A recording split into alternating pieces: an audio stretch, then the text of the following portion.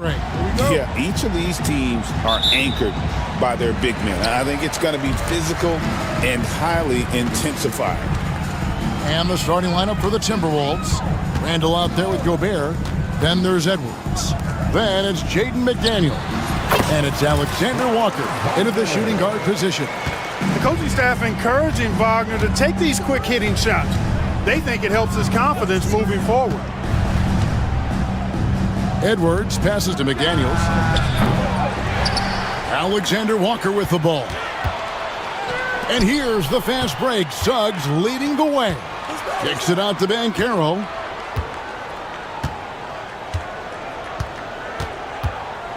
Back to Wagner. Banchero outside. Shot clock at 6. Wagner against Randall. No one near Isaac as he lets it go. No good from outside. It's stolen by Banchero. Wagner passes to Banchero. Three-pointer. Buries the long-range jumper. And this is something Banchero continues to hone, wanting to become a dangerous threat from deep. Gobert with a screen for Edwards. Tried to answer back, but that three is off the mark. Here's Suggs. And Suggs throws it down. Attacking in transition, the most consistent way to generate easy looks. Yep, exactly. And if there's any opportunity for early offense, you've got to push it and push it every time. And Edwards slams it in. Really like what Edwards did there, assertive in the two-man game. The Magic have gone 3 of 5 shooting the ball so far. And Greg, the way Orlando ended last season, that's really fueled their fire for this year. Yeah, I mean, a tough loss to Cleveland in Game 7 of the opening round. But it's hard to win in this league without first incurring some battle scars. And now the latest from our reporter, David Aldridge. I caught up with Coach Jamal Mosley. Now I asked him how you take care of the Stifle Tower himself, Rudy Gobert. Coach said, I think you just try to pester him on defense and stay away from him on offense. If he's anywhere near our shooters, that means it's time to move the ball. So they'll have to play keep away when it comes to Gobert. Back to you. Thank you, David. And Minnesota has possession. Jalen Suggs unable to get his last shot to go. Edwards with another miss. Magic leading by 3. Puts up a deep 3. The Magic again can't hit. And here's Edwards. He'll bring it up for the Minnesota Timberwolves. Out to the right wing. McDaniels gets a wide open look. And it's all evened up. If you want the title of 3-and-D player, you've got to make threes. McDaniels has really worked on that shot. Deep 2 from Wagner.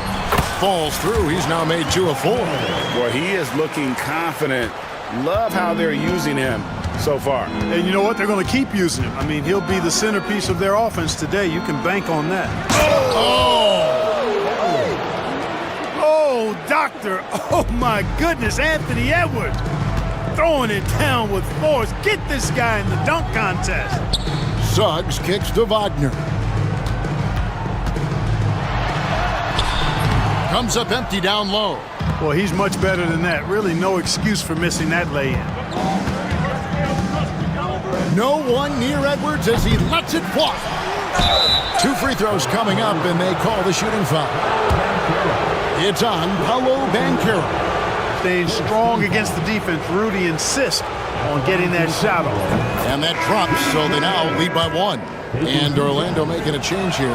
Houston's checked in. He doesn't get the second one.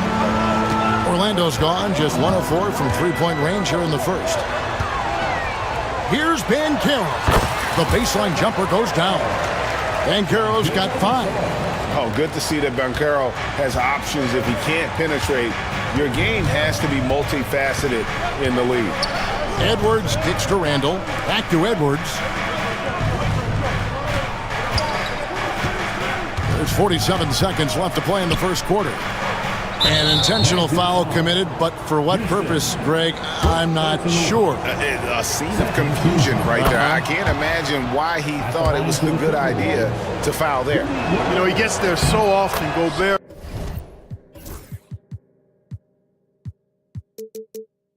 Would like to make these at a higher clip. Now, here's Suggs.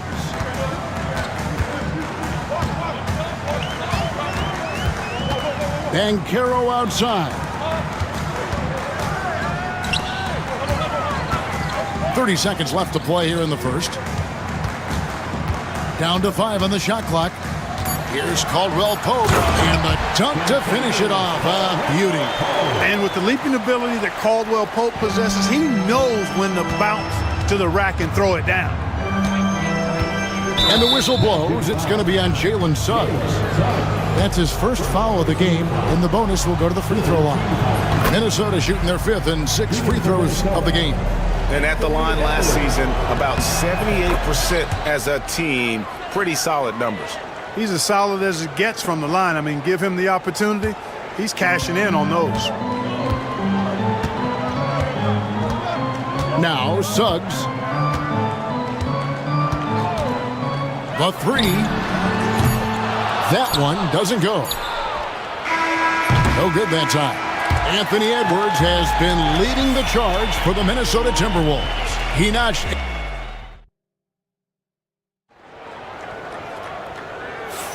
And getting going again here in the second quarter. Fairly close game so far. And looking at what we've seen from the Timberwolves, what do you guys think? They've gotten to the line with tremendous consistency here through the first period. Yeah, this is how you can keep a crowd quiet, though. I mean, methodically score at the line and take some of that energy away from the fans. They don't like to have the action stop in the opposing team scoring. And so in the game for the Timberwolves, Julius Randle is out there with Jaden McDaniel. And it's Rudy Gobert. Then it's Nickeil Alexander-Walker. And it's Edwards in at the point. And there's the call on Nickeil Alexander-Walker. That is his first foul of the game. First team foul. Now one near Suggs as he lets it go. Knocks down the 3 ball. Suggs has got 5. And as we see Suggs develop his game, you'll see more of this. Jalen with the ability to operate off ball. Wagner passes to Suggs. Back to Wagner. And again, it's Orlando with the 3. And guys, let's get your take on the hustle stats for the Magic. Well, you know, they've been aggressive on the defensive end, and it's paying off for them. Quite a few takeaways for them in the early going. And so far, just a great job forcing turnovers and creating opportunities in the open floor. The defense at the heart of that. And Clark, we're looking at Franz Wagner here. What makes him so effective? Well, his size and mobility, a rare combination, and how good he is instinctively at the defensive end of the floor. I mean, he can get out and get in a stance and guard guards, and he also can bang inside with big physical guys. And he's very fluid in his motion, great agility. Love watching that young fella play. Gobert can look over the top of just about any defense right there. Delivers a nice pass. Orlando leading. Suggs looking around. And that one, good. 7 points in the game. He's somebody that's really comfortable carrying the offensive load. Edwards passes to Alexander-Walker. Tries from 16, and that's good for 2. Edwards moving that orange like a real pro. And we've got a timeout called by Jamal Mosley. He wants to check in with his team and regroup. Greg, you look at today's point guards, so many different types that can be effective. And there's a lot more freedom for point guards to kind of explore the parameters of their game. Sometimes it's steadying an offense. Other times it's to ignite it. Suggs with the ball. 7 points in the game. Caldwell Pope kicks to Suggs. Got it. Good job in the low post. Suggs has got 9 points. Hey, you can see that former football player mentality and history on display with Suggs. He is fearless. And the whistle blows. It's going to be on Jalen Suggs. That's foul number 2 for him. And for those of you just joining us, we're almost 2.5 minutes into the second quarter. McDaniels, a screen on Banchero. Good on the shot. You know, Randle has a nice package. He's got a good touch, good mechanics, and he's a capable mid-range shooter. Orlando's gone 3 of 7 tonight from three-point territory. Bankero has screen on it. And Suggs throws it down. Taking matters into his own hands. Yeah, we didn't expect to see that kind of finish. And you know, guys, when your point guard is making explosive plays at the rim, I really do think it sets the tone for the rest of the team. How about that one? Able to maintain control and finish the play. Yeah, we call that playing through the whistle. You know, he didn't give up on it when he heard the whistle. He kept his focus, his concentration, and he found a way to get the shot up and down. Bankero has screened for Suggs.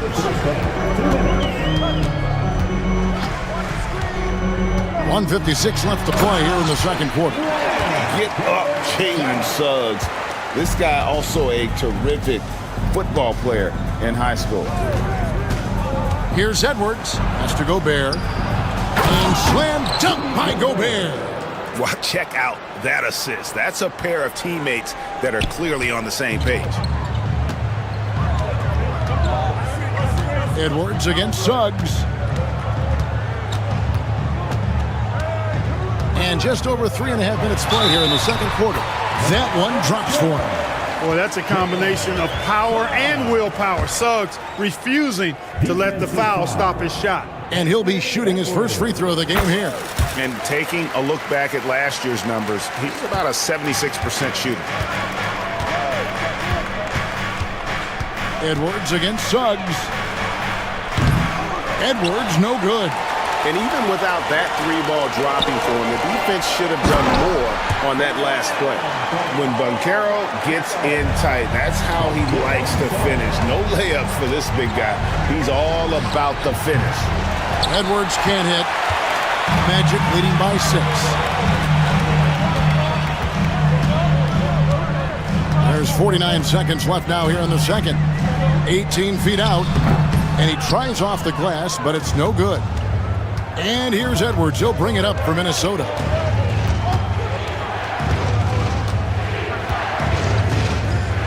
Three-pointer. Edwards going all the way. Look at that from Edwards, way out there. And Jamal Mosley has called timeout. He's going to have a discussion here on the sideline.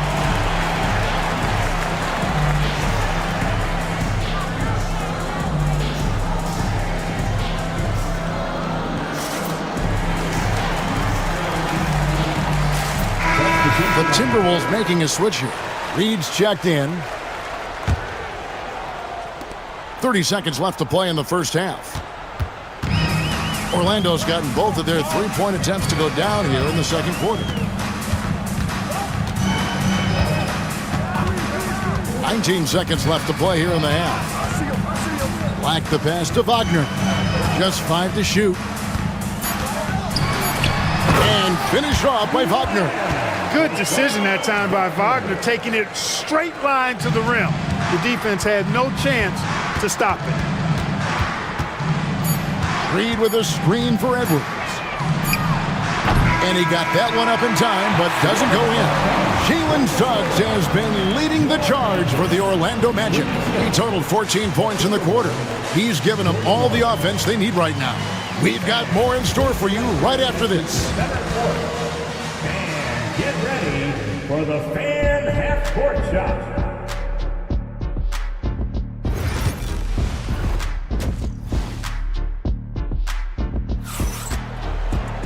And after a fairly even first couple of quarters, the second half could turn out to be a great one as both teams try to gain an edge. We're seeing a tremendous game from Jalen Suggs. He's done a fantastic job of finding open space to operate within the first few quarters. And you know what? It helped that they had a few guys with very hot hands on the perimeter, too. In the backcourt form, it'll be Suggs and Caldwell Pope. Franz Wagner is out there with Wagner. And it's Houston in at the 3 slot. That's who's out there for Orlando. And we've got a timeout called by Jamal Mosley. He wants to talk to his guys.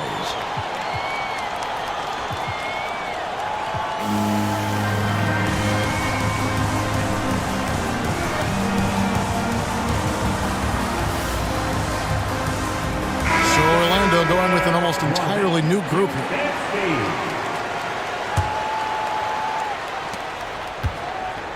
Orlando leading by 3. And there's the call on Dante DiVincenzo.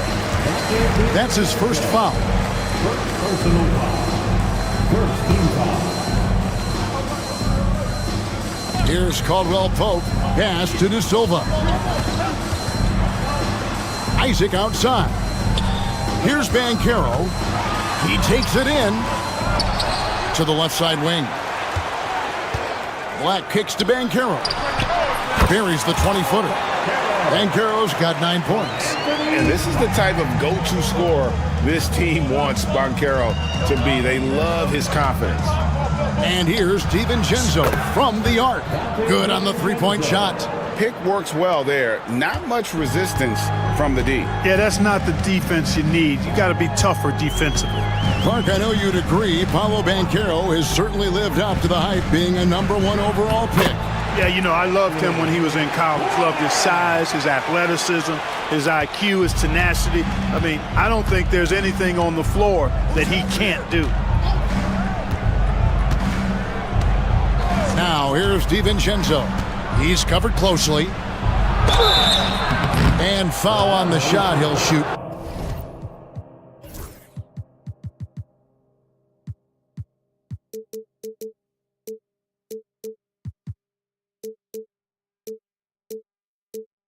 Two at the free throw line. Yeah, good job to take it right at the D. Yeah, really left him no choice there. He had to foul and keep him from converting the easy bucks. And no matter what, one of the big positives they can take away from this game is how well they performed at the line. Well, he's come through for them at the line today, and you love having a big fella who's so capable on his free throw. Caldwell Pope outside. Back to Banchero. Isaac with a screen for Banchero. From Rookie of the Year in 2023 to an All-Star Greg in 2024, Paolo Banchero. And Kevin, that really says it all, doesn't it? Few players hit the ground running like Banchero has. Becoming an elite competitor, people fear almost instantly. When you're the #1 pick like Banchero, the expectations are through the roof. But Paolo is well-grounded. Got his feet on the ground, head squarely focused. He's embracing the challenge and meeting it so far. Magic leading by 4. Here's Black. And yes, it's good. Black's got 4 points now in the quarter. Really, really good at recognizing the gaps and getting the ball to the rim. Here's McDaniels. Reed kicks to McDaniels. Reed with a screen on Isaacs. A nice shot by McDaniels. The D just sagged off just enough and no hesitation on his part. Caldwell Pope with it. Now defended by Randall. Got that bucket in no time at all. Caldwell Pope's got 6 points. You got to give respect to Caldwell Pope's mid-range jump shot. He's got the green light to take this shot, and that green light is always on. Now, here's DiVincenzo. He's guarded closely. Reed. Rebound by the Magic. Clock keeps going. 3 minutes into the second half now. Here's Banchero. Goes to the reverse layup and traps it in. Now it's a 7-point Orlando lead. And the paint is where you love to watch Banchero work. With his size and athleticism, he can attack so effectively inside. Isaac left side to the left wing. 1:32 left in the third quarter of the game. They set the pick. 6 on the shot clock. Here's Banchero, and he comes up with the deuce. 15 points in the game. And once Banchero gets going, boy, it's hard to stop him. Given his size and speed, he's going to be a handful. And the wide open shot from DiVincenzo. From outside, off the mark. And here's Banchero. He'll bring it up for the Orlando Magic. And Jamal Mosley has called timeout. Wants to talk some things over. Might be seeing some things to adjust.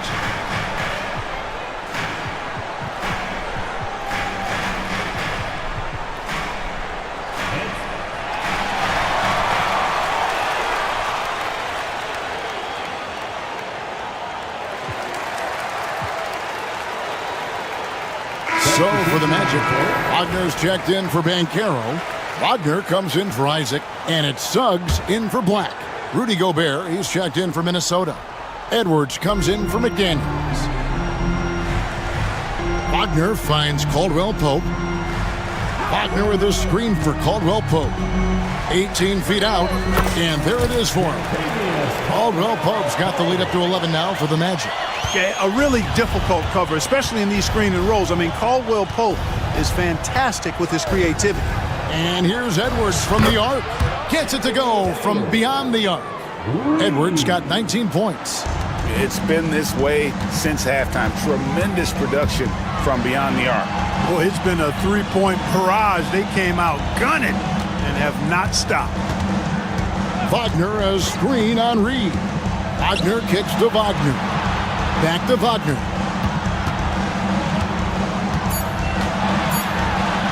It falls for his fifth field goal of the night. Now shooting 5 for 8. Good work by Wagner there, taking advantage of a point-blank opportunity. Outside Edwards. And it's Wagner with the rebound. They get a hand on it, and stolen by DiVincenzo. And here's Edwards from the arc. And no good that time. Can't hit that one. And here at the end of the third quarter, it's a double-digit ball game. Magic lead by 10. And we're coming right back. And it's time to bring up the State Farm assist of the game. And the winner today, the big fella here with the sweetest of dimes.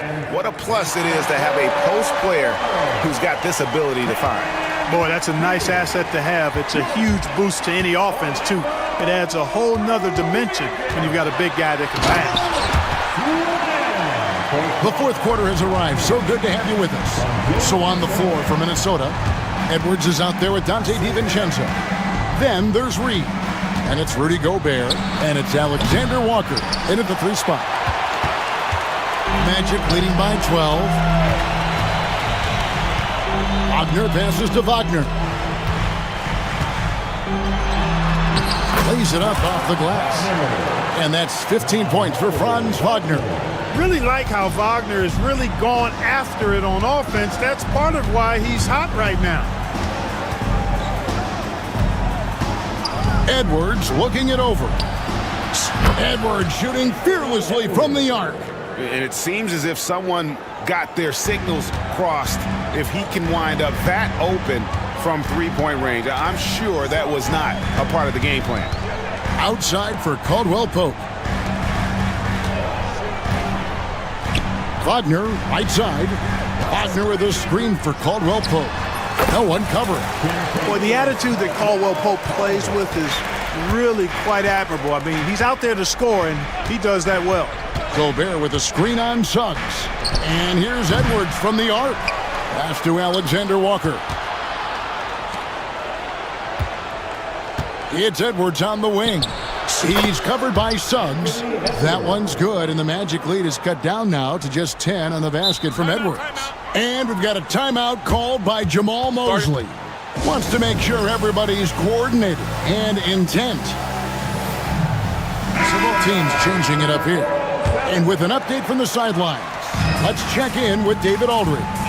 Thanks, guys. I got a chance to hear what Jamal Mosley was saying to the team. He reminded his team, we're up. All the pressure is on them. Let's just keep playing our game.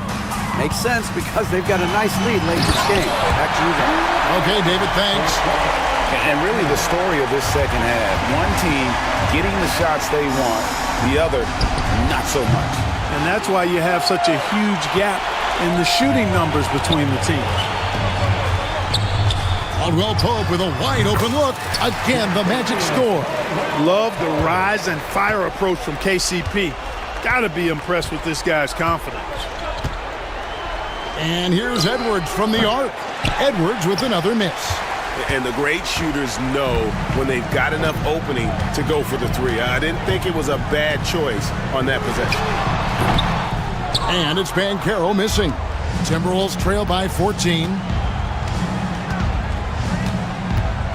Edwards inside. He's covered by Suggs. Boy, you love to see Edwards shine on offense like this. I know it's got to be making his coach happy, too. The Magic have gone 5 of 6 from the field to start the fourth quarter on a roll. Isaac finds Caldwell Pope. And here's Banchero, defended by Alexander Walker. And Caldwell Pope gets the basket. Yeah, and once he gets the switch turned on, Caldwell Pope is not going to be slowed down. He can heat up quickly. For three, Edwards. Rebound by Paolo Banchero. Banchero's got his 5th rebound right now in the game. Edwards against Wagner. Julius Randle with the rebound. I wouldn't say that's exactly his spot now. I mean, and you can see why. And tonight's battle is going to end with a very clear winner, leaving nothing to chance. Impressive win for Orlando. The differential in assists led to a lot of open looks, and it also helped to get more guys involved in the offense easy. And they made the defense adjust, but they just couldn't come up with an answer. And looking back at all the contributions tonight, it was a really phenomenal all-around game for Franz Wagner. You look at the energy he brought on both ends of the floor, and it's easy to see why he was a difference maker. Suggs against Edwards. Suggs kicks to Banchero. Driving the lane. And there's Suggs on the assist from Banchero. And the Magic lead by 14. And you can sense that these fans, these players, they are ready to celebrate. And I think they can start that celebration right now. I mean, what a terrific team victory.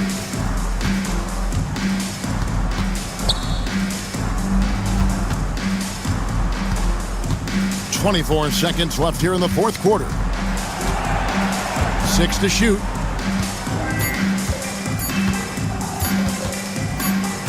And the shot clock expires. 24-second violation. Timberwolves ball.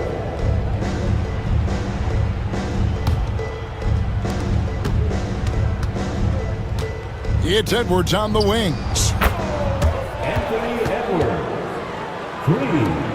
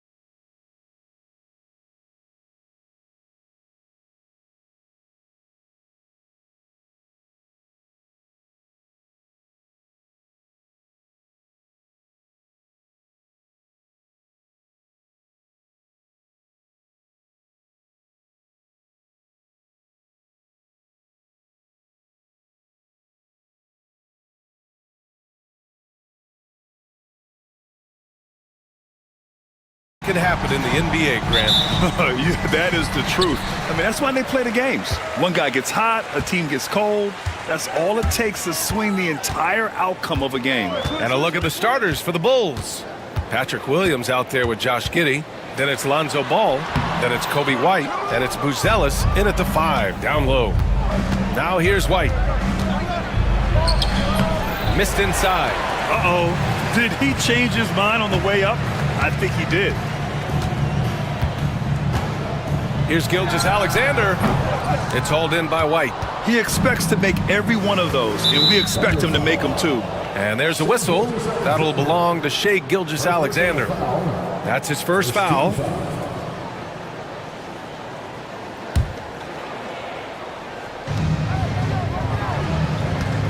White against Dort. Pass to Buzelis. Back to White. Dort with a steal. Not a smart pass, and he knows it.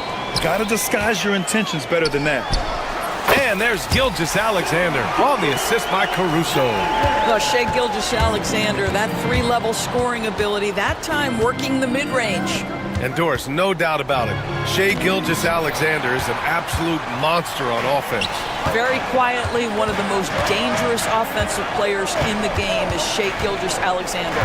He's got size, he's got speed, he's got handle, he can score from 3 levels. This guy is a legit force. Now here's Giddey. Boom! He jams it straight down. I tell you, if you give Josh Giddey a lane to the cup, look out. He knows how to finish. From deep, Holmgren gets the 3 ball to go. You don't want to let him get into a rhythm from out there. For Chicago, they've gone 1 for 3 so far. White, and count the basket. He was fouled, and he's going to the line for 1 more. Chicago shooting their first free throw in this game. At the line for the Bulls, Kobe White. 1 shot.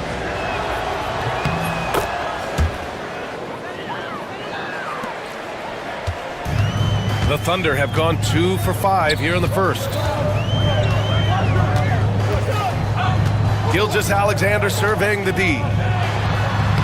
Using his post moves to get the 2 points. He's very long, and SGA so effective around the hoop because of that length. Here's White. It's rebounded by Oklahoma City. Gilgeous-Alexander into the lane, and slam dunk by Gilgeous-Alexander.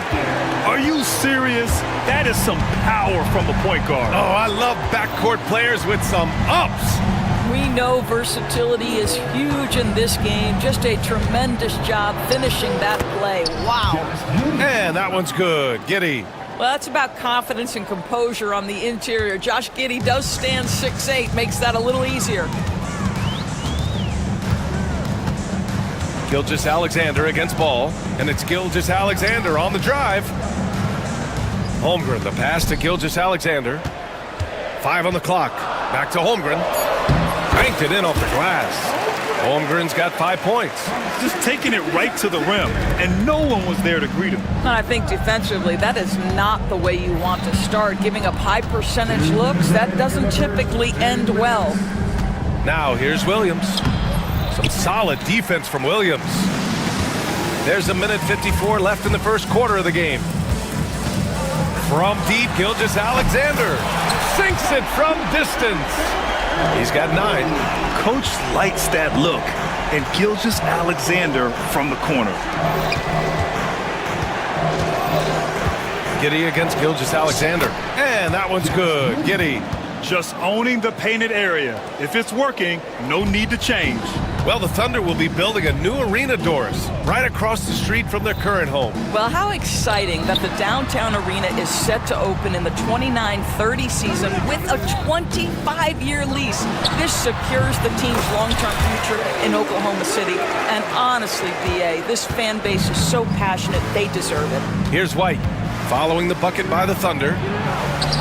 And the layup is good.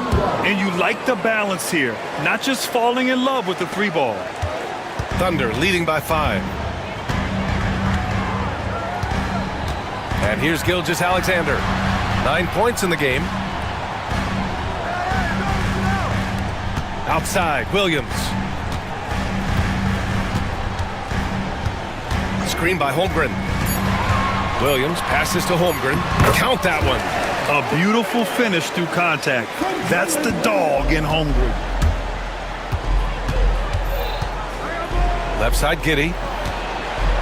Pass to White. There's 25 seconds left to play in the first quarter. And it's Ball off the drive. Holmgren with the block. And you can't forget about Holmgren's reach, especially when he's nearby on defense. Outside, Gilgeous-Alexander. What if it goes? Oh, and the release was before the buzzer, but it's off target. And so it's the Oklahoma City Thunder closing out this quarter with a 7-point lead.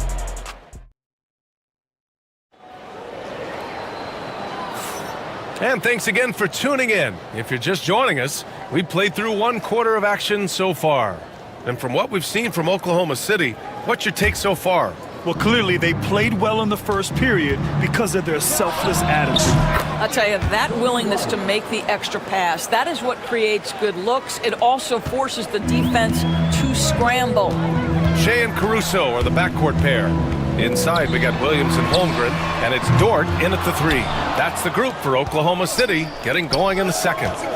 You know, after sitting out his first pro year due to a foot injury, Chet Holmgren was well worth the wait, Grant. Yes, he was. And Chet was actually guarding LeBron during a summer pro-am game when he hurt his foot. But Chet was a monster his rookie year, already an elite shot blocker. Gilgeous-Alexander from outside. Chicago grabs the miss. Pass to White. Inside, here's Buzelis. They set a pick. Into the lane. And the dunk to finish it off. A beauty. Looking agile on the attack, it's so good to see Buzelis taking the initiative on offense and capitalizing. And here comes the coach's challenge. He disagrees with the foul. He does not hesitate to ask for a second look. It's a pretty heated game. Every call matters.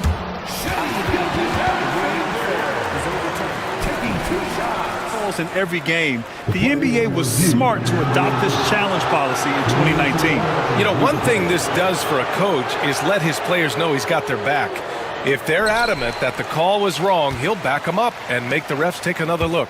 So they see clear evidence of a bad call, and they're going to overturn it. Probably the right decision. And give credit to the officials for recognizing the mistake and correcting it. Nobody likes to say they got it wrong, but they fixed it in a hurry. Oh, nice touch on the inside play by Buzelis, adjusting from close range. Gilgeous-Alexander passes to Holmgren. Now here's Williams. Oh, the persistence inside of Chet Holmgren. And this is where Holmgren is such a scoring threat. His size can make interior shots easier to find. Shrugs off the contact and dunks it home. He'll go to the line. Oh, what ferocity on the throwdown. I just love when he goes up with purpose. Where was the D right there? The effort lacking big time. Yeah, and give him credit for taking advantage in a close game. Those are the types of plays that can swing things in your direction. Gilgeous-Alexander passes to Holmgren. Chet going to work inside. And you know, as a roller, Holmgren shows great hands, and he makes nice adjustments moving downhill. Here's Williams. Good on the bucket. Williams has got his first 2 points. Credit their discipline. They've been working for high percentage shots. Williams a screen on Ball. Second shot opportunity. And Gilgeous-Alexander missing. Boy, this guy is a good finisher, so he misses a chippy. That's tough to take. Pass to Buzelis. Dort against White. Here's Buzelis.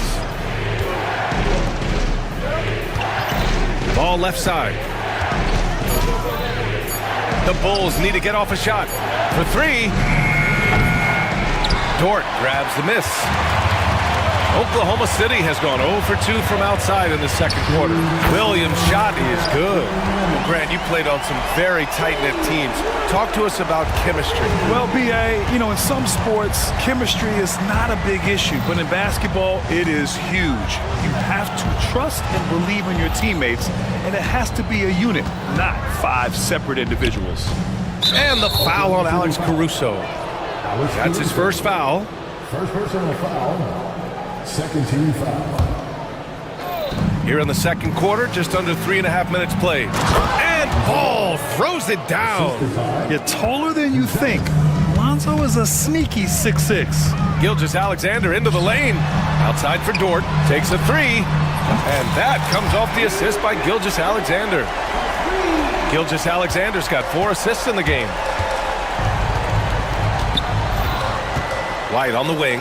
Dort defending. Williams passes to White.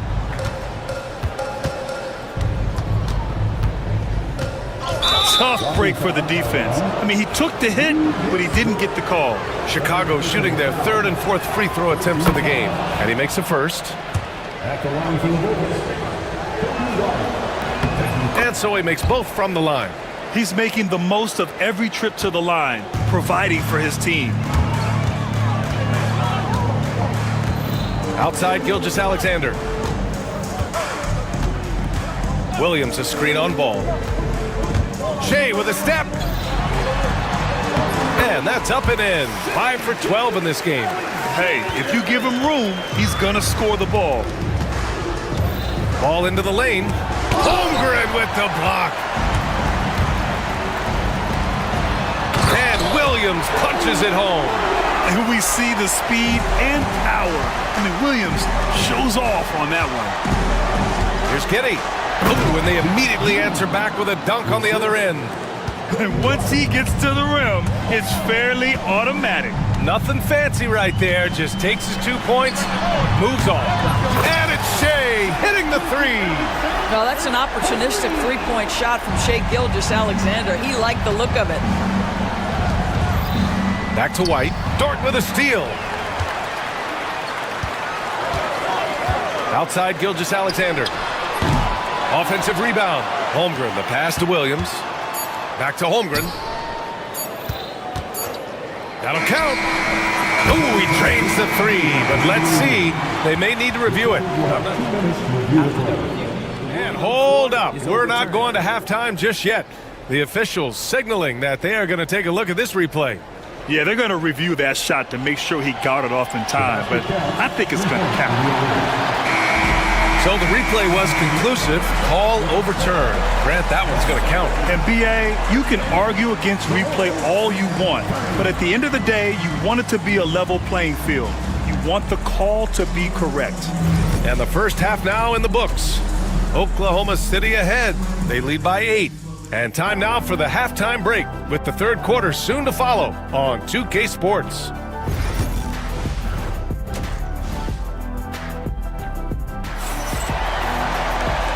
And we've got third quarter basketball here. 2 quarters in the books. You know, Shea Gilgeous-Alexander has been exceptional here, guys. Yeah, tonight, he's done a great job of slashing through the lane and finishing. And part of that has to do with his mindset. He has been looking to push the action at every opportunity, and he has been in attack mode all night. Second half underway. Here's who Billy Donovan's got on the floor. Lonzo Ball is out there with Kobe White. Then there's Kevin Huerter. Then there's Jalen Smith. And it's Phillips in at the 4. Dort, the pass to Wiggins. 3-pointer. Smith with the rebound. Bulls trail by 8. Out of bounds, it'll go to the Thunder. Listen, turnovers happen. You've got to move on to the next play. So it's Oklahoma City now. They lead by 8. Biggest lead of the game. Hartenstein with a screen on White. And Wallace, here we go. White with the steal. And now the Bulls in transition. Here's Ball. Oklahoma City grabs a miss. It's Dort on the wing. Huerter defending. Pass to Wiggins.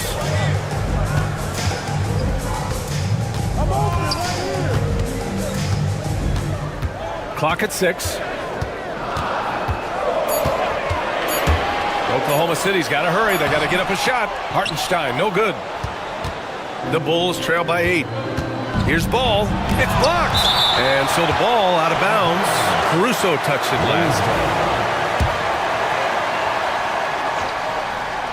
And with a little over a minute gone by, the second half is underway. White with it. Caruso covers. And once again, off the mark by Chicago. Oklahoma City leading by 8.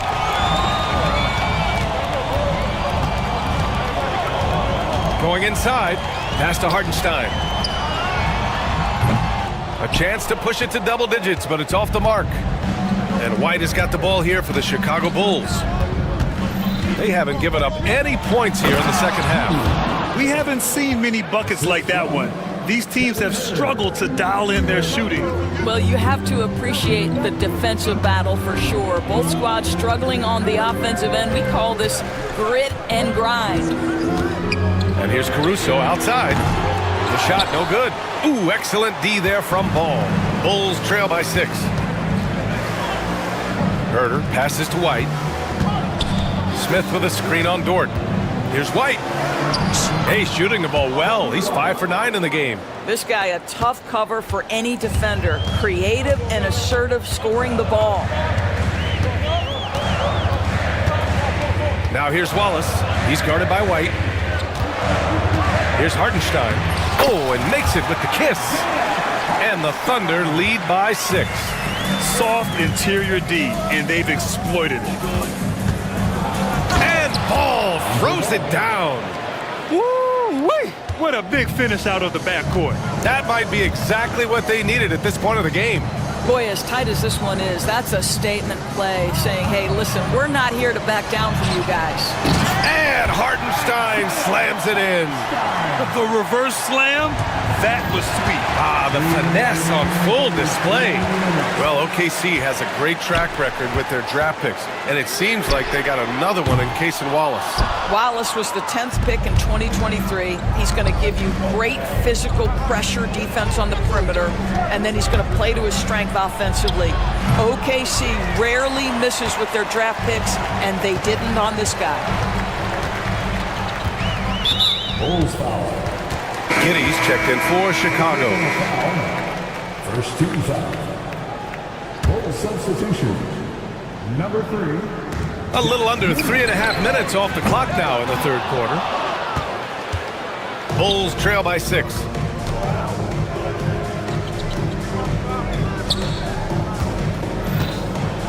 And that one is stuffed right through. The 6'8". That's excellent size, and Josh Giddey makes that dunk easy work. Now Caruso hasn't gotten one to fall yet. Out to the right wing. Dort outside. Back to Wallace. Shot clock at 6. Up and in on the layup. When it's this close, every bucket matters. You need good looks. And a strong finish with 2 hands. Yeah, it's just incredible court awareness by Josh Giddey. Understanding wide open man, I've got to find him. Caruso against Ball. Pass to Wiggins. 36 seconds left in the third. Another shot. Got a piece of it. Boy, nice job by Smith. Gets a piece of the ball without committing the foul. There's Herter with the 3. That one falls. Nice feed that time from Giddey. And now just a 1-point Thunder lead. You know, a lot of coaches might let you hear it for taking a three-pointer on the break, but I like the decision there. The D had already collapsed inside. And we've got a timeout called by Mark Daigneault. A moment to rest and confer on the game plan. So Oklahoma City going with almost an entire new group here. Chet Holmgren, he's checked in for Hartenstein.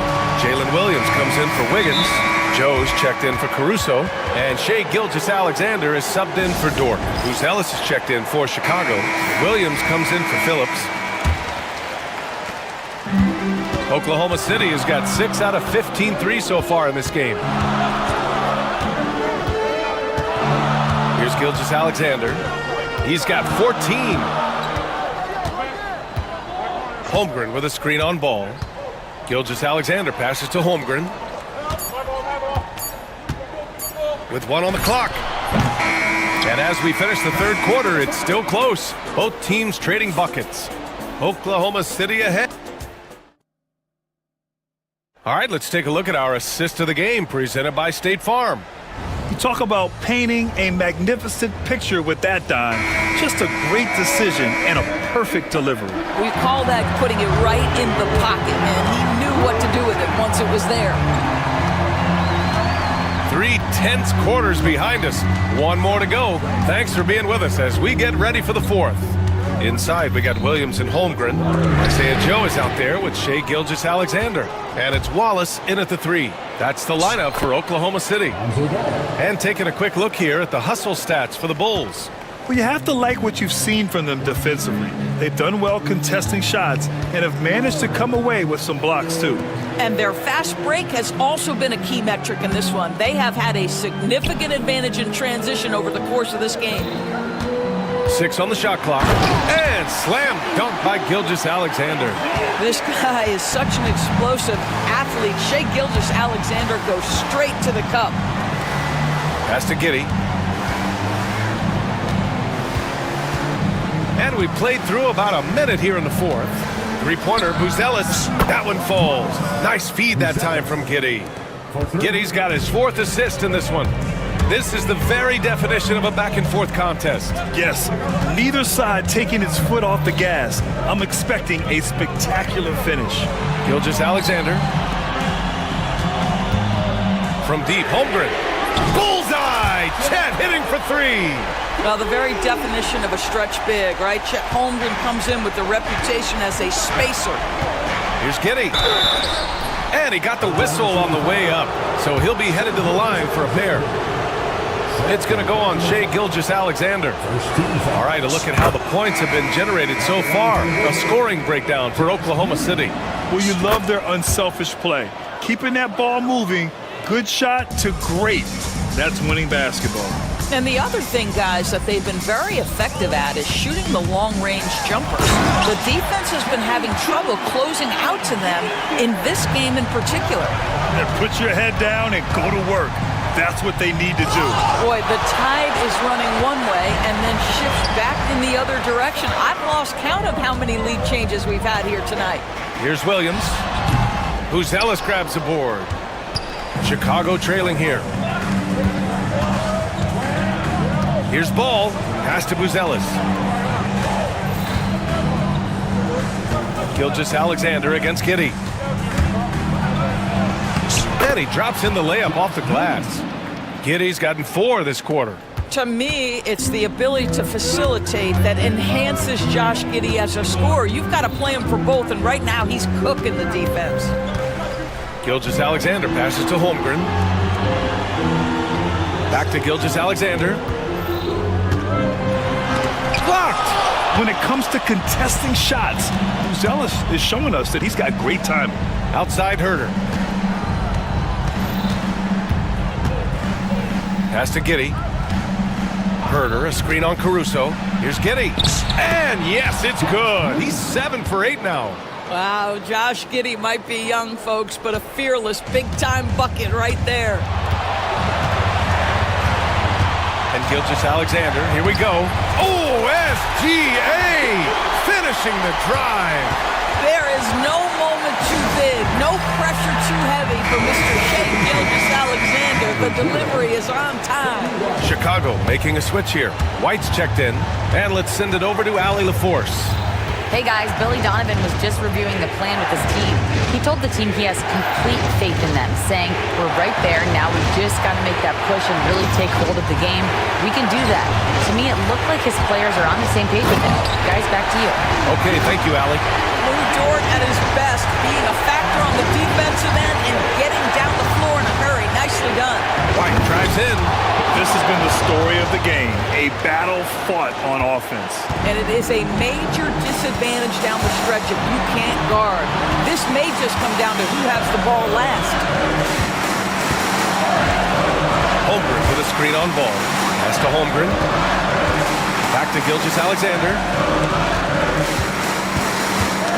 The ball's knocked loose. Ball with a steal. The finish! And Ball throws it down. understand why they leave ball out here in these moments. He knows how to deliver. Gilgeous-Alexander on the wing, hounded by Ball. Pass to Williams. Down to 5 on the shot clock. And here's Holmgren. Fires for 3. Oh, he nails it! Oh, an enormous three-pointer! That's one of those clutch shots he's known for. When the pressure is high, he seems to be the most locked in.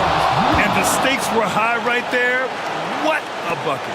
I'll tell you, that changes things, doesn't it? Good job, young fella. What a game. And there's the call on Lonzo Ball. That's his first foul of the game. So it's Oklahoma City now. Left side, Gilgeous-Alexander. 6 to shoot. Pass to Holmgren. The 3. And nails the tray. Yeah, it's just too easy for Holmgren. Man, is he fun to watch operate off the catch. Money. I just love the strong finish there inside. Man, he's got that dunker's mindset, doesn't he? Always ready to pounce. Right side, Gilgeous-Alexander.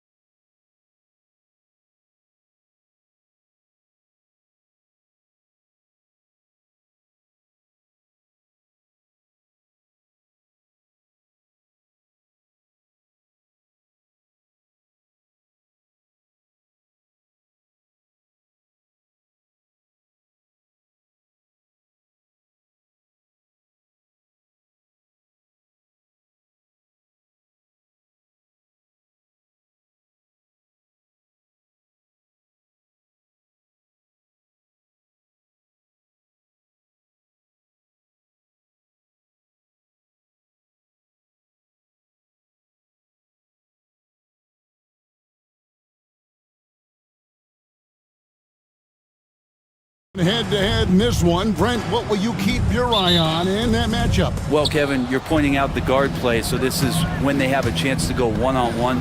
Which of these tandems can stand out against the other? Tons of pick and roll, tons of creativity, and we'll see which of these guys can pair off tonight to win this contest. And now the New York Knicks starters. They've got OG Anunoby, Jalen Brunson out there with Mikal Bridges. Then there's Towns, and it's Achua in at the pivot spot, manning the middle. And so it's the Minnesota Timberwolves getting the first points of the ball game. Here's Bridges.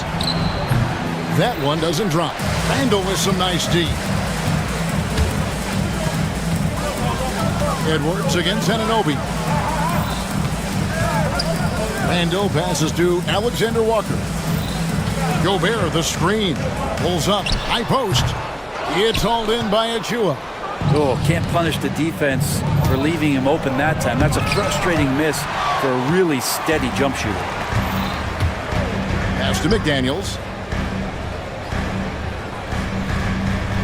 And now just over a minute played here in the first. McDaniels sets a screen for Edwards.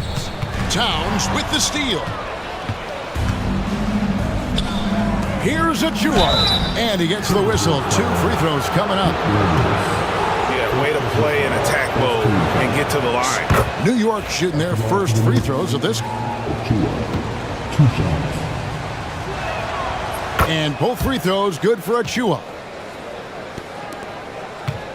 Timberwolves on offense. First quarter of play with about a minute and a half gone. No one near Edwards as he lets it fly. And Gobert kicks to Edwards. Second chance effort. He shoots again, and Gobert with the lay-in. And good luck keeping Gobert off the boards. He has a tremendous nose for the ball. Brunson surveying the D. The dunk by Achua.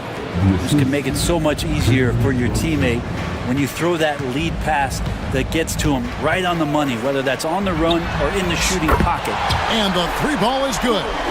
And this is big for Edwards' confidence, wanting to keep hitting from downtown and stretching that defense.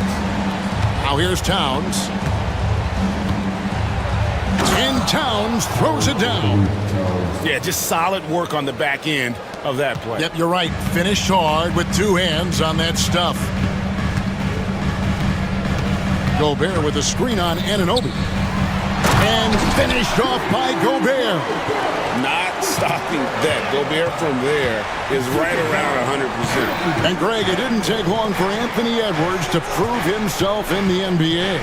There's so much to like about his game. As outstanding as his offense is, his defense cannot be overlooked. He is a lockdown presence when he needs to be. Here is Edwards after the made shot from Karl Anthony Towns. Takes the 3, and Anthony Edwards hits from deep. Edwards got 6 points. And I like to see this. They're calling his number early, and he's delivering. Well, he's going to just keep going now. That's early confidence for him. Now here's Brunson. Towns finds Bridges. Shoots over Alexander Walker. And it's good off the back of the rim and in. Oh, what a feed right there. Towns' vision is really off the charts. It's time now to hear from our Hall of Fame reporter, David Aldridge. What's the latest, David? Thanks. I caught up with Chris Finch. He talked about facing a point guard like Jalen Brunson, and he told me Jalen's got a great sense for angles and knows how to attack if anyone's out of position. You have to stay disciplined on defense. Of course, Brunson will be the focus of their attention tonight. Back to you. Thank you, David. A different look for New York. Robinson comes in for Achua, and Hart subbed in for Karl Anthony Towns. Edwards against Brunson. And he converts the layup. And that'll tie this game up. Oh, wow. Brunson just getting sideswiped there and some strength to get through it. Gobert with a screen for Edwards. Fires from 18. Count it. 8 points for him. He just takes advantage of the D in a way that very few players playing today can do. Brunson against Edwards. Here's Robinson. Takes it off the glass. And this is where Robinson will do damage. He's got the height, he's got the length, and when he's inside, he's going to capitalize. Here's Edwards. Outside for Randall. Over Hart. And there's Randall on the assist by Gobert. And I like how he draws the attention on the inside and then the nice little kick out in rhythm for the jumper. Brunson. Rebound, Minnesota. 3-second difference between shot clock and game. And the call on the shot that sends him to the line. First trip to the free throw line for him in this one. First team foul. That free throw good from Randall. First personal foul. First team foul. So he gets them both. A big fellow with the ability and confidence at the free throw line is something that every team wants. Don't have to make those late substitutions. Keep your big guys on the floor. And that one's good. Brunson. What a good burst from Brunson just to get by the initial defense. Edwards looking it over. 4 seconds left. Not going to go that time. Well, he wants that one over again. I guarantee that. Nobody's even in the neighborhood. Anthony Edwards has been leading the charge for the Timberwolves. He notched 8 points in the quarter and has...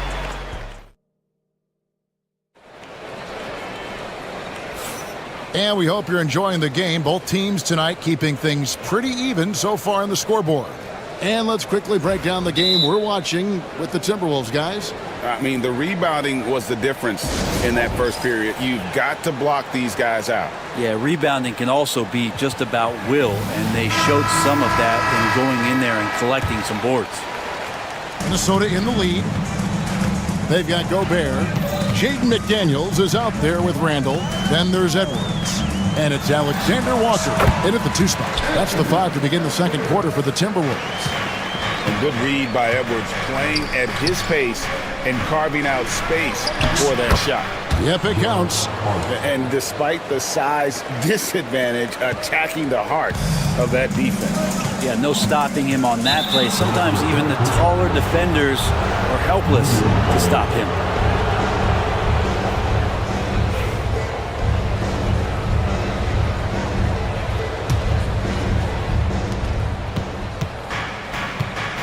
Brunson finds Bridges. A shot's good on the assist by Brunson. Assist goes to Brunson's got his 4th assist in this one. Outside Edwards. Takes a 3. Here's Gobert. And that's good. A nice job in the glass as they pick up 2 on the second effort. This is Rudy in his zone, where his shot is within easy reach. Here's Towns. And it's McDaniels with the rebound. For Minnesota, they've gone 2 of 3 from the field here to open the second quarter. It's good.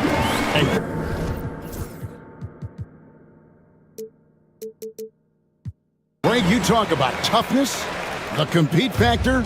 How does a team create that culture? Call it critical mass. When you have the entire organization and enough players committed to that kind of effort, everyone has to meet that level. Amazing just how trusted Brunson is with the basketball. Gobert with a screen on Anunoby. Edwards can't hit. Not quite enough defense that time around. Just lucky he was off. Throws it down as the official calls the foul. It may be a 3-point play. It's on Anthony Edwards. And the muscle that Anunoby possesses, fantastic at gutting it out through contact and finishing. The numbers will back it up, Brent, but when you watch OG Anunoby, it's easy to see why he is an elite defender. Yeah, Kevin, he's been slept on by a lot of casual fans around the NBA, but trust me, diving deeper into the numbers, OG's defense is elite. He's got that strength, he's got the wingspan, he's got great instincts, and he is daunting for any would-be scorer that wants to put points on the board. For 3, Edwards. Edwards with confidence. It's simple, guys. Keep getting Edwards the ball and just let Ant cook. To the paint. And Towns throws it down. Pushing the action, getting others involved, He does it time and time again. Nice to play with a point guard that takes pride in playmaking. It makes you move around just a little bit faster to get open spots. The Knicks leading by 3. Stolen by McDaniels.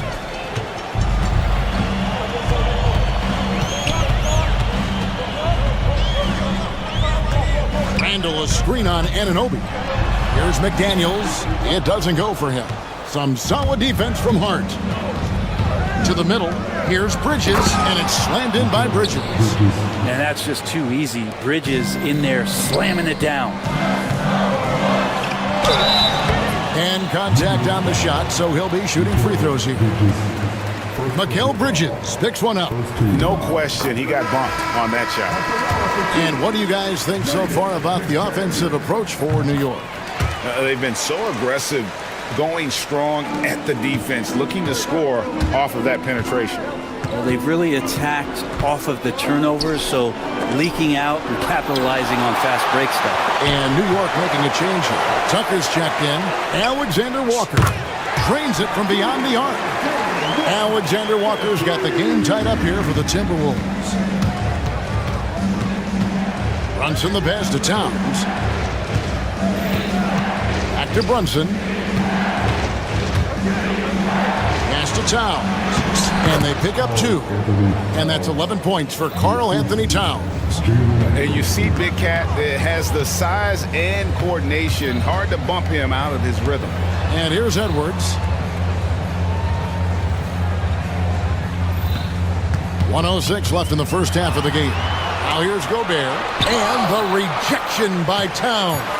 And great reach and determination from the big fella. This is why Towns gets so many blocks. Well, looking into the gaps of the defense there, he's not going to miss many of those when he gets to that range. And that one's good. Towns does so much out there to stretch out the defense when he's out on the perimeter, and he drains the triple. Gobert with a screen for Edwards. Tried to come right back with the 3 of his own, but it's no good. Brunson right side. Some nice passing by New York here. Towns kicks to Brunson. There's a good screen. Driving in. Randall with some nice D. And even though he didn't get a piece of that shot, you love the pressure he puts on the shooter. Yeah, that's the kind of energy that you want to see on every possession throughout the game. And showing he can make plays for others. Edwards moving it with conviction. Hart the pass to Bridges. That's a 2 from Towns. Tie game in Minnesota. And now let's catch up with David Aldridge, who's standing by from the sideline. All right, Dave. Thanks very much, Coach. Your team has found success with... Thanks, David. And we'll be back shortly following halftime to get the third quarter underway.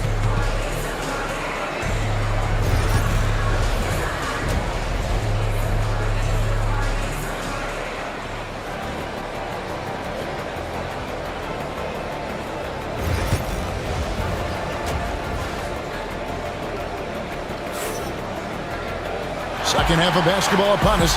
We may be in for an exciting finish based on how close of a game it's been so far. Karl Anthony Towns has been sensational. Really impressed with the shot selection through the first half, just taking what he can get from the defense. Yeah, I'm thinking back to the first half and wondering, did he take a low percentage shot? Everything efficient. And New York, looking at who they've got. Josh Hart out there with P.J. Tucker. Then it's Jalen Brunson. Then it's Mikal Bridges. And it's Towns in at the 5, roaming the paint. Tucker can't get it to go. Minnesota's gone to the three-pointer 11 times tonight and nailed 5 of them. Reed with a screen on Bridges. The shot's good from DiVincenzo. Well, sometimes you run the two-man game, but nothing happens other than you having to make the play. Dante did it that time. Out to Brunson. Reed with the block. DiVincenzo against Brunson. McDaniels passes to Reed. It's rebounded by Towns. Yeah, can't see why he missed that one there. The D's close, but looked like plenty of room. And he commits the intentional foul. Really no idea why you're fouling in a situation like that. You know, maybe there's some bad blood between those two. Off the inbound pass, and then Karl Anthony Towns with the jam. And folks, the coach's challenge has been initiated.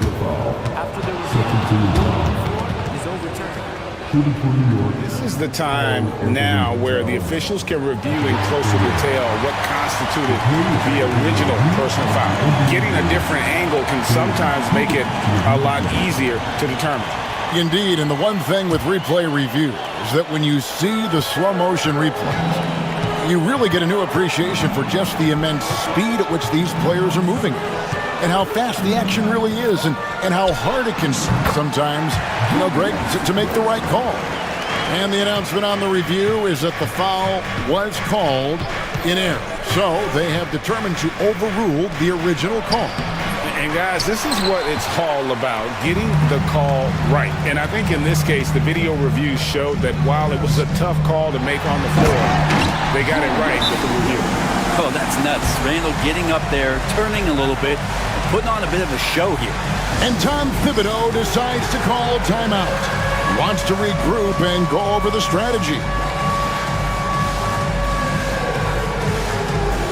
So for the Knicks, Achua, he's checked in for Karl Anthony Towns. And OG Anunoby subbed in for PJ Tucker. DiVincenzo against Brunson. Anunoby kicks to Brunson. Anunoby is screen on DiVincenzo. Anunoby has the open look.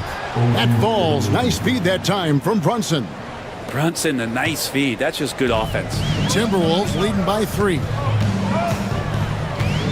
Reed with a screen on Anunoby. The shot's good from DiVincenzo. That play never gets old. The pick and roll will still be an offensive staple 100 years from now. Trust me. Brunson, no good. Randall is doubled. Pass to Alexander Walker. Fires top of the key. And again, it's Minnesota. And Julius trying to find ways where he can be more effective as a playmaker. Brunson against McDaniel. Here's Hart, and they call an illegal screen here. That's going to draw a whistle every time down the floor. Not even close to being a legal screen. Yeah, everybody saw that one. That was pretty blatant there. Miles McBride's checked in for Jalen Brunson. Minnesota's gone 1 of 2 from beyond the arc since coming out of the break. DiVincenzo passes to Reed. Back to DiVincenzo. Reed with a screen on Anunoby. A shot by Alexander Walker, no good. And a fast break now for New York. Back to Hart.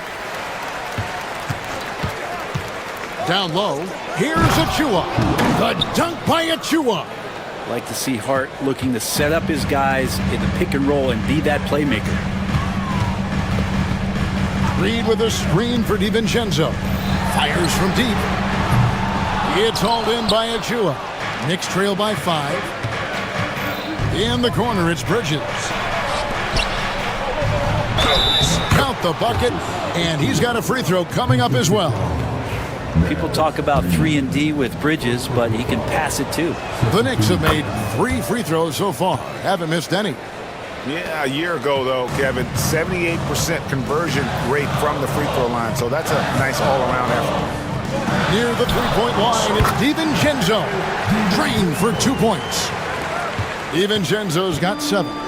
Compact and single motion release. That one from Dante looked real nice. Here's Anunoby. Bangs home the trifecta. That's pretty much not how they want to defend the three-point line. Somebody's got to shadow him out there. Here's DiVincenzo. He's got 7. And they wasted no time getting those 3 points back. DiVincenzo's got 2 now from beyond the arc in the third for the Timberwolves. And the timeout called here by Tom Thibodeau. Looking for a breather and maybe just 1 or 2 things to talk about. And some changes here for the Timberwolves. Gobert comes in for Julius Randle. And Anthony Edwards subbed in for McDaniels. Then for the Knicks, P.J. Tucker, he's checked in for Josh Hart. And it's DeLon Wright in for Mikal Bridges. Here's Tucker. No good on the three. And we've got a timeout called from Chris Finch. And coach has decided they need a moment to talk things over. A different look for New York. Karl Anthony Towns checked in for P.J. Tucker. Mikal Bridges comes in for DeLon Wright. And it's Jalen Brunson in for Miles McBride. And so Chris Finch calls for the timeout. This will give him a chance to discuss some potential alterations. Timberwolves leading by 4. Outside Edwards. Inside. Gobert the screen. Shoots. They get it again. And finished off by Gobert. Scraping and clawing, doing everything he can to grow that lead. Emphatic on the putback stuff. Team's having a tough time containing him, attacking all the way there. And there's the call on Precious Achiuwa. That's his first foul. Oh, great defense there. Anticipated the play and got there first.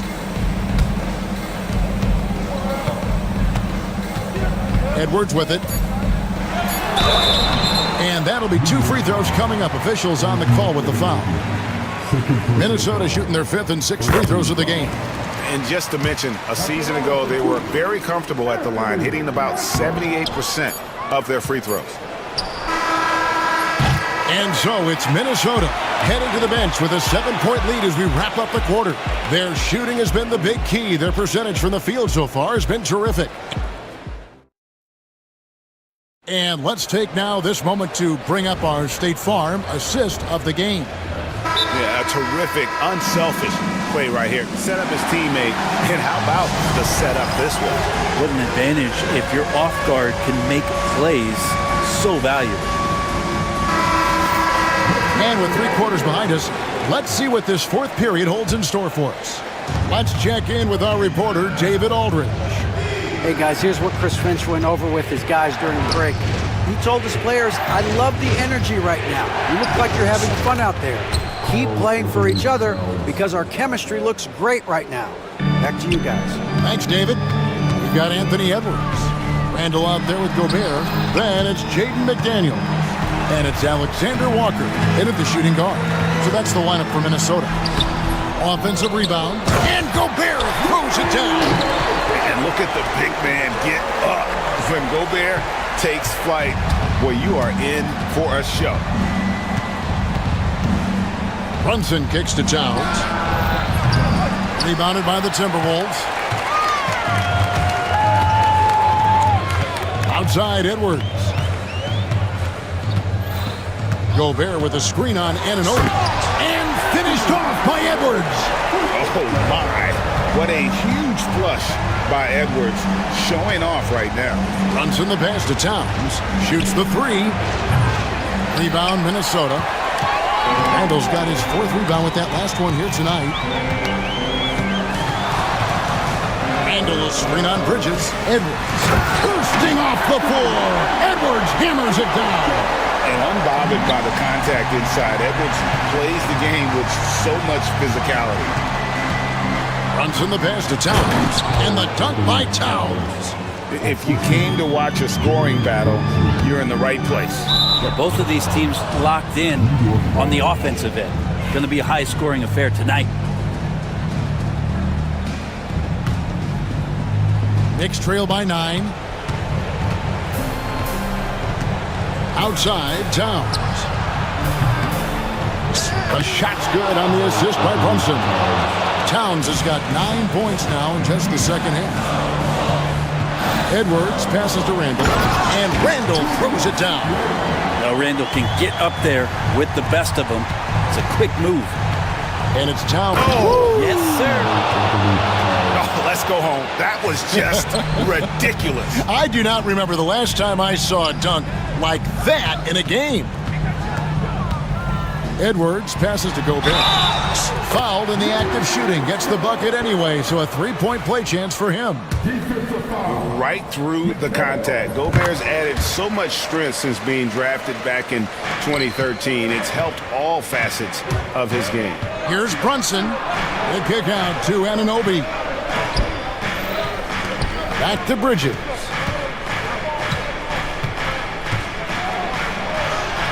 And the basket is good. Well, Bridges is down low, doing a great job of just pounding the defense. Makes the shot. Gobert with a screen on Anunoby. And Edwards with the stop. Beautiful reverse jam right there. Use the rim to protect the ball, I think.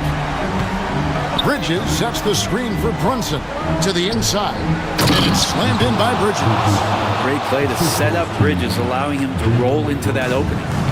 And so Edwards will bring it up for the Minnesota Timberwolves. They've led by as many as 11 points.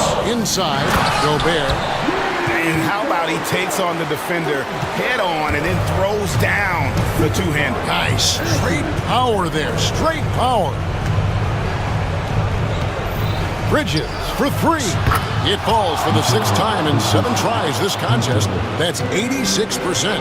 Bridges has a lot of jobs for his team, but if he consistently knocks down 3, he can add it to the list.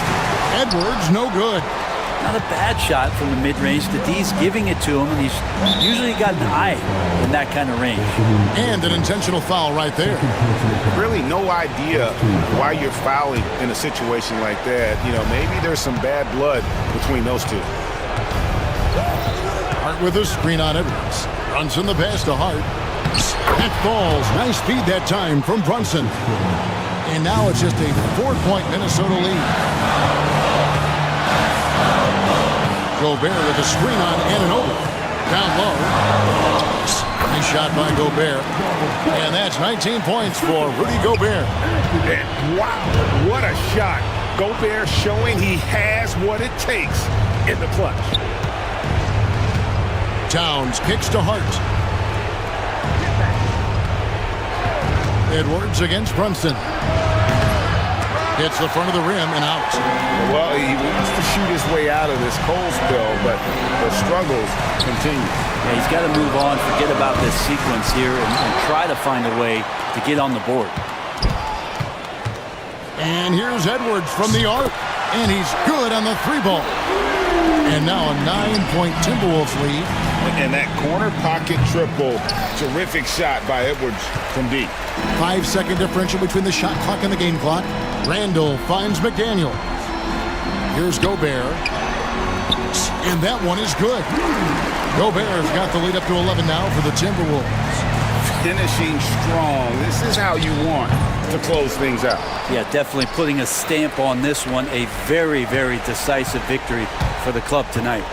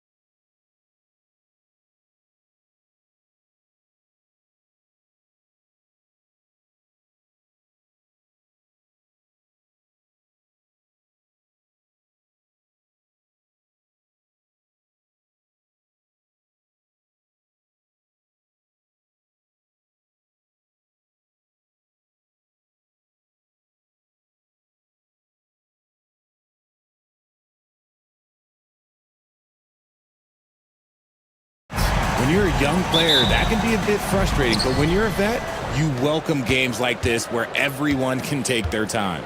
A look at Orlando's opening lineup. The backcourt is Suggs and Caldwell-Pope. Isaac and Wagner make up the forwards. And it's Ben Carroll in at the 5, down low. Lets it fly. The offensive rebound. Back to Suggs. Caldwell-Pope against White. And it's Kentavious Caldwell-Pope with the 3. And that gets us rolling. Whew. What a tremendous atmosphere in here tonight. And sometimes getting that first bucket puts momentum in your corner, but we'll just have to see. Now here's White. The 3-ball. Can't get his first shot of the game to fall. And the defense dodged one right there. Not the guy you want to leave open. Wagner, the pass to Ben Carroll. Back to Wagner. And just over a minute played here to start the game. Ooh, excellent D there from Smith. Well, the last time the Bulls won a playoff series was back in 2015, Grant. That was back when Butler and Rose were their leading scorers. And it just shows you just how long it's been. But they've been stuck in mediocrity ever since. And right now, they are desperate for a breakthrough season. Magic on D. Smith with a screen on Suggs. Here's White. Orlando with the rebound. And we're about a minute and a half into the first quarter. Suggs, the pass to Ben Carroll. And there's the drive. Oh, Ben Carroll throws it down. He will muscle his way down the lane. Watch out when Ben Carroll comes tumbling by. Ball against Isaac. Pass to Smith. Out to the right wing. Smith with a screen on Caldwell-Pope. Kitty with it. Three-pointer. Buzelis drops in the 3. And that's a promising shot for Buzelis.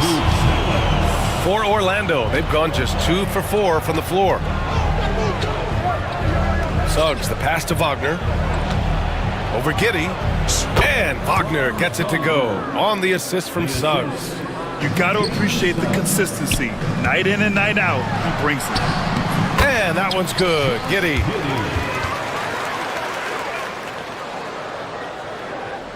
Just over 2.5 minutes played here in the first. Caldwell-Pope against White. And Carroll passes to Suggs. Soft touch off the glass. And I like the shot selection. Suggs recognizes when to look to score inside. White, the pass to Smith.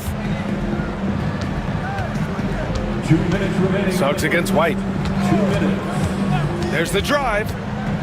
Back to Smith. Pass to Ball. 5 to shoot. Smith with a screen on Caldwell-Pope.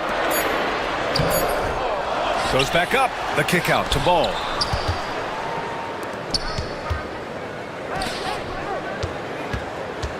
Back to White. Here's Giddey. Rebound by the Magic. No clue how he misfired on that shot. You don't see that from him very often. Wagner for 3. Buzelis grabs the board. Bulls trail by 4. Here's Ball. And a foul called on the way up. So and they're not happy with the call here. Coach has given the signal. He's going to use his challenge. Probably a good idea in such a close contest. The people will work. 2 minutes allowed to review the play. NBA was smart to adopt this challenge policy in 2019. You know, one thing this does for a coach is let his players know he's got their back. If they're adamant that the call was wrong, he'll back them up and make the refs take another look. And they've made their decision. The call will stand. And as much as it hurts to lose a challenge, I think Coach would challenge that call again if he could. He really disagreed with the foul, and he's still peeved.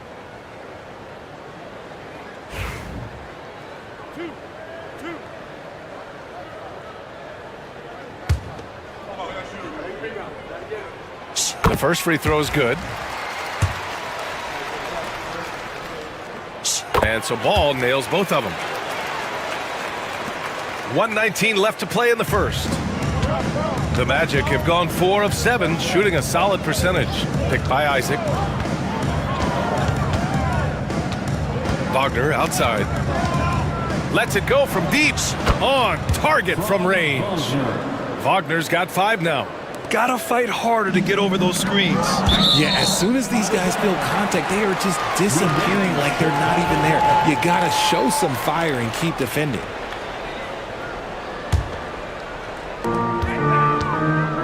Here's Giddey. Gets it to go. That makes him 2 for 3 in this game. Buzelis has tremendous court vision for his age and is willing to make the extra pass. Suggs surveys the D. He takes it in. Smith with the rebound. A chance at a 2 for 1 if they'd like. And I really can't see why they wouldn't. White against Suggs. White the pass to Ball. Back to White. The 3. It's rebounded by Wagner. Orlando leading by 3. Caldwell Pope finds Wagner. Yep, count it. 7 points in the game. 16 seconds left in the opening quarter. And it's Ball off the drive. Uses the glass to finish the layup. I love seeing Ball be aggressive on offense. Good at knowing when to take initiative. Suggs with it. Outside, Caldwell Pope. Got a piece of it. And at the end of 1, a closely contested game so far. Magic out in front. They're up by 3. And back to the start of the second quarter in just a moment.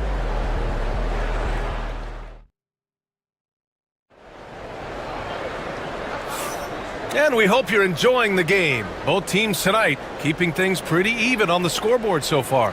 And for the Magic guys, what jumps out to you stat-wise? They're off to a rock-solid start. They brought a well-thought-out plan into this one. Well, let's see if they're able to keep it up. So far, their shot selection and ball movement has been on point. Josh Giddey out there with Buzelis. Then it's Lonzo Ball. Then it's Kobe White. And it's Smith in at the center position. That's the Bulls 5 as we get into the second quarter. And you look at Matas Buzelis. Size, touch, feel for the game too, Graham. Oh, B.A., he's a connector. We all love seeing those offenses where the ball doesn't stick. He's a guy who'll keep things moving. Offensive board. Wagner outside. Back to Isaac. Wagner on the wing. Clock at 4. Second chance shot. Orlando again missing. Got a good look there, but just not able to hit from the mid-range. The 3 from Ball. Knocks down the triple. Ball's got 7 points in the game. When he gets a quality look like this at the perimeter, he can almost be automatic. Wagner on the wing. Pass to Suggs.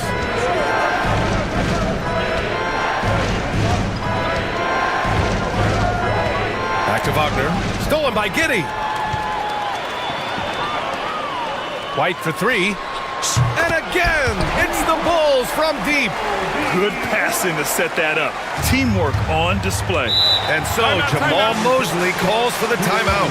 Coach wants to speak to his guys, maybe alter some of the game plan.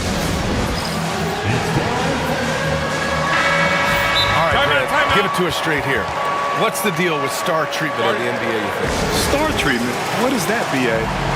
No, I think some players have a reputation which might help them on 50-50 calls. And you could argue that some players have a reputation that hinders them on the 50-50 calls. So it really just all depends. Suggs with the bucket. Yeah, fantastic focus from Suggs, showing toughness, fighting through the contact. Here's White. 5 points in the game. From deep. Another 3 for Chicago. What are you doing? You can't give a player like him that much space. Come on now. Wagner on the wing. Giddey defends. And Carroll surveys. Pulls it from the top of the key. And it's Giddey with a rebound. You got to move past that one. I mean, they'd want him to take that again. Yeah, it's a great look for him. One they'll try and manufacture again. Those are the shots you want him to take. Everything right except the finish. Have to keep focused all the way through the play. Isaac, right side. No good on the three. Chicago with the ball.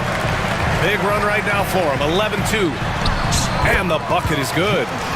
Giddey's got 6. Getting enough shots in close to play inside out. Outside, Caldwell Pope. Oh, he finds himself wide open and drills it. And here in the second quarter, about 3 minutes played. Here's ball. Pass to Smith. Wagner with a steal. 2 minutes. And Carroll with it. Guarded now by Ball. Suggs. And he goes in for the dunk. And how about the leaping ability of Suggs? Getting off the floor with such ease. White, the pass to Ball.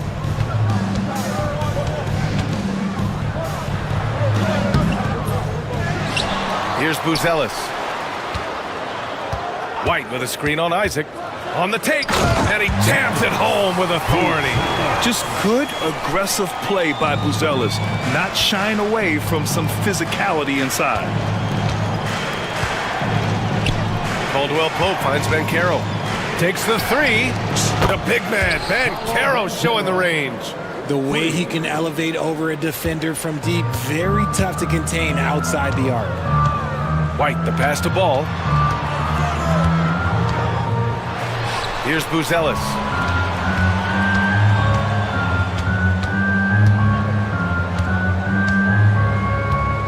Just 5 to shoot. Launches it. Rebound by the Magic. Now Wagner. He's got 7. It's his first trip to the line. First personal foul. First team foul. Free throw good. Wagner. To the Magic. Franz Wagner. And both free throws good for Wagner. No surprise there. He's about as automatic as it gets from the stripe. I hope I didn't jinx him. Knocked loose. And stolen by Suggs. Now 8 seconds separating the two clocks. Outside, Caldwell Pope. Suggs outside.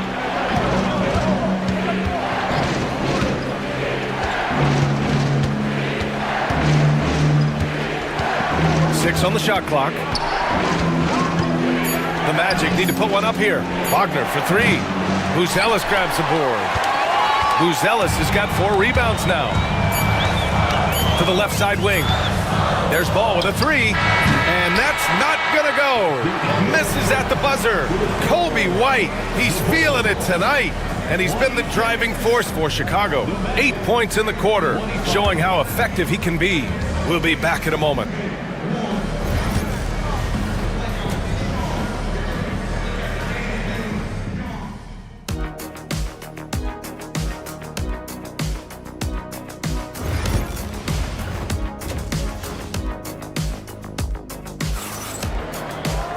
And after a fairly even first couple of quarters, this second half could turn out to be a great one, as both teams trying to gain an edge. When you look at Franz Wagner, what a contribution. Through the first 2 quarters, he's been on fire. Explosive offensive performance. If they don't change their approach in the second half, let's just say his success will continue. And so Jamal Mosley calls for the timeout. He wants a few moments to regroup with his players.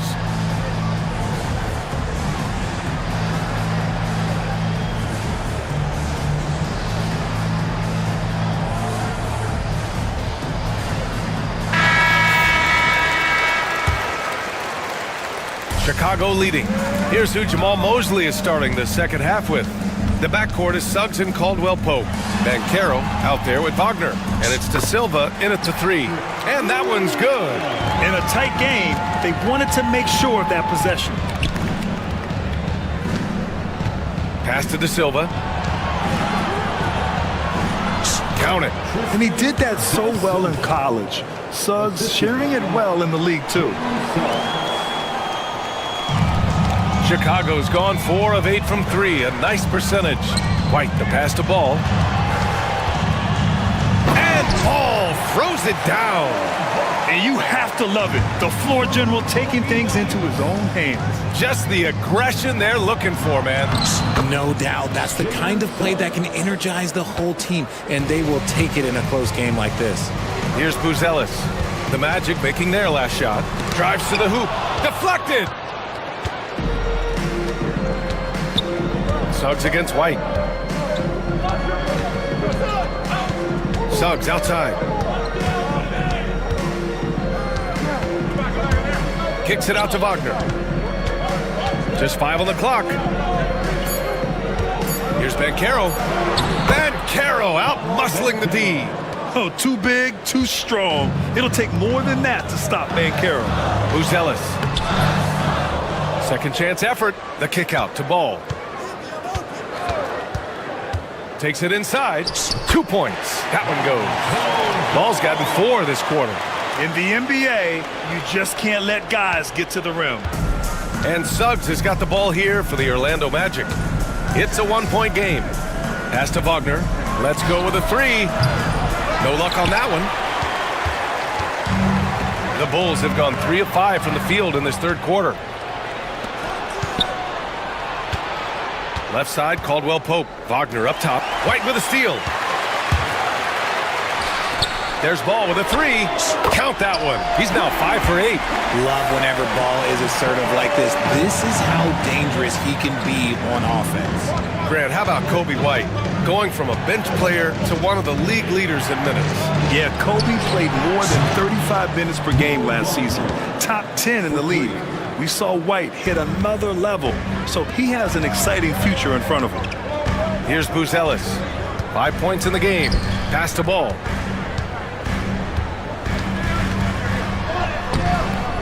Orlando with the rebound. Now here's Suggs. Wagner with it. For 3, Caldwell Pope. And another 3 for Orlando. When guys are moving the ball, sharing it, it makes the game so much more fun, both as a player and as a fan. Pass to Buzelis. And he banks in the layup. Buzelis has got 7 points in the game.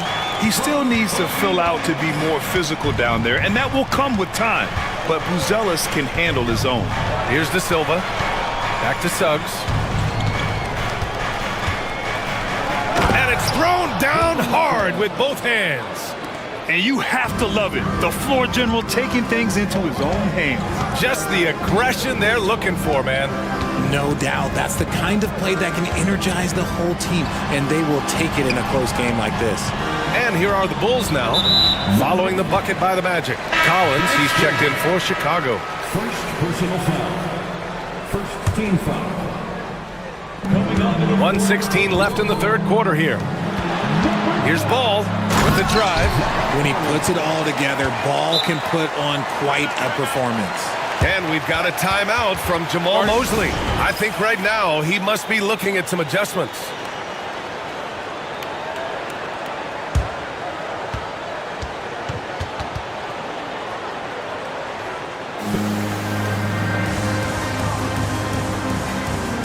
For Chicago, Buzelis comes in for Collins, and Herter's subbed in for Giddey. Orlando making a switch here. Orlando has gone 2 of 3 from outside so far in the third quarter. Here's Black, hounded by Ball. Wagner against White. Isaac for 3. It's hauled in by Herter. For Chicago, they've gone 6 for 9 in the half. The kick out to White. Herter passes to White. Back to Herter. From downtown, counted from distance. And it's a 3-point Bulls lead. Orlando has gone 5 of 12 from 3-point range tonight. And there's the call on Lonzo Ball. That's his first foul of the game. We've got a 9-second difference between the shot clock and game clock. Wagner with a screen. Outside, Caldwell Pope. To the inside. Lays it up and in off the pretty assist. Caldwell Pope's got 5 points now in the quarter. Wagner against Williams. Here's Buzelis. The kick out to White. Oh, deflected.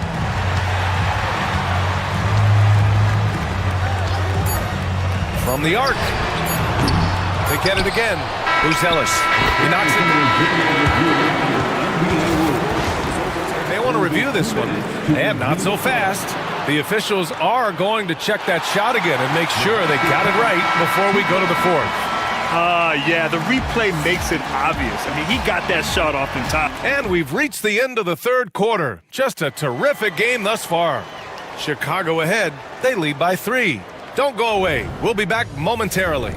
And while we have a chance, let's go to our State Farm assist of the game. Ooh, I'm fired up to see this dish one more time. It's always great to see your two guards share the wealth. Not just playing selflessly, but also making a smart decision with the ball. And with 3 quarters behind us, we'll start the fourth in what is still anybody's ball game. All right, let's check in with Allie LaForce. Hi, guys. Well, Jamal Mosley was just reviewing the plan with his team. He told his team, once you grab the rebound, run with the ball. Don't give them a single second to catch their breath. We control the pace of this game, not them. Guys, expect the pace to pick up. And Allie, thank you for that. Buzelis out there with Jalen Smith. And it's Josh Giddey, then it's Lonzo Ball, and it's White in at the 1 spot. So that's the 5 in the game for Chicago. Wagner with a screen on Smith. And Carroll passes to Wagner. And Josh Giddey is going to pick up the foul. That's his first foul of the game. First personal foul. First team foul. Wagner against Giddey. And Carroll with a screen on Giddey. Shot clock at 5. Caldwell Pope for 3. It's hauled in by the Bulls. Buzelis has got his 8th rebound here tonight. Pass to Giddey. Launches a 3. That shot is off. Magic trail by 5. Outside, Caldwell Pope. Up top, Banchero. Kicks it out to Wagner. There's the triple. Knocks down the long J. Already an excellent passer at his position. Banchero just loves showing off his court vision. Ball into the lane. Count the basket. Ball's got 11 in the second half. This has been the story of the game. A battle fought on offense. Yeah, but I think it's going to come down to who can get the stops down the stretch, because that's who's going to come away with this one.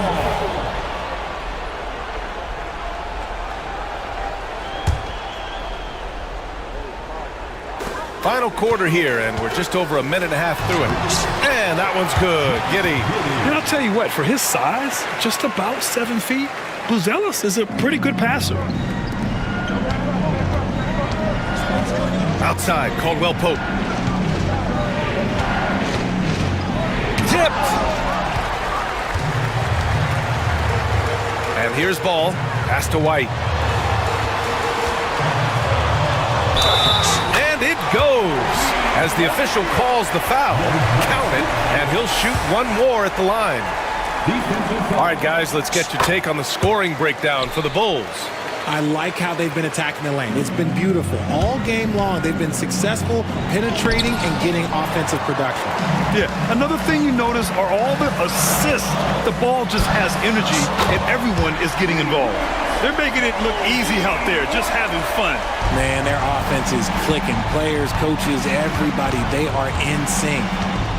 Wagner outside. Isaac, the pass to Banchero. Will it go? Banchero hammers it home. And this is why you must push Banchero out of the paint, or else he'll slam it all over you. Here's Buzelis. Oh, and he got fouled on his way up. He'll head to the line to shoot 2. That one on Banchero. The officials were right on top of that one. It's both from the stripe. It's always nice to see a big fella be able to knock down some free throws and make teams pay from the line. Outside, Caldwell Pope to the paint. Ooh, stolen by Smith. Ball with it. Now guarded by Suggs. The kick out to Ball from outside the arcs. Good. 8 buckets in 12 attempts. Mega shot there from the coffin corner. It is fun to watch Ball shoot those and knock them down. Deflects the pass. Wagner outside.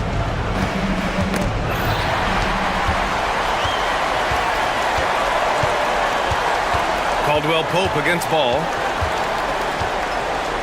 Outside White.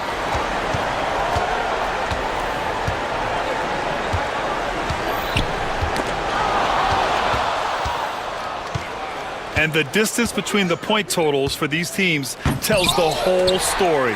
Just a fantastic effort, and you have to give it up for the Bulls. I was really impressed with their attitude today, Grant. Competitive game, they battled through every step of the way. And BA, can you say big-time effort and energy? I mean, just a tremendous performance. They were well deserving of this win. And of all the highlights and performances we've seen here tonight, the one thing that stands out is what an unbelievable night it's been for Kobe White. Okay, I'm going to explain what he did here. It's called playmaking. Being someone that seeks out their teammates, making the extra pass. Pass to Ball. Giddy with it. Smith with a screen on Suggs. Just 4 to shoot. Puts up a 3. Smith no good. Caldwell Pope against White. Wagner up top. That one's off. Still out of sync. Chicago with the ball. Here's Giddy. Pass to White.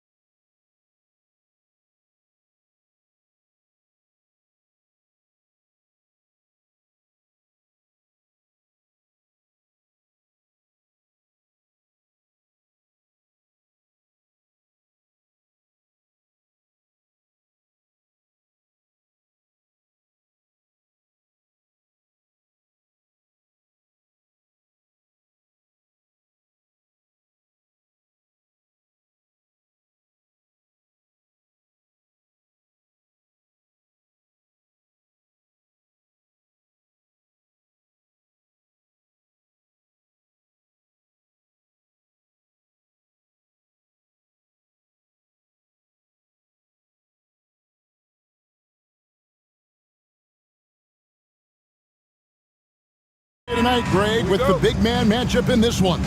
Yeah, I love to see skilled bigs dueling down low. Kind of a throwback in some ways, but there's still plenty of physicality in the modern game. So here's Oklahoma City's starting group. In the backcourt, we'll see Gilgeous-Alexander and Caruso. The post pair form will be Williams and Holmgren. And it's Dort in at the small forward position. Such a multi-talented threat on the offensive end, and you love his confidence. Anunoby tries again. Brunson against Dort. Brunson goes in. And it's Shai Gilgeous-Alexander with the rebound. A moment now to hear from our sideline reporter, Hall of Famer David Aldridge. David. Well, Kevin, I did have a chance to catch up with Tom Thibodeau. We talked about the matchup problems that Chet Holmgren presents. He said defensively, Chet can warp the inside of the paint. And at the other end, he's going to drag his matchup out to the three-point line. That's what makes this 7-footer such a special player. Guys? All right, thank you, David. And here's Brunson. After the three-pointer from Shai Gilgeous-Alexander. Out of bounds, Oklahoma City takes possession. Well, the ascension of Jalen Williams, Doris, has been swift and very fun to watch.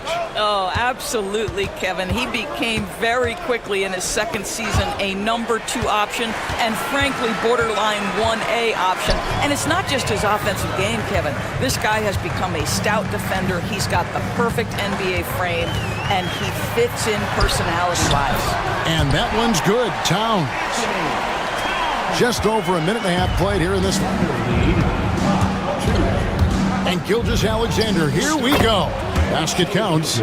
Gilgeous-Alexander just taking the initiative, driving to the cup with purpose. Brunson with it. He's picked up by Gilgeous-Alexander. Back to Brunson. That one's in. His first bucket of the game. He's 1 for 2. Just setting the tone with an aggressive move to the rack. And where's the help defensively? To me, that's a complete lack of communication on that side of the ball. These guys need to be talking to each other. Doris, Shai Gilgeous-Alexander has a chance to go down as one of the greatest Canadian basketball players ever. Kevin, that is a bold statement when you consider that the great Steve Nash, 2-time MVP and one of the best passers in the history of the game, is of Canadian descent. But this guy, Shai Gilgeous-Alexander, is putting together quite the resume. Let's just hope he can sustain that stardom. Now here's Brunson. Dort grabs the miss. And typically he has the touch to finish when he's in tight, but not sure on that possession. And the basket by Gilgeous-Alexander. Gilgeous-Alexander's got 11 points. Well, that's SGA in a nutshell right there. Quickness, length, guile, finishing on the interior. Again, Oklahoma City. And if you look at this first half, overall, they've just had the better shot selection. And I think, obviously, we see the execution and the willingness to make the next pass so important. Well, the touch and the focus. What a pretty move in the lane. Gilgeous-Alexander against Anunoby. Right side, Gilgeous-Alexander. Karl Anthony Towns with the rebound. Knicks trail by 7. Anunoby left side. First quarter of play and just over 3.5 minutes in. From deep, Brunson drains the three-pointer. He has 5. What a confident stroke from Jalen Brunson. This guy doesn't have to dominate with the ball in his hands. Here's Gilgeous-Alexander. Sinks it from just inside the baseline.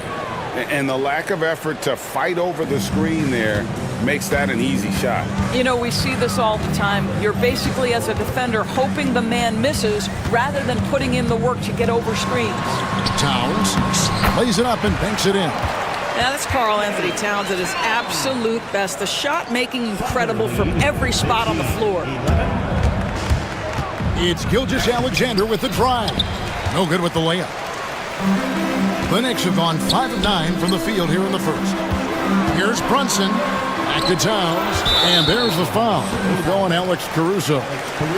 That's his first foul. First team foul. 34 seconds left here in the opening quarter, and it's slammed in by Bridges. Well, you cannot let Mikal Bridges get into the paint because he's going to hammer it home when you do. Here's Gilgeous-Alexander, and the dunk by Gilgeous-Alexander. Okay, 2 hands for safety. That's what they say, right? That's right. He was ultra safe with that dunk, no question. Towns finds Brunson, and it's off from three-point range. Now, Gilgeous-Alexander. He's got 15.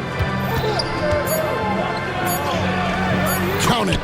Gilgeous-Alexander's got 17 now. Oh, he got it to go! Oh, how about that? That's a miracle. Are you kidding me? Listen, under duress of the end of the... Shai Gilgeous-Alexander, guys, has been on display for the Thunder. Going on an absolute rampage, piling in the points. He dictated the pace of the entire quarter. We'll take a quick break and then back to the action here. And some good action in the books as we get back to the game that's been pretty close here so far. Let's quickly check out the scoring breakdown here for the Thunder. So far in this one, guys, it's been the shooting. In particular, from mid-range. That has been huge for them. I think the other thing they've done a great job of is making their presence felt inside, converting tons of paint opportunities. On the floor for Oklahoma City, getting going here in the second quarter. In the backcourt, we'll see Gilgeous-Alexander and Caruso. Dort and Williams up in the forward positions. And it's Holmgren in at the center, filling out the middle. And looking to get stronger. Holmgren fights through the bump. Tons of time for him to grow into that frame. One guy who now seems to be a perennial MVP candidate, Shai Gilgeous-Alexander, Doris. He is rocketing up the charts. He is, Kevin. There's no doubt about it. He can consistently put 30 on you like it's absolutely nothing. He gives you everything else as well, including incredible leadership and great teammate skills. And now we've got some time to check in from the sidelines. You got for us, DA? Kevin, thank you. Jalen Williams is a do-it-all dynamo for the Thunder. Coach Mark Daigneault said, "We've cross-matched him onto centers. He'll shift them to a point guard. It's hard to explain how impactful that is for you. You have a great offensive player that you're also moving all over the lineup." Kevin? DA, the versatility. That is pretty special. The Thunder leading by 3. Second quarter of action, about a minute and a half played. Stolen by Anunoby. Outside, Towns. Some nice passing by New York here. Holmgren with the steal. Oh, and a fast break for Oklahoma City. Gilgeous-Alexander can't get it to go. Brunson takes off. And foul on the shot, so he'll get a chance at the line. That one on Dort. But Jalen Brunson's driving ability just puts such extraordinary pressure on defenses.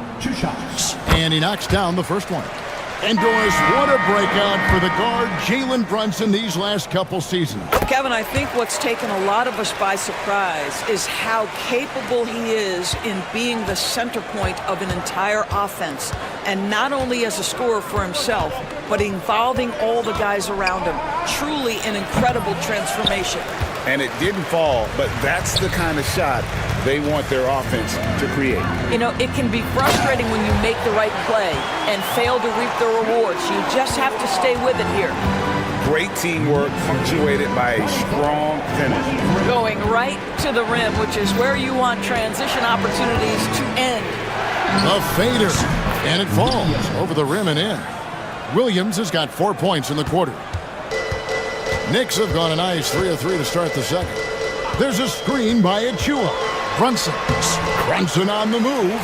Jalen Brunson right now attacking without hesitation. His foot is on the gas pedal. Shooting foul, and here we go with the coach's challenge. Surprise in a competitive game like this. And he's disputing the personal foul call. At the line, 2 shots. The play will be reviewed under NBA rules. The officials will have 2 minutes to review the play. The original personal foul. Getting a different angle can sometimes make it a lot easier to determine. Indeed, and the one thing with replay review is that when you see the slow motion replay, you really get a new appreciation for just the immense speed at which these players are moving and how fast the action really is and how hard it can be sometimes, Greg, to make the right call. And so the word is in. They have decided that the call stands as it was made on the floor. And, even if a coach still feels this wasn't the right call, you got to acknowledge the effort being put in to reviewing it. The double checking, and the game continues on. Catching up on the changes for New York. Mitchell Robinson comes in for Josh Hart. And Miles McBride subbed in for Jalen Brunson. And he makes the first. When a team, Doris, is on a losing streak, what lessons can be learned from that? Now, Kevin, you know this. Losing streaks seem to be inevitable in the NBA. The season is too long to go through without some adversity. What I think you learn is grit and how to keep fighting, even when you don't have your best game available. And now here comes Williams leading the break. And the basket is good, and he's got a chance here for one more at the line. Yeah, heard the whistle and then kept his focus and able to still knock it down. The Thunder shooting their 5th free throw of the game here. And that one falls for Williams. 1:58 left here in the second. Here's McBride. Wallace covering. And McBride gets it to go. And they keep hammering away at him inside, forcing the ball into the paint. Hartenstein with the screen on Bridges. For 3, Williams. The offensive rebound. Bridges with the steal. Robinson against Hartenstein. Robinson passes to Tucker. Back to Robinson. And he uses the glass on the layup. Robinson's got it all tied up now for the Knicks. Yeah, good awareness by Mitchell Robinson. Reads the coverage and capitalizes as a roller. Really just a great play to sacrifice his body and take the charge.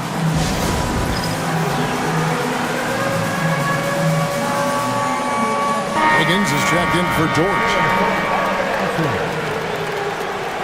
Into the lineup for the Thunder, number 21, Aaron Wiggins. Here's McBride. Wallace covering. Outside for Robinson. It's rebounded by Hartenstein. The Thunder have gone 4 of 8 so far here in the second quarter. Over in the corner, Caruso.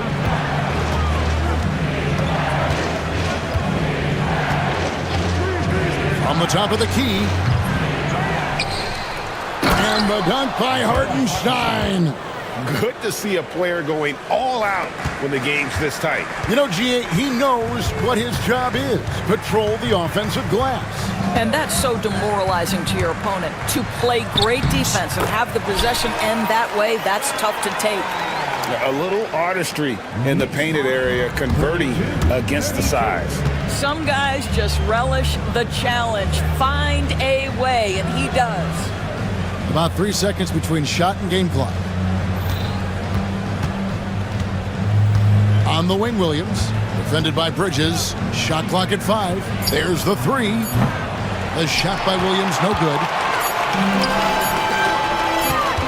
From outside the arc. And the last shot at the buzzer doesn't go in for him. It's a tie game in New York. It's time now to go courtside as we send you over to David Aldridge from the sideline. David, take it away. Hey, thanks, Kevin. Coach, the league going back and forth.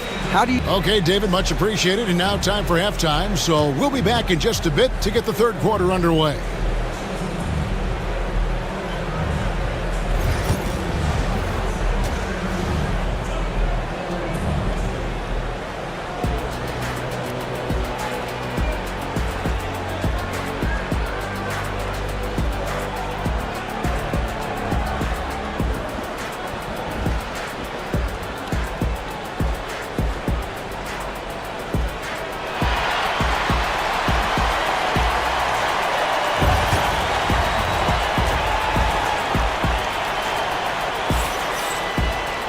And we're halfway through this one. Plenty of basketball left in a game that's been fairly even so far. You know, Shai Gilgeous-Alexander has been exceptional here tonight, guys. He had a fast pass to the lane that first half. Got inside on demand. Now, this guy is such a good finisher on the move, and so far, the defense has not been able to counter it.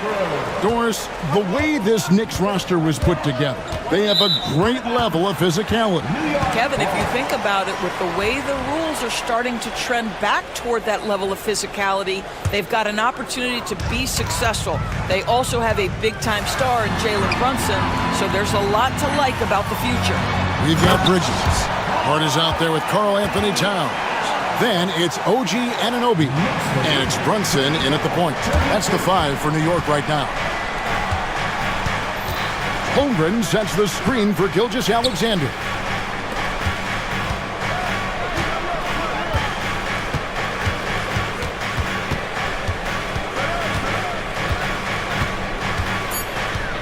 Drives to the hoops, and the layup falls. Gilgeous-Alexander's got 19 points. Yeah, you see this. Teams try to get physical with Gilgeous-Alexander, but he's willing to play through contact on drives. Nicely done. Second shot opportunity. Out to Brunson. Offline with his 3. And so it's Williams who brings it up for Oklahoma City. And it's Towns missing. The Thunder shooting 64%. Beautiful all-around play by this offense. And the latest now from our sideline reporter, David Aldridge. David, it's all yours. Take it away. Kevin, the Thunder take it one step at a time. All-star Shai Gilgeous-Alexander says, I think we all stay in the moment, and that's why we've been able to get better. Attack the day, the program in front of us. We all have the right intentions and want to win at the end of the day. Kevin? Of that attitude, growing by leaps and bounds. Thank you, David. We know, Doris, that Towns might already be one of the best shooting bigs ever. But Kevin, he flat stated and called himself the best shooting big of all time. He has an argument because not only has he shot the ball incredibly well from deep, even as his volume has gone up, his efficiency stays the same. This is a gifted offensive post play. And the timeout called here by Tom Thibodeau. He wants a minute here to get things straightened out with his team.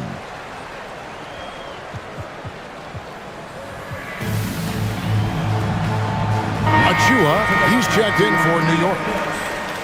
Number 5, Precious Achua.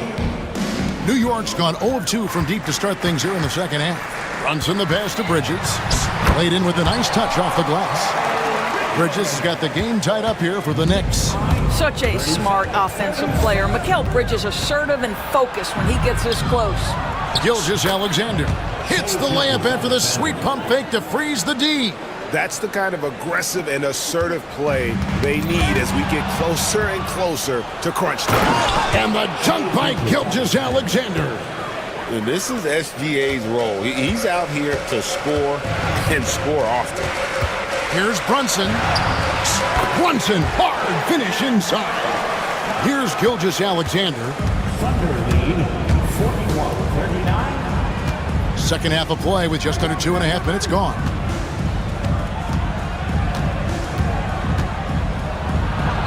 Yep, that one goes. Gilgeous-Alexander's got 8 points here in this quarter.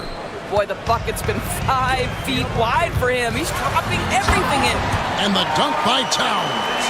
Boy, you love his toughness. You can tell that this young guy cares. The game is important to Karl Anthony Towns. Holmgren gets the bucket. Wow, what a pass there. He made that a very easy basket with that setup. Here's Towns. Takes it inside. And the dunk by Towns. Boy, you can see the work Karl Anthony Towns put in on that handle. That was special. And a fun run by the Knicks in the playoffs. But Doris, horrible injury luck ended their season. Kevin, borderline absurd bad luck for injuries. You think about it, Julius Randle goes down in the regular season. And then in the playoffs alone, Mitchell Robinson, OG Anunoby, and Bojan Bogdanovic all missed significant time. And who can forget Jalen Brunson getting hurt in that Game 7? Almost unreal bad luck. And there's the 3-second call, this one on the defense. Doris, do you think the Oklahoma City Thunder has the best young core in the NBA? Well, they are absolutely loaded with talent, Kevin. Not only that, they fit together. Now they've got a perennial MVP because Shai Gilgeous-Alexander has inserted himself into the best player in the game conversation, and a rising star in Chet Holmgren. Look out. Towns with it. He's picked up by Holmgren. And the rejection by Holmgren. Already set the Summer League record for blocks in his first game. Holmgren, one of the best young shot blockers in the league. Here's Gilgeous-Alexander. And the dunk by Gilgeous-Alexander. Just the kind of play they need in a game this close. You know, that's the kind of aggression they want from their floor leader. Boy, and not just the aggression, the ability to get to the rim, but how about the finish with intention? Oh, and he went for the two-hander on the slam, using some muscle. Some urgency from him there, sure. From deep, Gilgeous-Alexander. Wow, came this close to a four-point play. He'll head to the line for 3 free throws. Well, the tremendous length at the guard spot that Shai Gilgeous-Alexander presents is a problem for a lot of defensive players. The Knicks making a switch here. Hart's checked in. P.J. Tucker, he's checked in for Towns. Knicks trail by 3. There's a screen by Achua. Brunson goes in. Pretty bucket inside by Brunson. If Brunson sees any daylight, he's going to attack. Did just that on the drive. Here's Gilgeous-Alexander. And the dunk by Gilgeous-Alexander. That's a finish he'll be bragging about for a while. As he should. Very impressive. How about that from your point guard, gentlemen? Playing big at the rim. Okay. Not watching the line there. That'll be a backcourt violation. Boy, not on the same page there. And in a possession ball game, that's a big mistake. Number 55, Isaiah Hartenstein. 17 seconds left in the third quarter. Here's Brunson. And he finishes nicely on the layup. Brunson's got 20. Yeah, don't let Brunson's size fool you. This guy operates consistently on the interior. And Mark Daigneault calls timeout here. He's ready to talk things through with the team. And sometimes from the outside, not always clear what led a coach to call for a timeout. And as you know, it's what comes after that gives you some sense of what has changed. So both teams making some changes here.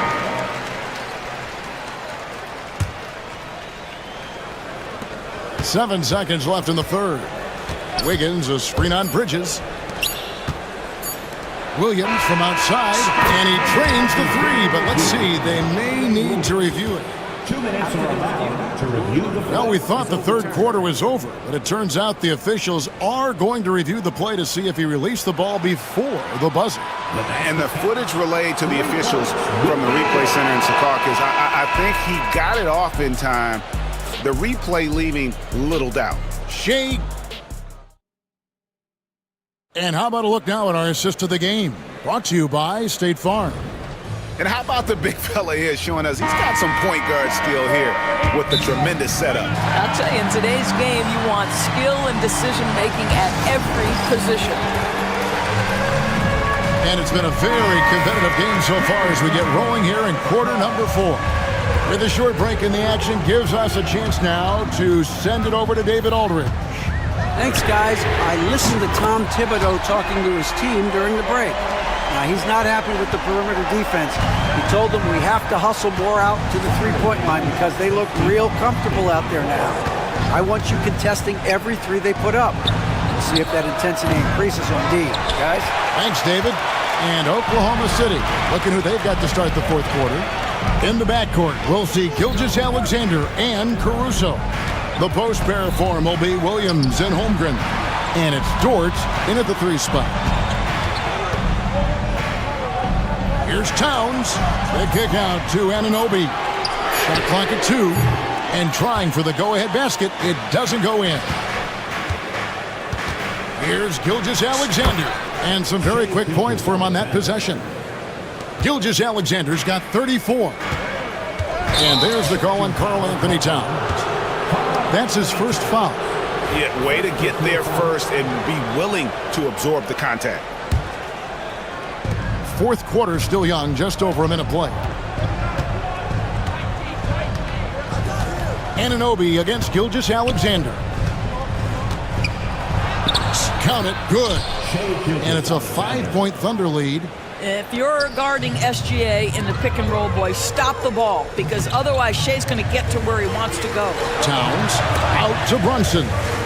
Holmgren with the steal. 2-on-1 as they jump out on the break. From deep, Gilgeous-Alexander buries it from three-point range. Gilgeous-Alexander's got 39. And let's get your take, guys, on the hustle stats for Oklahoma City. All game long, they've had active hands and really out in the passing lanes. And that aggression on defense has resulted in a ton of steals. And their fast break has also been a key metric in this one. They have had a significant advantage in transition over the course of this game. And you can feel the excitement in the building. Both of these teams pouring it on. There's been a bit of a flurry here late, and this game may come down to which side gets a stop or two. Yeah, nothing too fancy. Just getting the job done when they need to. Make every possession count. Here's Gilgeous-Alexander. And again, it's Oklahoma City. Well, Shai Gilgeous-Alexander, that three-level scoring ability, that time working in the mid-range. Towns, no luck. And you could tell he thought that triple was going to fall.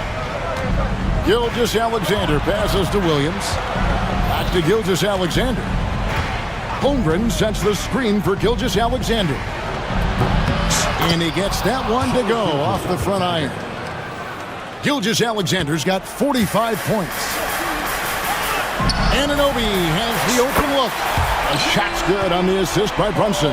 You simply must play better defense than that. This guy is too good from distance. Gilgeous-Alexander against Anunoby. You're not going to see that very often. Plenty of space, but he just, let's face it, he whiffs on that. Holmgren with the steal. Gilgeous-Alexander with it. He's picked up by Anunoby. And the foul called on OG Anunoby. And that'll be his third foul so far. Look at the clock, a little under 3.5 minutes gone here in the fourth. Gilgeous-Alexander kicks to Dort. A three-pointer is right on target. Dort's got the lead up to 10 now for Oklahoma City. Here's Towns, and he lays it straight in. Towns has got 13 points here in the second half alone.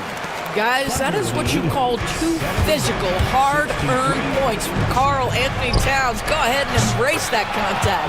And Dort gets it to go. Yeah, you have to make greater effort than that defensively. You know what he can do from range. Well, to me, that's just inexcusable. You start to wonder how much they really want this basketball game. Guys, I think this is a game they have to feel good about as we wind through the final moments here in what looks to be a solid win for the Thunder. They really had it going, guys. Their offense propelled them. In this case, it was the higher shooting percentage that made the difference and earned them the W. And you know, when you look at the huge impact he had, just a monster game for Shai Gilgeous-Alexander. What you love about his performance is that he is simply taking what the defense allows and then making the most of his opportunities. Gilgeous-Alexander kicks to Dort. Bridges with it. Williams picks him up. And he makes no mistake on the slam dunk. You know, guys, that's the selfless attitude of Mikal Bridges, so willing to give it up to an open guy. Williams, a screen on Anunoby. Gilgeous-Alexander. It's rebounded by New York. Not enough ticks left on the clock to save them tonight. I'll tell you, it's never an easy point in the game, knowing whatever you do, you're still coming away with the L.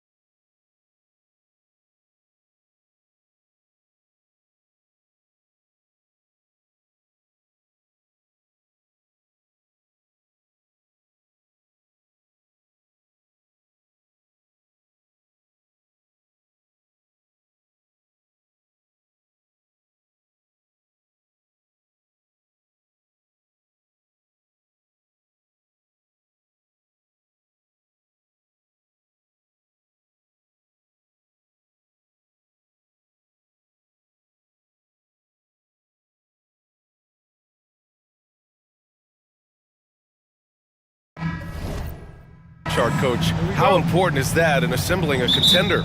Well, look, it's even more important, Brian, in the regular season than it is in the playoffs. To get through a long NBA season and get yourself in good playoff position, you're going to need a lot of guys. 12, 13 guys at different points of the year are going to have to be ready to make contributions. Now, obviously, the team with the better starting five will have the edge, but depth can be a big factor even in the playoffs. So we'll look at our starters for Orlando. The backcourt is Suggs and Caldwell-Pope. Isaac and Wagner make up the forwards. And it's Ben Carroll in at the pivot spot, manning the middle. Yep, that one's good. Why do lefty shots look so pretty? Like that one for Randall, man. I wish I shot a lefty.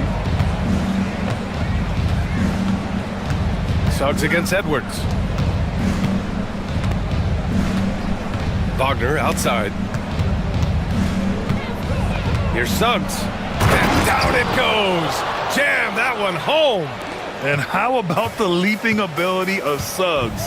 Getting off the floor with such ease. Coach, you look at someone like Jalen Suggs. Man, has he improved his shot. Yeah, Brian, I think you've always loved the effort that he brings at the defensive end of the floor. But now he's a much more efficient shooter, much more decisive, and really understands his role. Now here's Edwards. Pass to Gobert. And the layup is good off the glass. Outstanding job converting in close. Gobert understands how to execute around the rim. Knocks it loose. And here's McDaniels. Driving in. It's deflected. Here's Randall. Now Gobert. Left side McDaniels. Tries again. Goes back up. Gobert passes to Edwards. Randall, a screen on Suggs. Here's Edwards. 4 on the clock. They shoot again. And there's the play inside by Randall. Randall's gotten his second bucket of the game. And defensively, you have to make them work harder than this, or it's going to be a long night. Well, that's a shot the defense felt like they could live with, and it worked out for him that time. And he commits the intentional foul. You don't want to stop the clock right there. I'm not quite sure what he was thinking. Well, if you're just tuning in, we've played about 2.5 minutes here in the first. Defensively, you have to stay connected to him on the perimeter. And Carroll passes to Suggs. Pass to Wagner, looking to end the run. And it's flushed down. A nice jam. Woo! B.A., that's lit. Ferocious all the way. Man, that was good. Gobert with a screen on Suggs. Edwards, the pass to Gobert. And then jammed down as he goes right over Paolo Banchero. An awesome athlete. It's fun watching Gobert get up and hammer it down with force. Suggs. And he comes up with a bucket. Yeah, attack mode from the start. Exactly what you want coming into this game. Well, getting a good offensive player a high percentage look, there's nothing better than that. That's good from Suggs. And what I like about Suggs is that he does many things well, and that's because he plays with so much confidence. Gobert with a screen on Suggs. Edwards.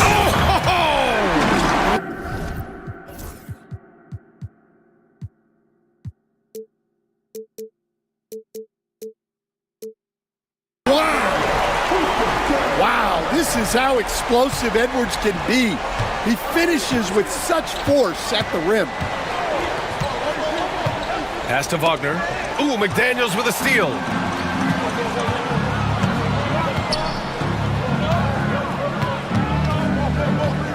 Suggs against Edwards. Here's Gobert. Outside, Alexander Walker. Picked by Gobert. Clock at 6. Edwards, that's good. Right there, Edwards uses the screen to create the space he needs. Wagner outside. Unloads from 13. There's 47 seconds left in the first. It's Suggs with a drive. And a two-handed jam! Man, Suggs can really move.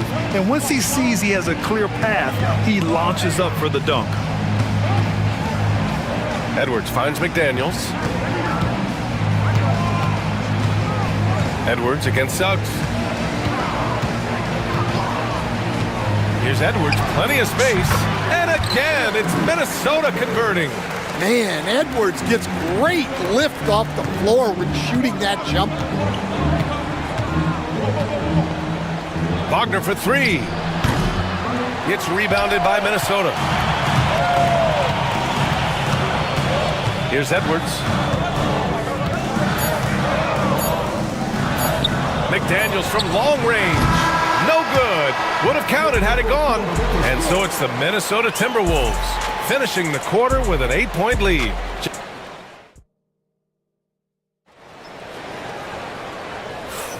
If you're just joining us, we played through one quarter in this one. All right, let's quickly break down the game, what we've seen so far from the Timberwolves, guys. Was simple. Rebounding made all the difference in the first quarter. They really got after it. Hey, look, it's simple. More rebounds means more possessions, and that's clearly been their priority. Stan, a late first-round pick in 2020. Jaden McDaniels, one of the top young two-way players in the league. Well, Brian, last season he was rewarded with a big money extension. His play tailed off just a bit, but still a key player for them moving forward. Julius Randle out there with McDaniels. Then it's Nickeil Alexander-Walker. Then there's Edwards. And it's Gobert in at the center position, locking down the middle. So that's the Timberwolves 5. Oh, had a nice open look right there. The Timberwolves lead by 8. Gobert with a screen on Suggs. Takes one from 10 feet. Edwards can't hit. And so here is Orlando. Wagner on the wing. McDaniels covering. McDaniels against Wagner. Over McDaniels. The putback. Rudy Gobert with a rebound. And it's Edwards with the ball for the Minnesota Timberwolves. It's rebounded by Banchero. Wow. Missed the easy one right there, right at the rim, but came up empty. Gobert with it. He's picked up by Banchero. Another shot. Outside, Alexander Walker. Fires in the triple. Alexander Walker's got 6. And breaking down some numbers here, the hustle stats for the Timberwolves. Well, our coaching staff has to be happy with how active they've been defensively, forcing turnovers and making the offense uncomfortable. He also can't ignore that they're winning the effort battle, grabbing offensive rebounds and making the most of those extra possessions. Now here's Randle. They lead by 11, largest margin of the game. They grab their own miss. Here's Gobert, and it's blocked by Isaac. We talk about Isaac's reach often, and they're using it to send the shot back. Wagner finds Caldwell Pope. Jacks up a 3. Franz Wagner, that one's good. Wagner's got his second basket of the game. Stan, you've coached some great defensive anchors in your time. Who do you view as the best in the game today? Well, Brian, you probably have to start with Rudy Gobert, but we've got guys like Brook Lopez, Jaren Jackson, Anthony Davis, and then we've got 2 young ones coming up that could be as good as we've seen in Wemby and Chet Holmgren. Here's Suggs. The Timberwolves getting their last shot to go. Wagner with a screen on Edwards. 5 on the clock. Shot from the wing. And it's Wagner missing. And it didn't register as an official block, but he did everything you want in disrupting that shot. Well, you know, sometimes the most pivotal plays don't always go on the stat sheet. Now here's Wagner. He's got 5. Another miss by Wagner. There's a minute 47 left in the first half. And let's swing it over to the sideline and hear from Allie. A new day. The Spurs' Victor Wembanyama said a few years back it was more of a guards game, but now it's come back to a big men's game. We've got guys all around the league who do a lot of stuff despite being very tall. It's the way the game changes. You just have to adapt. Brian, the gauntlet has been thrown. And I like it. Good stuff, Allie. Thank you. Now here's Edwards. Give him 8 points now. It's rebounded by Banchero. Coaches loathe empty possessions. You got to be able to hit the easy ones. Wagner against Edwards. Here's Suggs. Here he goes. And there's the slam dunk to finish it off. Big but quick. Suggs so powerful off the drive. Edwards, a pass to McDaniels.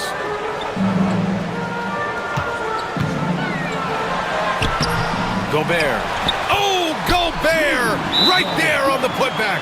I always love the hard work on the glass. Just great activity. And we've got a timeout from Jamal Mosley. He'll take the opportunity to regroup.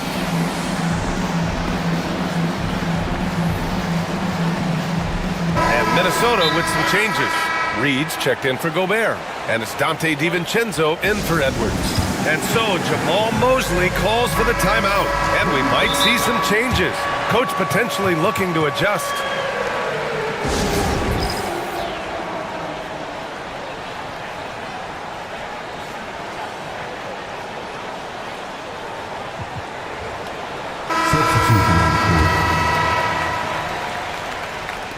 Magic trail by 12.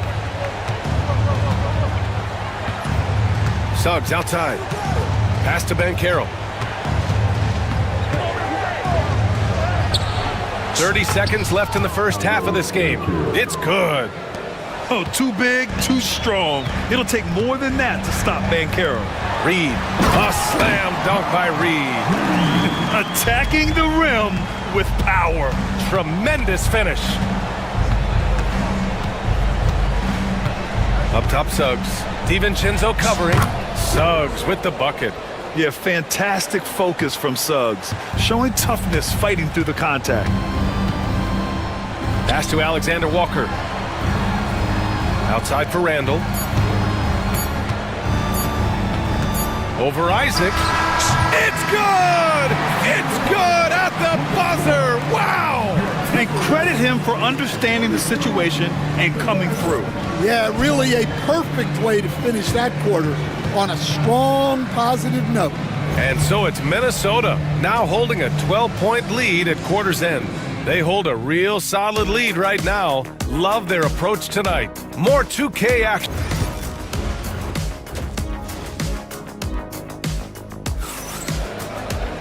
Just about ready for the second half here. A big comeback is needed for this game to be competitive, and it probably has to happen quickly.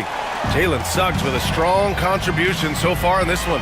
Can they come up with an answer for him coming out of the half? They have to change something defensively. Yeah, I'd love to see what they drew up in the locker room, because you're right. He's the problem right now. On the court for Orlando, we've got Kentavious Caldwell-Pope. Jonathan Isaac is out there with Banchero, and it's De Silva in at the 4. It's tipped! On the break!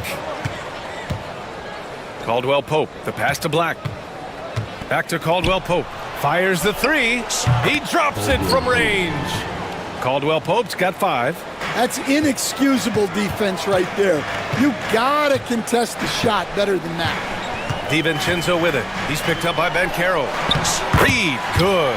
And just executing at a high level. I mean, taking what the defense allows and putting in the work. Yeah, come on. They're just having their way out there and continuing to press the advantage. Now here's Caldwell-Pope. Here's Banchero. Using his size, Banchero gets by inside. I mean, 6'10", about 250. Banchero imposing his will inside.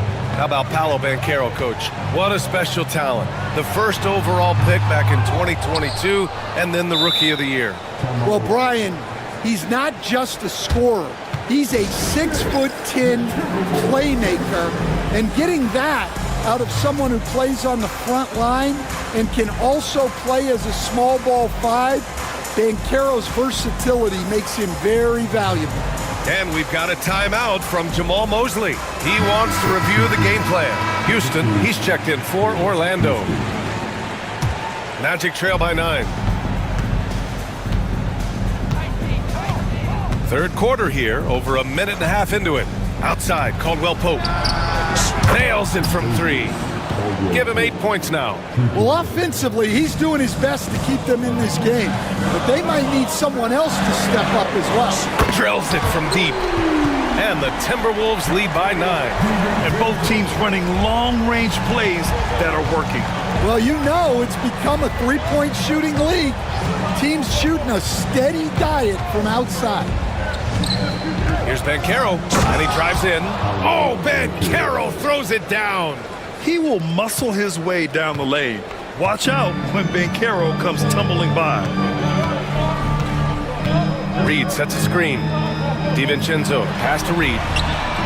And the Timberwolves hit again from deep. Easy look when the defender isn't fighting over the screen. Yeah, it's certainly worth it to disrupt the offense. Coaches notice that extra effort. Pass to Caldwell Pope.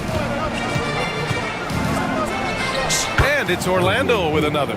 Well orchestrated. And then the pass is right on the money.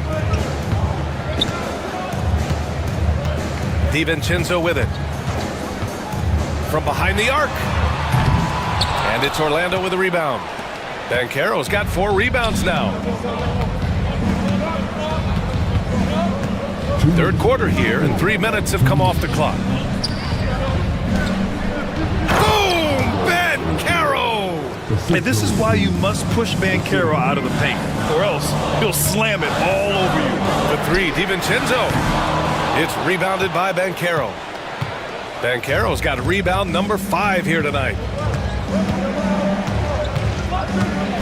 Here's Black. DiVincenzo covering. Outside, Caldwell Pope. Pass to De Silva. Just 5 on the clock. Here's Banchero. Rebound, Minnesota. Now DiVincenzo. Lets the 3 fly. Tips it. Great positioning on the putback. Reed's got 9. Well, you have to love the hustle to follow it up there. Timed that tip perfectly. Here's Black. DiVincenzo covering. The 3 from Banchero. Reed with the rebound. The Timberwolves lead by 8. And here's McDaniels. No points yet. In transition, the Magic on the run. Here's Black. McDaniels covering. Black passes to Banchero. Lets it go from 14. And all around the rim that time before dropping. Banchero's got 8 here in this quarter. Yeah, this is a part of Banchero's game they'd like to develop here in the league. And Chris Finch has called timeout. He's going to talk it over with his guys.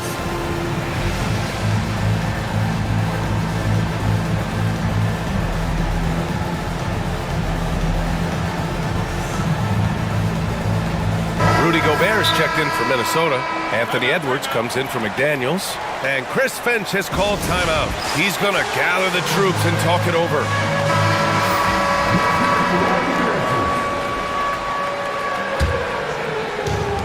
The Timberwolves have gone 4 of 9 in the third quarter. Out of bounds. It'll be Orlando's ball.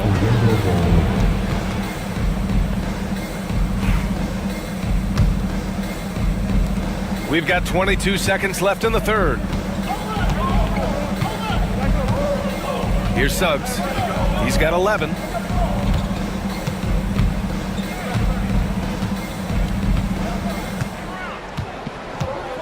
Pass to Wagner.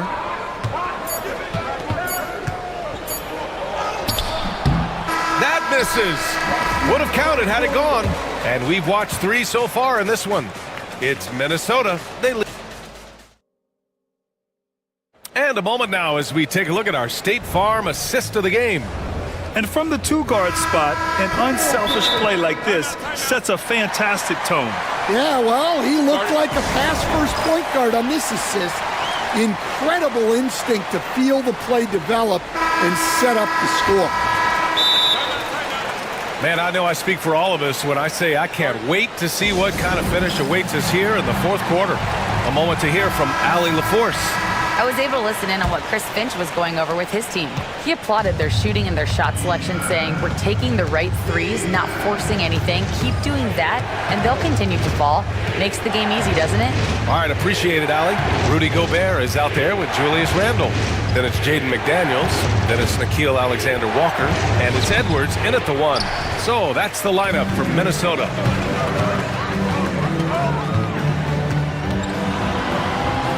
Getting it done inside. Edwards. Well, I love when guys like Edwards work inside. Don't settle for jumpers. Get a solid look close to the rim. Here's Caldwell Pope. Oh, not wasting any time and taking the shot and hitting it. And coming down the stretch, both teams still playing fantastic offense. Yeah, in hopes that your opponent is just going to go cold. That's not going to happen, it doesn't look like in this one. This might go down to whoever has the last possession. He shoots it. It's rebounded by Rudy Gobert. Gobert's got the glass covered here tonight. That's 11 boards for him. Pass to McDaniels. And he goes strong with the one-handed jam. And Edwards makes so many winning plays, including finding his open teammates. And here's Wagner. Fourth quarter now. We're about a minute and a half in. Here's the three. They get it back. Oh, he hangs in there and cashes in on the second chance points. And really nice timing by Isaac on the glass, winning himself a great second chance look. Ooh, Edwards with style and authority. Wow, that type of finish is just deflating right now for a team that's trying to make a comeback. Ouch. That's certainly a big-time finish right there. It was one big exclamation point, or maybe even a question mark. Suggs finds Wagner.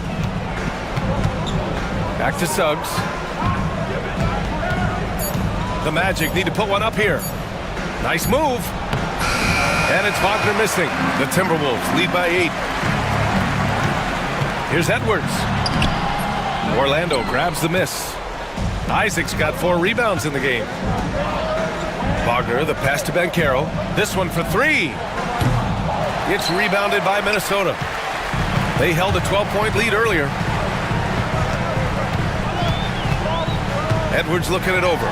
Driving inside, and Edwards slams it in. Well, everything about Edwards' drive makes it dangerous. His speed, his agility, and his lack of fear. Here's Wagner. Bullseye!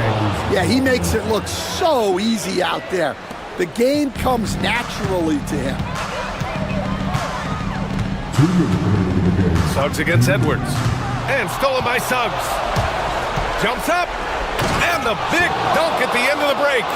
Yeah, nice initiative from Suggs, seeing an easy scoring opportunity and pouncing on it. Edwards pass to Gobert. And he's going to the line for 2. The officials, well, maybe a little bit of a use it or lose it situation with the...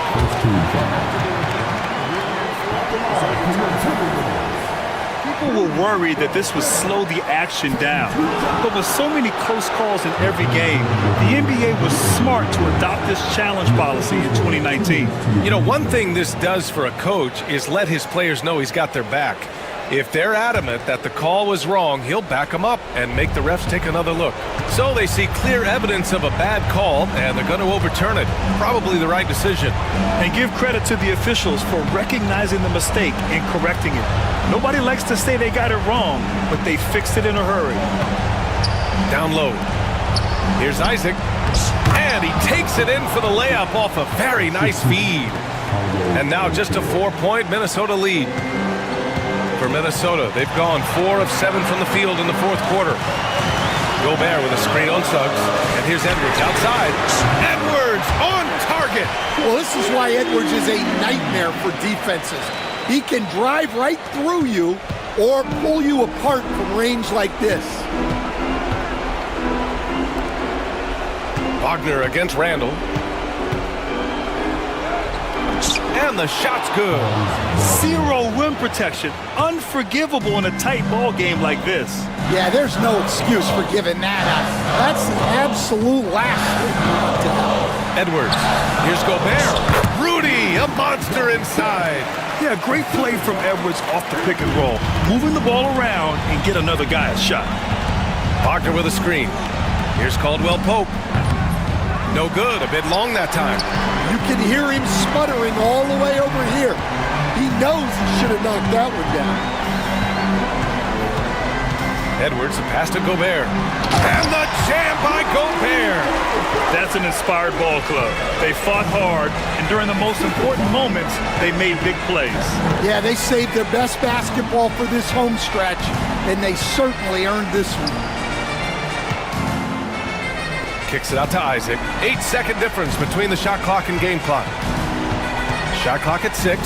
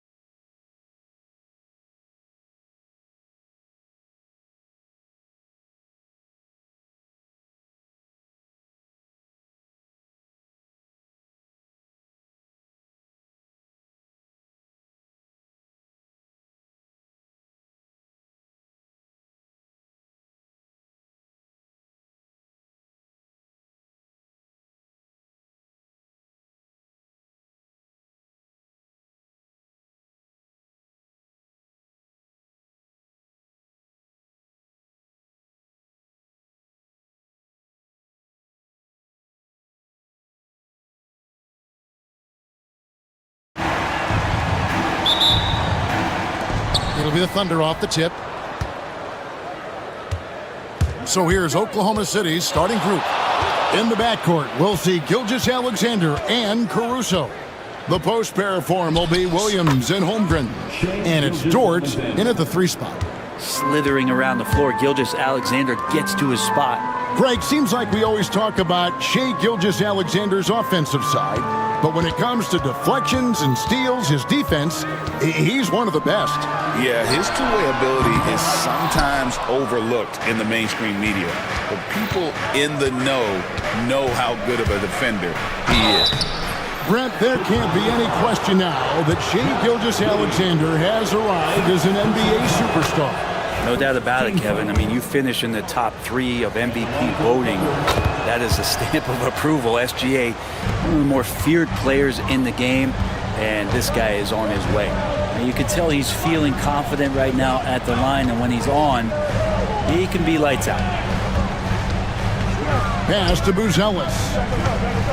There's the drive, and the rejection by Holmgren. Gilgeous-Alexander with it, defended by Giddey. Gilgeous-Alexander can't get it to go. White against Caruso. Now Buzelis. Now Ball. And here is Williams. Just 5 on the clock. And the Bulls with another miss. Gilgeous-Alexander deciding where to go with it. Pass to Holmgren. And a great assist by Gilgeous-Alexander as that one goes in. And with that threat of the outside jumper, Holmgren generates space for this offense. Here's White. And that one off the back of the rim and in. Finally, after all those clanks, someone comes through for him. Yeah, the point is to score, so getting that first one, that always helps. Now, here's Gilgeous-Alexander. Buzelis grabs the board. Caruso against White. Can't get it to fall. We'll have a hard time shaking that one off. Perfect position, plenty of space, just clanked it. Williams, a screen on White. Gilgeous-Alexander passes to Williams. Gilgeous-Alexander against Ball. And Gilgeous-Alexander gets it to go. Gilgeous-Alexander's got 6. Gilgeous-Alexander, fantastic concentration. And while we've got a moment, let's send it over to our terrific reporter, David Aldridge. David? Kevin, thank you. Shai Gilgeous-Alexander is an elite scorer.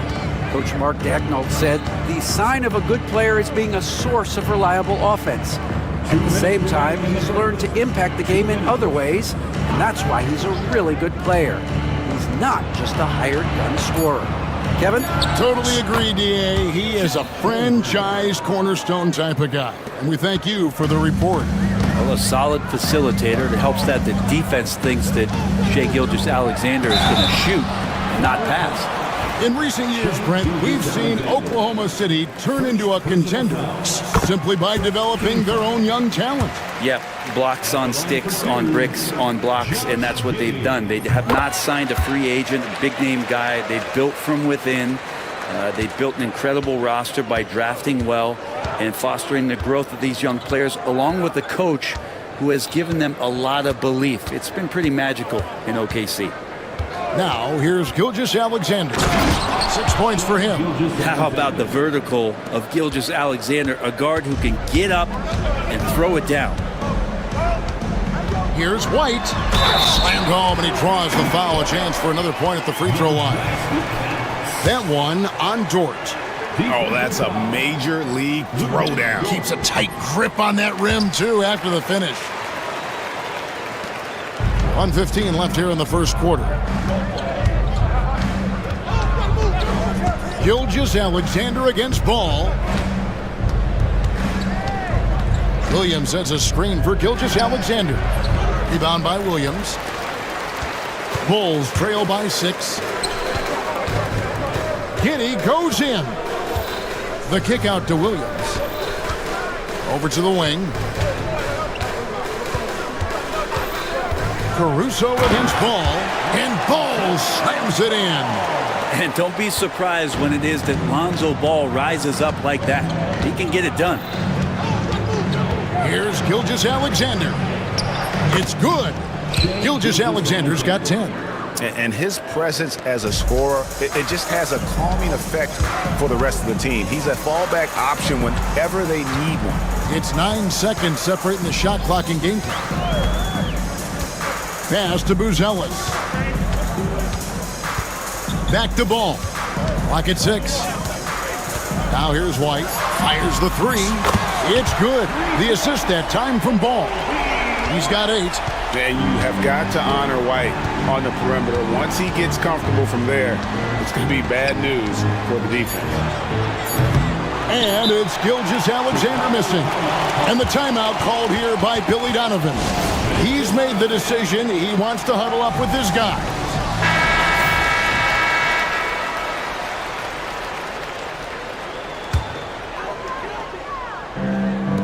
And Billy Donovan decides to call timeout. He wants to make some adjustments to the game plan, clearly.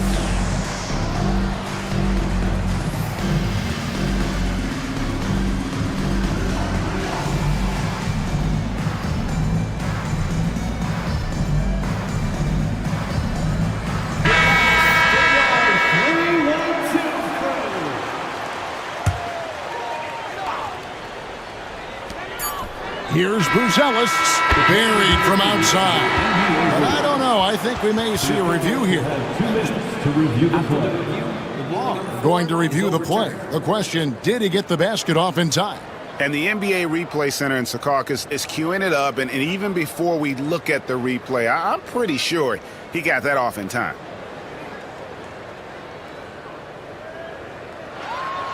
And the call is going to be overturned. The second look shows that he did, in fact, beat the clock. Yeah, they're glad they're going to get those points. It wasn't too long ago that they wouldn't even have looked at it on the monitor. But replay's here, and it's here to stay. It's all tied in Chicago. And the second quarter will get underway just after this short break.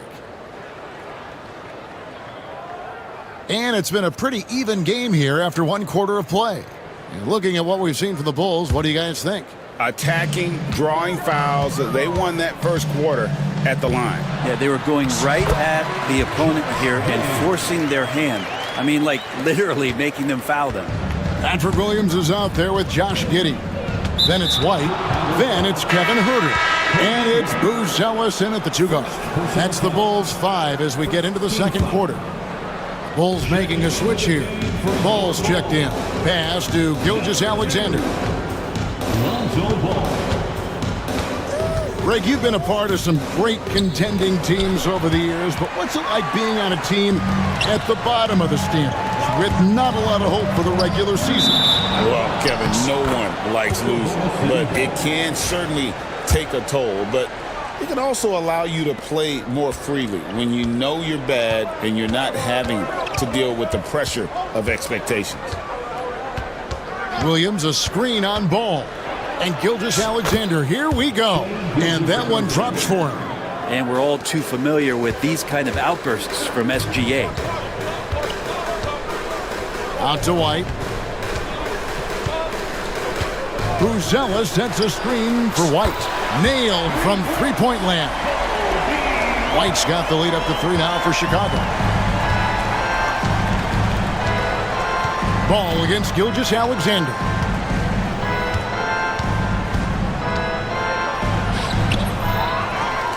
Pass to Holmgren.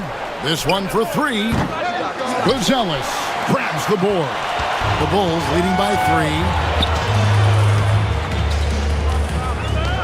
And we're now about a minute and a half into the second quarter. White fires away from way outside. The shot by Buzelis, no good. Well, Thunder have gotten only one of their first 4 shots in the second quarter to drop. Gilgeous-Alexander kicks to Williams. Back to Gilgeous-Alexander.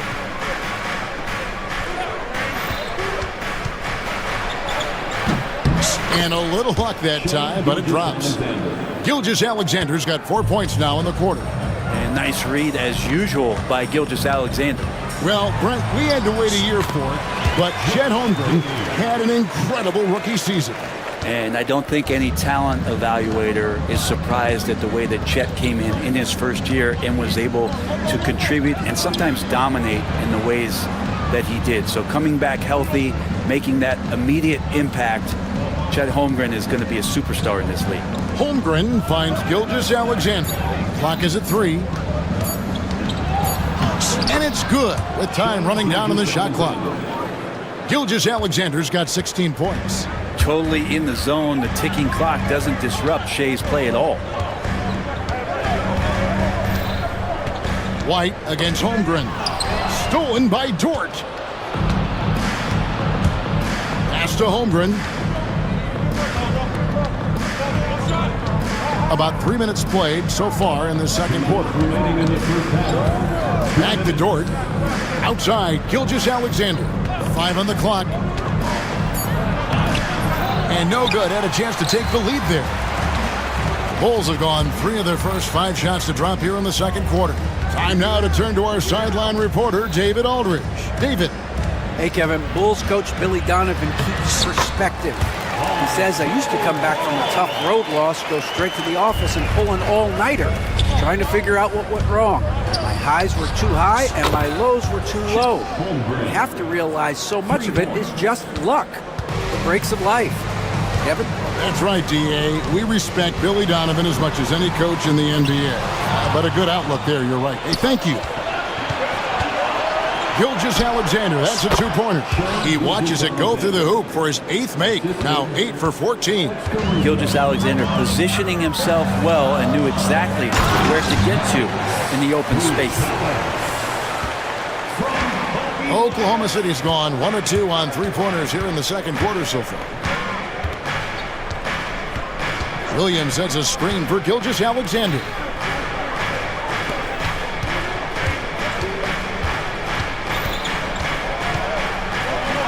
Count it, and with that basket, he's now 9 of 15 from the floor. And you have a guard like Gilgeous-Alexander that fights inside. It can add some spunk to your team. 30 seconds left in the second quarter. Caruso looking for an opening. Outside, Gilgeous-Alexander. Doesn't go either for Gilgeous-Alexander. Very dangerous to leave a guy like that open. Lucky break there for the D. Buzella sets a screen for Giddey. And he goes in for the dunk. Making the most of the screen. That's how it's done. And it's in the perfect spot, Greg. Frees him up to get all the way to the buckets. Really not enough help there. Lack of communication on the backside. And Mark Daigneault calls timeout here. He wants to check in with his team and regroup.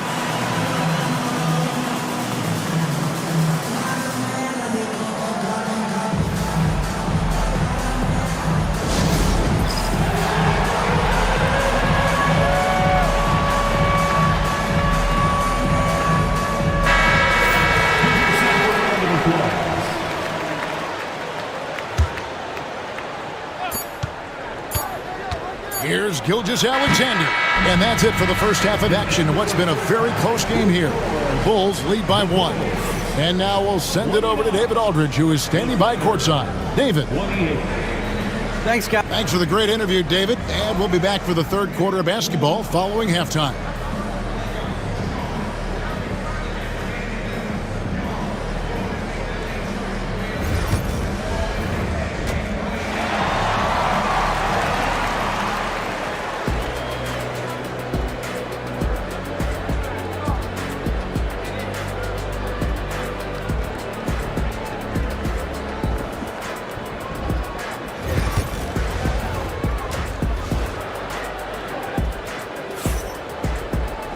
And as we get into this third quarter, as we've seen so far, neither team able to create much separation on the scoreboard yet.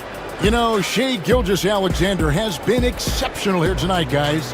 It's something that isn't his strength, but he's done a great job of finding the open man. Well, if we were grading playmaking today, it's an A+ from him.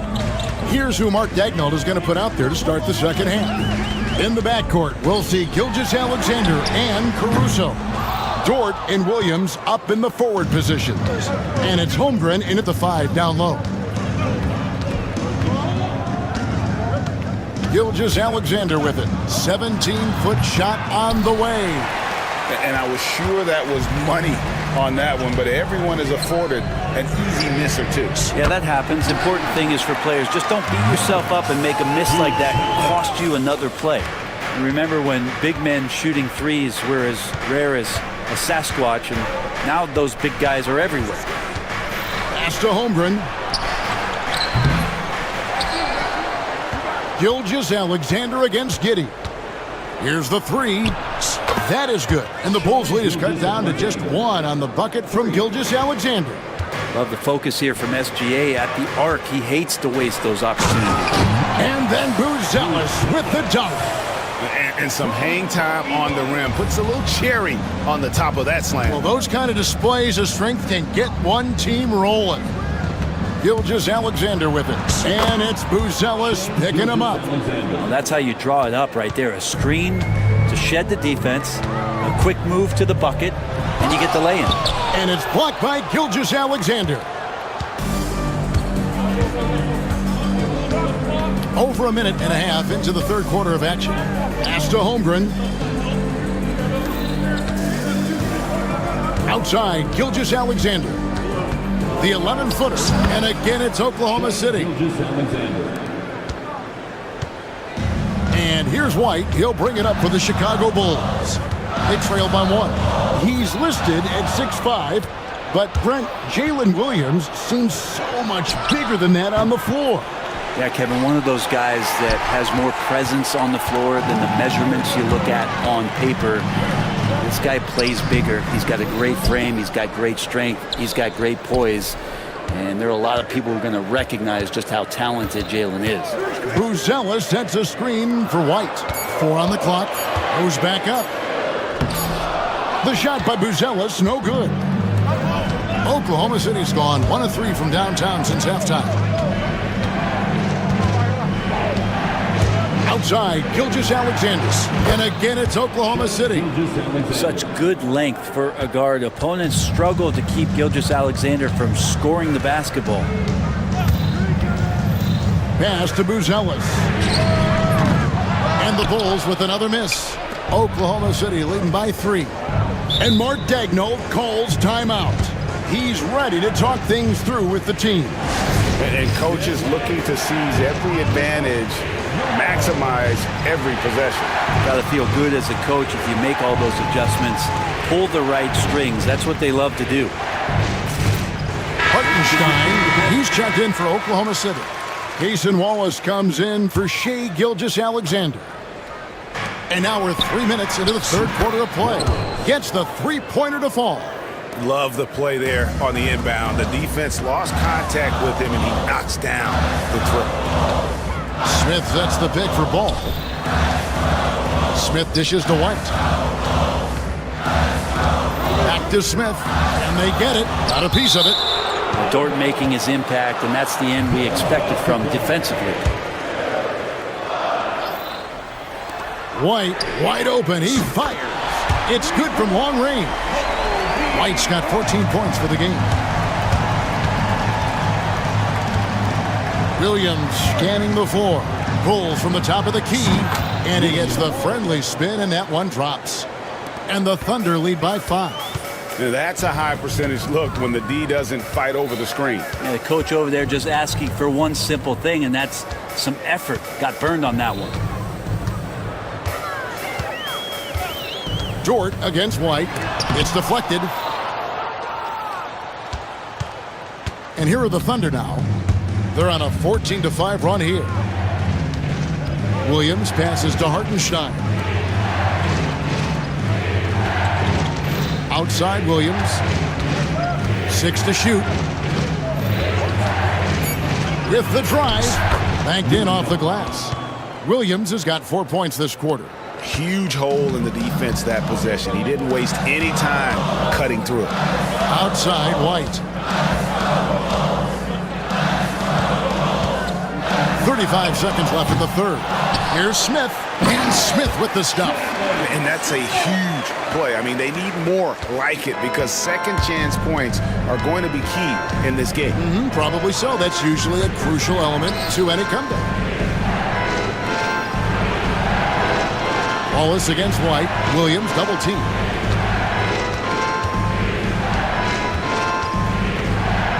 Goes up on the wing. Again, the Thunder score.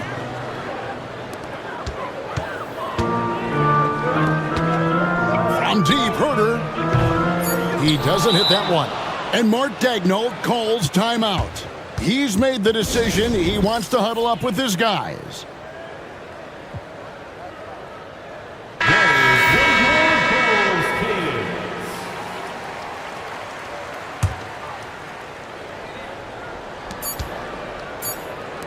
Here's Caruso. And that shot was up in time, but doesn't go in. Shai Gilgeous-Alexander, guys, has been on display for Oklahoma City. He has been a determined scorer today. 29 points altogether for him. And I think there's more where that came from. Back right after this. And this is it. Glad to have you along for this fourth and final quarter.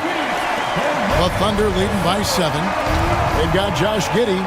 Lonzo Ball out there with Kobe White. Then there's Patrick Williams. And it's Booz Ellis in at the center. So that's the 5 in the game for Chicago. Total letdown by the D. Can't leave the bucket unprotected. Absolutely. And it attacks an easy 2 points onto the lead. Will not find a higher percentage opportunity than that. And a solid playmaker, White has a great sense for when he should look to give it up. And Mark Daigneault calls timeout. He has decided it's the right time to talk. For the Thunder, Holmgren, he's checked in for Hartenstein. Jalen Williams comes in for Aaron Wiggins. And Shai Gilgeous-Alexander subbed in for Cason Wallace. Right now, let's send it over to the sidelines and get a report from David Aldridge. Thanks, guys. I was able to hear Mark Daigneault talking to his team during the break. Now, Coach told his team we're up. Take care of the ball. Don't give them the game. Playing smart basketball will clinch a victory for us. Guys? Thank you, David. The Thunder leading by 10. Just over a minute played here in the fourth. Ball against Gilgeous-Alexander. 5 to shoot. 14 feet away. The second effort. The kick out to Williams. Fades back. They grab their own miss. And it's out of bounds. Oklahoma City able to retain possession here.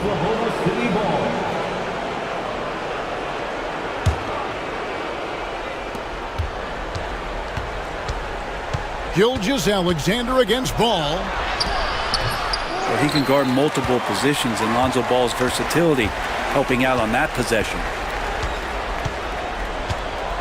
6 on the shot clock. From deep, Gilgeous-Alexander drills the three-pointer. Gilgeous-Alexander's got the lead up to 13 now for the Thunder. Williams finds Giddey. His three-pointer's off the mark. The Thunder have gone 3 of 7 from the floor in the fourth. That's a 42% mark in the quarter. And here's Gilgeous-Alexander outside. And the Thunder another 3.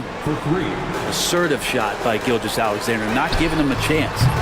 And again, Chicago, no good.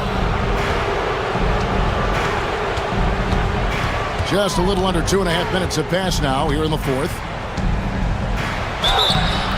And the call on the shot that sends him to the line. It goes on Josh Giddey. Gilgeous-Alexander does a good job of just staying aggressive, and that just forces the defense to do something.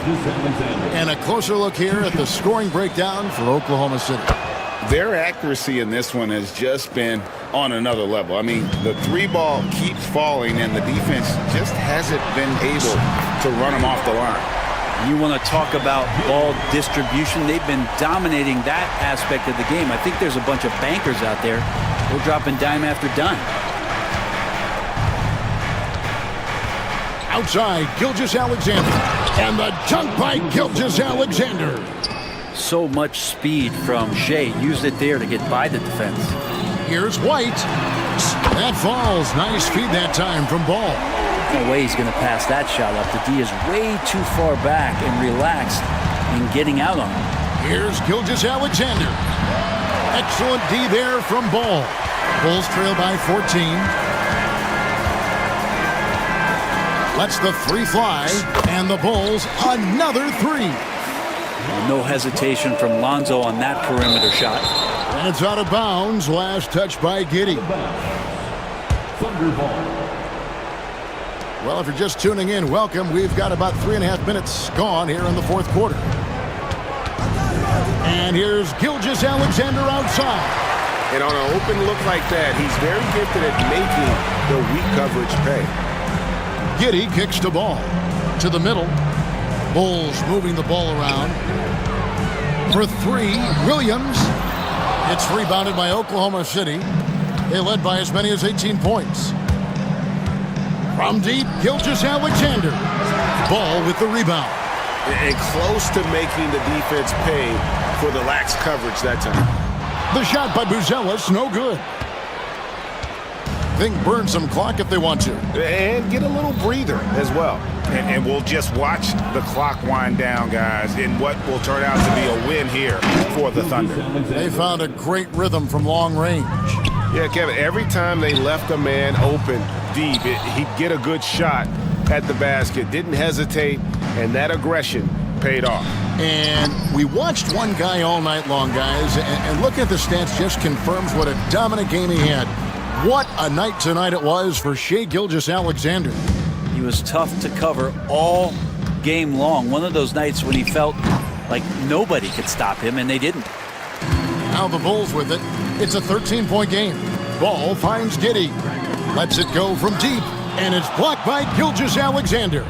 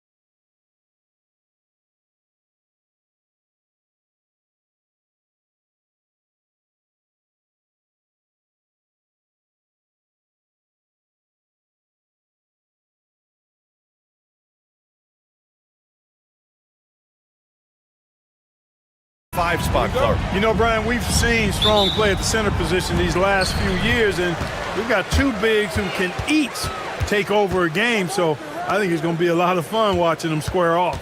So the opening lineup for the Timberwolves, Nickeil Alexander-Walker out there with Anthony Edwards. Then there's Rudy Gobert, then it's Jaden McDaniels, and it's Randall in at the 4.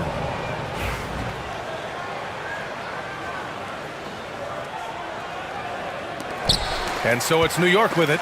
Ooh, McDaniels with a steal. Bridges against Edwards. No good off the back of the rim. That's the shot they wanted. It just didn't fall. You know what? That's a confidence shaker for him, though. I mean, that's a shot he expects to make every time. And it's Edwards with the ball for the Minnesota Timberwolves. Again, the miss by Edwards. And stolen by Edwards. And now the T-Wolves on the break. He goes up, and Gobert with the stuff. Good gamble that time by Edwards. He, as much as anybody, wants this team to be out in the open floor. And Anthony Edwards has stated that his goal is to ultimately surpass Michael Jordan. Hey, look, that is a lofty goal to run after. I don't know if he'll catch it, but I like the fact that he's ambitious enough and confident enough to put it out there. His ability speaks for itself. This guy's a star already, and his star continues to shine. His work ethic and confidence give me belief that he's going to have a chance to at least get close to that. We know about 25 years ago, there was a guy named Kobe Bryant who sought to do something similar to what MJ did, and he got pretty close to matching. And Edwards slams it in. Watch out now. Look out below. Edwards rising to the rafters. Brunson with it, and it's Gobert picking him up. Shot's good by Towns. And that's what they want to do. Get him open looks early. Edwards against Anunoby. And Edwards, here we go. And Edwards slams it in. Edwards is a load to stop on the bounce simply because he's got a football player's build. Here's Brunson. Gets it to go. That makes him 2 for 3 in this game. Starting to find his rhythm. He's cooking, and he knows it. And you know what? They're going to keep using him. I mean, he'll be the centerpiece of their offense today. You can bank on that. Edwards for 3. Kept alive. Gobert passes to Randall. Second shot opportunity. It doesn't go for him. The Knicks have gone 3 of 5 here in the opening quarter. Here's Towns. And it's Towns with the power finish. And no help on that one. Towns, long strides, and all the way to the rack. Way to go, big fella. Gobert with a screen on Anunoby. Edwards, a pass to Gobert. Stolen by Anunoby. Out of bounds. It'll be Timberwolves ball. For Minnesota, they've gone 4 of 8 and looking in control. And Towns has got the ball here for the Knicks. Beyond the arc. Rudy Gobert with a rebound. Minnesota has gone 1 of 4 from deep. And here's Edwards outside. It's rebounded by New York. The green light they gave him early should probably turn red. He needs to get others involved. Clark, with Minnesota being a major player in the West now, Wolves Nation is howling. Howling and growling, B.A. That's the name of their fan base. And yeah, they're excited. And for good reason. Not only is this team competitive, but they can be downright dominant at times, especially at the defensive end of the floor. Easy group to cheer for. Anunoby can't get it to go. Minnesota in the lead. Here's Randall driving to the basket. Towns with a rebound. Let's go now to the sideline and catch up with Allie LaForce. Tom Thibodeau gave me a few minutes to catch up with him. I asked him about Julius Randle and why he's so hard to stop. Coach said it's the ball handling, the spin moves, and the ability to finish against length. They want to try to force him right and take him out of his rhythm. Something many teams have tried, but few have accomplished. Guys? And Allie, thanks. Throws it down emphatically. He's got serious hop, right? You add that to his ability to penetrate, that's 2 easy points. A lot of bounce ability there, guys. I mean, well above the rim. That's what makes him dangerous. And from what we've seen so far in his career, Anthony Edwards wants to be that guy in crunch time, Clark. B.A., I love his mentality. Not only in that he wants to be the guy, but he also wants to elevate his teammates. And he plays the game with an exuberance and a joy and a freshness that is, quite good to see. But I like his attack mentality and his willingness to step into leading his team by example at both ends of the floor. Outside Brunson. Rebound Minnesota. Gobert's got 4 rebounds now. 2-second difference between shot and game clock. And Edwards slams it in. Yeah, once Edwards flips that switch now, he stays fully engaged. His offensive arsenal is on full display. Pass to McDaniels. And he takes that one up and powers it through. Woo! Defensively, you can't afford to let him get to the rim that easily. Well, that might be why their deficit is what it is right now. You look at it, the communication is lacking, as is the trust. They can ill afford those types of breakdowns. It won't work. You can't win with those kind of breakdowns. Edwards. And Edwards slams it in. You can really feel the momentum swinging in their direction. They need to stay aggressive here. Build the lead up while they've got the chance. Don't waste this opportunity. Offense is coming.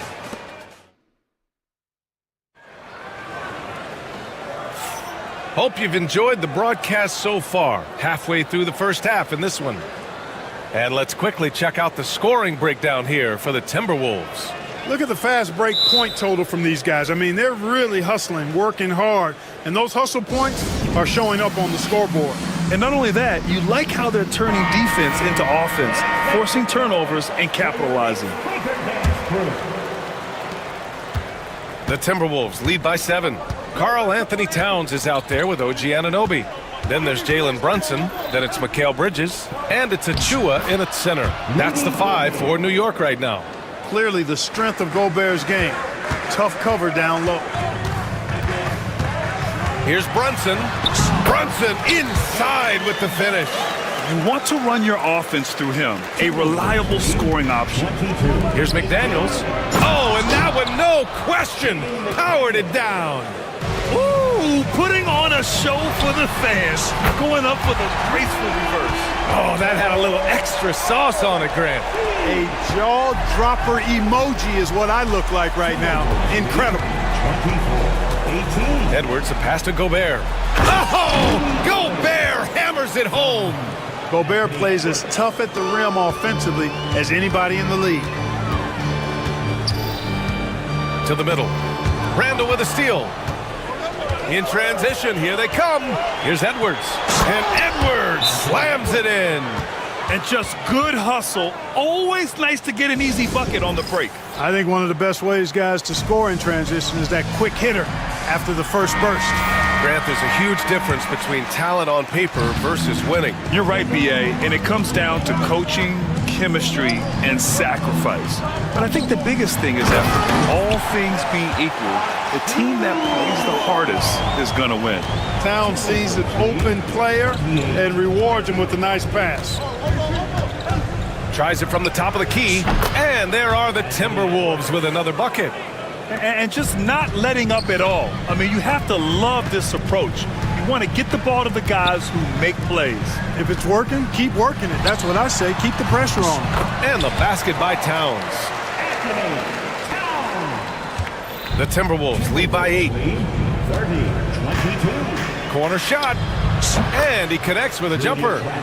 Randall's got his first bucket in this one. Taking it himself, Randall changes who he is when the jumper goes in. Edwards with a step. The 3 is up. Randall can't hit. For New York, they've gotten off to a perfect 4-for-4 start of the second. And so the ball out of bounds. Anunoby touched it last. You know, a reliable veteran like Julius Randle is so valuable.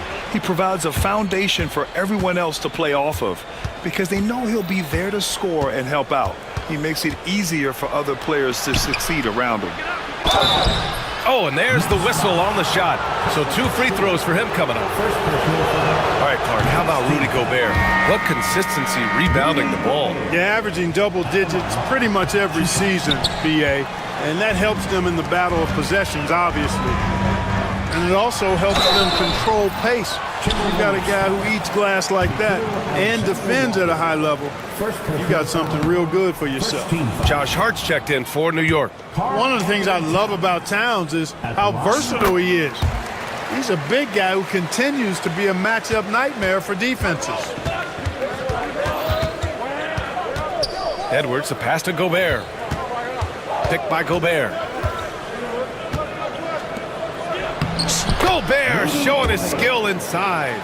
Nice read by Edwards there, finding a wide open teammate and sending the ball his way on target. Here's Brunson, and Gobert with a block. Oh, there's the alley, and it's Randall with the jam. Just another way Randall can beat you. Good hands for the catch and finish at the rim. Really left him alone that time. Hart's got his first bucket of the game, and he's on the board for three.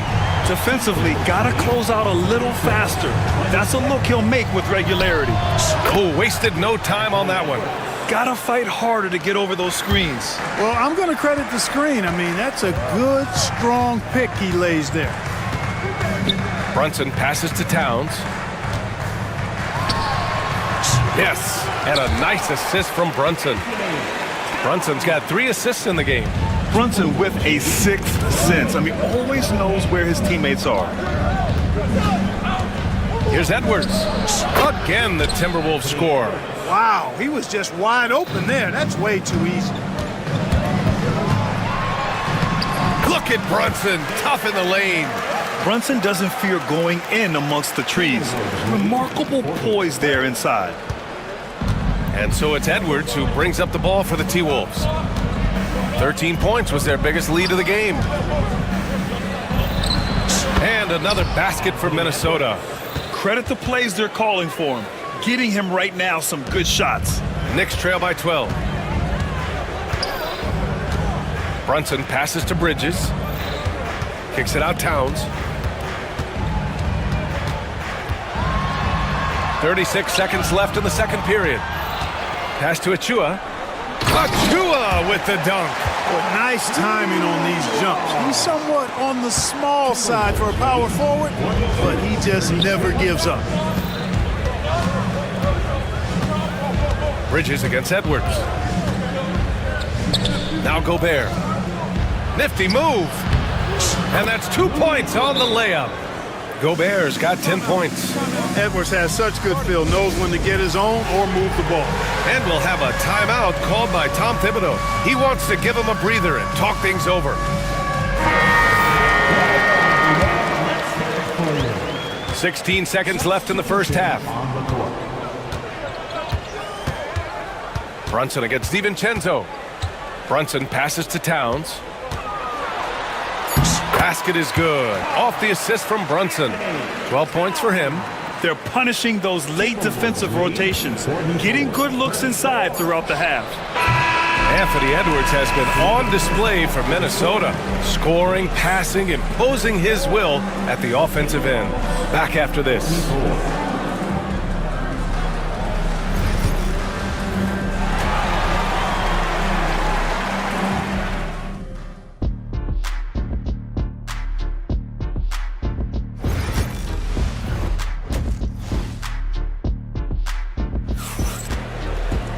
And happy you could join us. We've got 2 quarters left to go in regulation.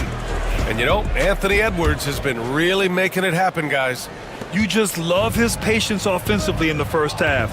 Waited until he got the looks he wanted. Well, you know what, guys? It was all about efficient offense, not rushing things, taking your time, finding the best shot on every possession.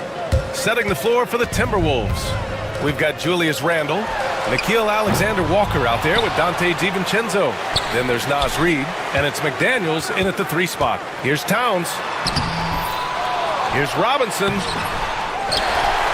And another shot. Shakes him. Towns passes to Robinson.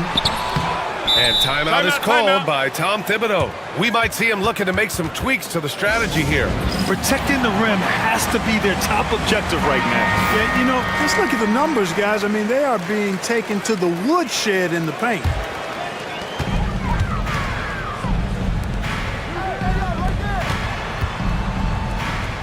Towns outside. Down to 5 on the shot clock. New York needs to get one up quick. The timer ticks. Minnesota leading by 12. Knocked away. Randall with it. And it's Brunson picking him up. And it's Randall that time. On the assist by DiVincenzo. Randall's got 6 points. Good find that time by DiVincenzo. An unselfish player, always looking to make the extra pass. Robinson, a screen on DiVincenzo. Here's Brunson. Second chance shot. And there's a nice layup by Robinson. It's nice to see they're not settling for three-pointers. These guys are putting in the work inside. Let's check in with our reporter, Allie LaForce. The NBA wants to ensure that every team has a shot. Commissioner Adam Silver said, we want parity of opportunity. People aren't interested in seeing teams buy championships, and we've made progress. In the long term, we're better off with more competitive fairness among all of the teams. That's true. It keeps everything interesting. Thanks, Allie. Here's Hart. So it'll be 2 free throws. He was fouled in the act of shooting. Jaden McDaniels picks one up. You know, guys, Josh Hart is somebody that's going to give you everything he's got. His combination of outside shooting and defense is really quite valuable to any team. Here's DiVincenzo. 2 minutes into the second half of play now. And there's the drive. Robinson with the block. And it's out of bounds to Minnesota.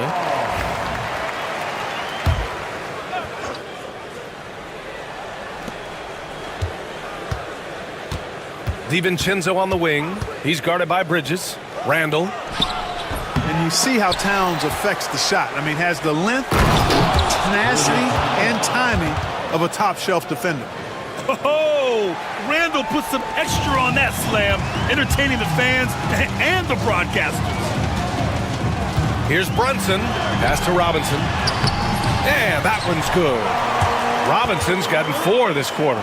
You know, he's always thinking. That's what I like about him. Spotted the open man and immediately changed out of his shot and gave it up. Nice shot by DiVincenzo. Well, I like to see when guards come inside. DiVincenzo trying to send a message with that hoop. Towns finds Robinson. Here's Brunson outside. The three-pointer is down. Jalen Brunson. Doing what he can to help shrink the deficit, but it has to be a team effort. Here's DiVincenzo. Misses the layup. Whew, I think he wants that one back. I mean, he knows he's capable of better. Right side Hart. Yes, and a nice assist from Brunson. Hart's got 7 points. You know, getting inside and doing damage there really elevates Hart's game, and I like to see him be that kind of all-around threat. Hart with a screen on Randall. Towns for 3.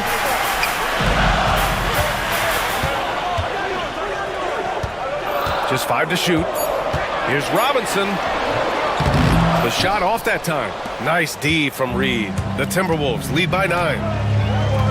The drive by DiVincenzo.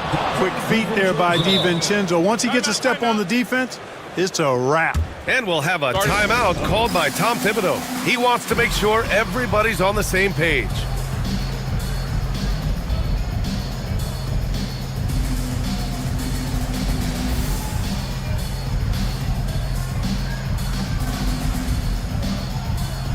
So New York going with almost an entirely new group here. Achua's checked in for Robinson.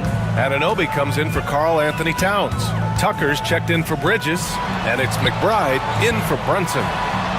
And the basket is good. He has 7. A super high percentage shot there. You just can't allow him to get that close.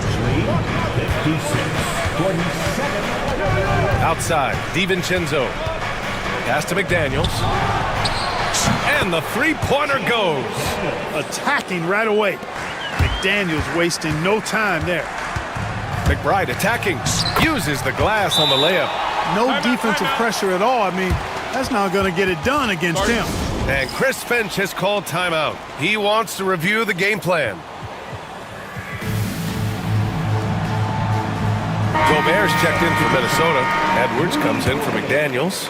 The Timberwolves lead by 10. It's Edwards on the wing. Anunoby covering. Achua with a steal. Pass to Tucker. Throw throws it down, and the official calls a foul.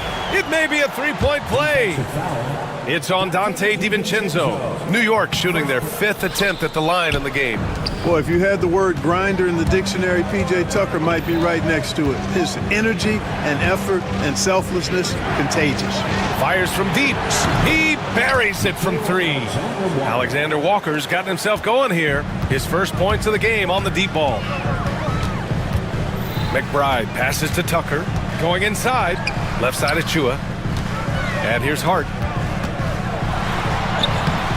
And it's Gobert with a rebound. Gobert's got his 7th rebound of the game with that last one. And we'll have a timeout called by Tom Thibodeau. A moment to rest and confer on the game plan. Boy, you gotta like what we're seeing from Anthony Edwards. You know, that defense is helpless right now. I mean, he's got their number and he knows it. Substitution for your Knicks. Oh, he beats the buzzer just in time. Wow. Big time bucket. And so it's Minnesota with a 9-point cushion at the end of the quarter. Getting lots of great looks, shooting it well. That's why they're up. We're coming right back. Don't go anywhere. The 4th quarter has arrived. So good to have you with us. And Chris Finch calls timeout here. He clearly wants to talk it over and make sure everyone is focused. And from the sideline, let's catch up with Allie. I was able to listen in on what Chris Finch was going over with his team. And despite the lead, they are still coaching this team hard. In the huddle, they told their guys to stay alert. Do not give them anything easy. They want to protect this late lead, BA. Appreciate the report, Allie. They've got Jalen Brunson. Josh Hart is out there with OG Anunoby. Then it's Mikal Bridges, and it's Towns in at the 5. So that's who's on the floor for the Knicks. And now the Knicks on the break. 3-pointer, Bridges. Yes, and a nice assist from Brunson. Bridges has gotten himself going with a triple, his first basket of the game. 62-15. Edwards looking it over. 3-pointer. And it's rebounded by Karl Anthony Towns. Towns has got rebound number 8 now. And Brunson, here we go.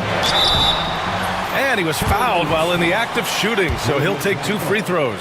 First personal foul. He'll challenge any defender. Brunson going right after it inside. So he gets them both. Here's Edwards.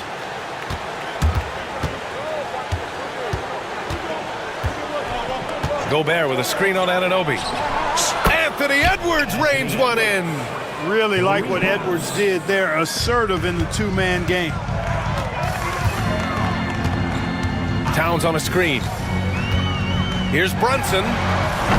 And the Knicks miss again. The Timberwolves lead by 5. And that's a foul called on OG Anunoby. That's foul number 2 for him. First team foul. And there's the call on Karl Anthony Towns. That's his first foul. First personal foul. Second team foul.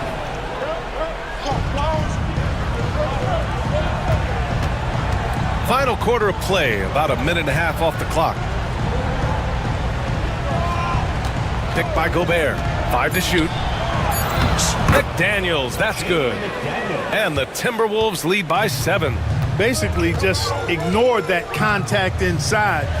Really tough finish by McDaniels. The kick out to Brunson. Brunson rushes in. Out of bounds. It'll be Timberwolves ball. Minnesota ball.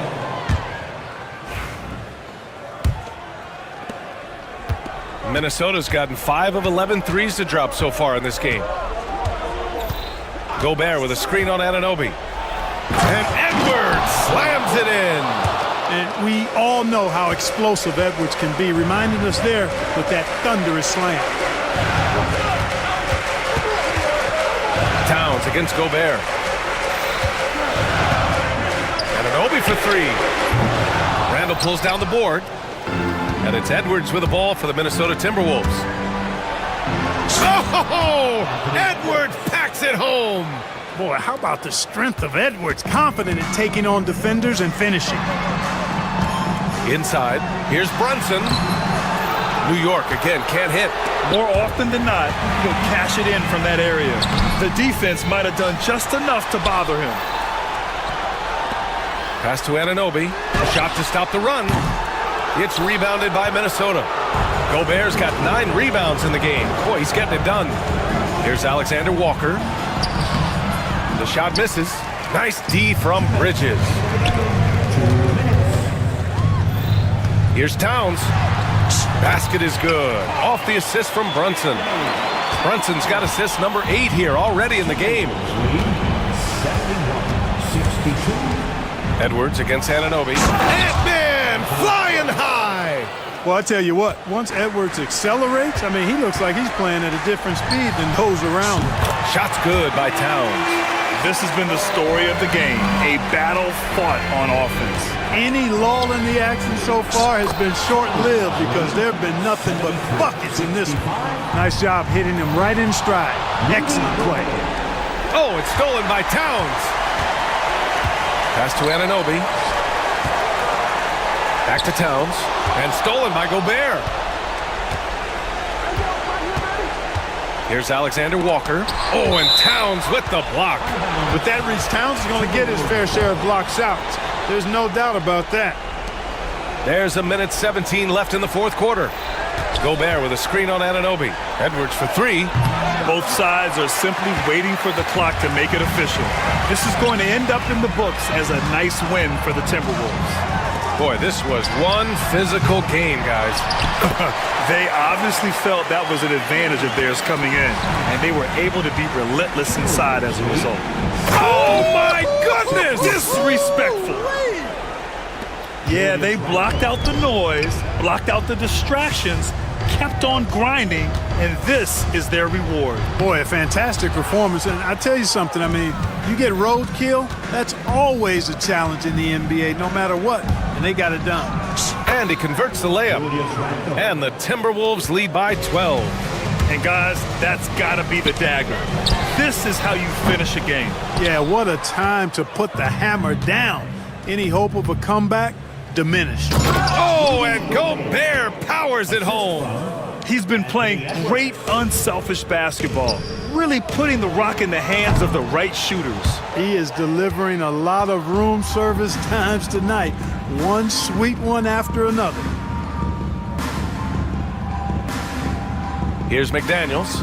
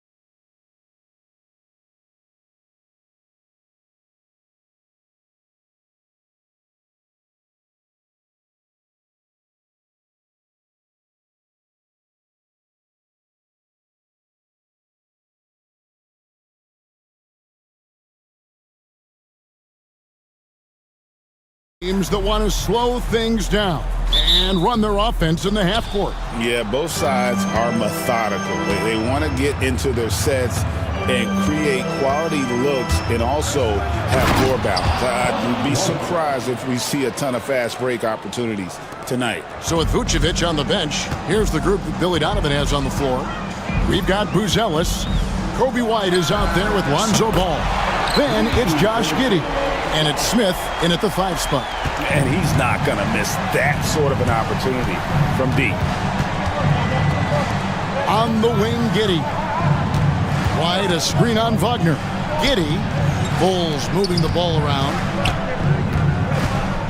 Driving to the basket. Suggs with the steal.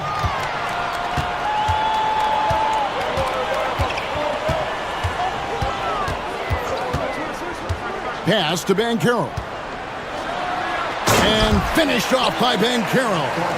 And that drive gives Banchero all the momentum he needs. And boy, he turns it into an explosive finish. And we know injuries derailed last season for the Bulls, Greg, but with an aging core, you wonder where they go from here. I mean, the Bulls are kind of stuck in the middle of things as it now stands. Not quite good enough to make a run in the East, but not in a position where they need to start over.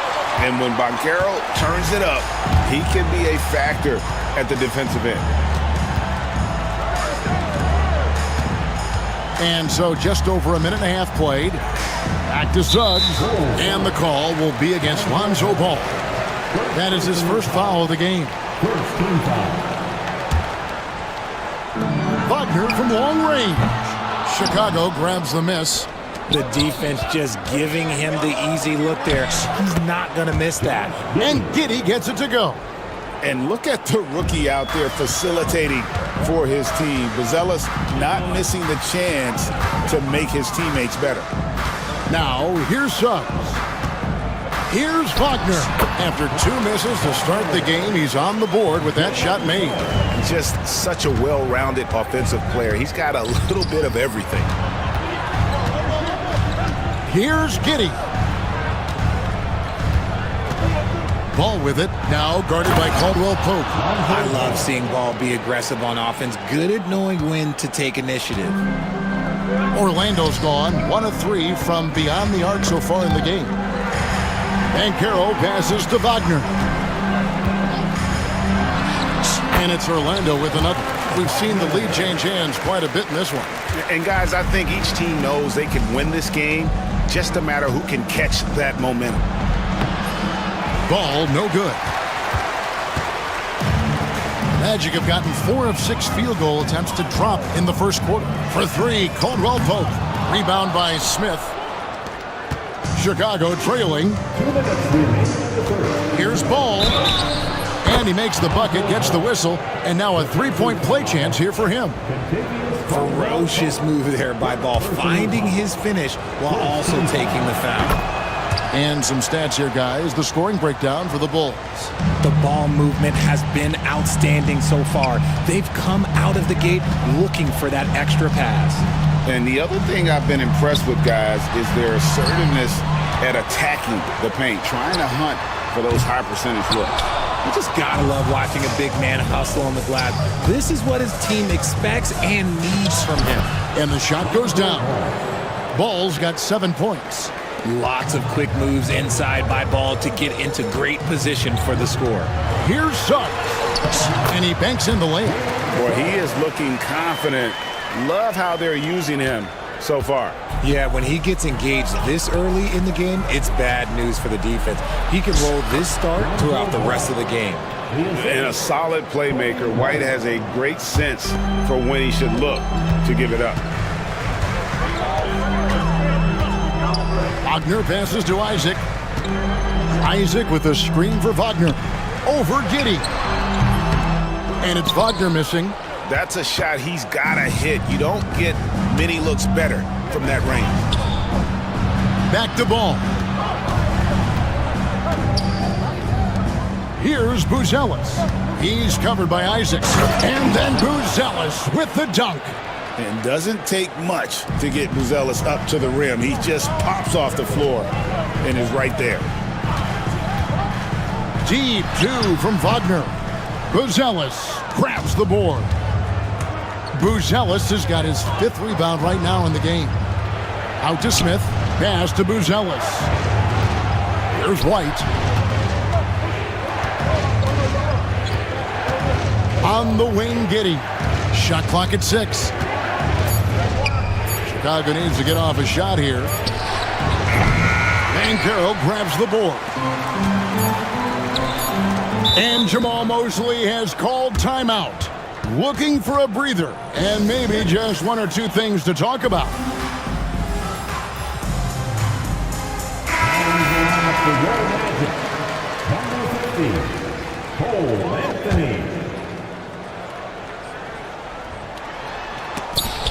And the foul is called. He intentionally grabbed him there for some reason. I don't know. Kevin, all I can think of is that he's trying to slow the game down a little bit. Right. That's a stretch, though. Definitely a strange move on his part. It's been all about Lonzo Ball for the Bulls. He finished.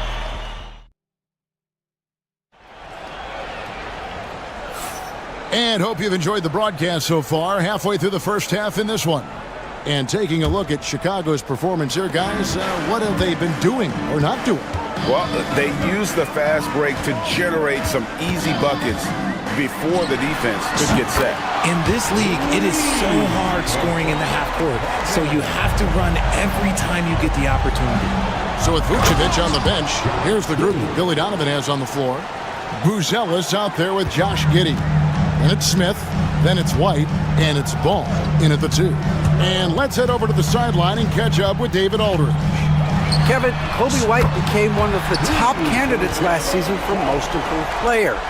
He says, I always tried to just let the work show. I wanted to prove that I could be a starting guard in this league. I've just got to continue to get better every day, be aggressive, and be who I am. Kevin, back to you. All right, D.A., love that attitude. And we've got a timeout called by Jamal Mosley.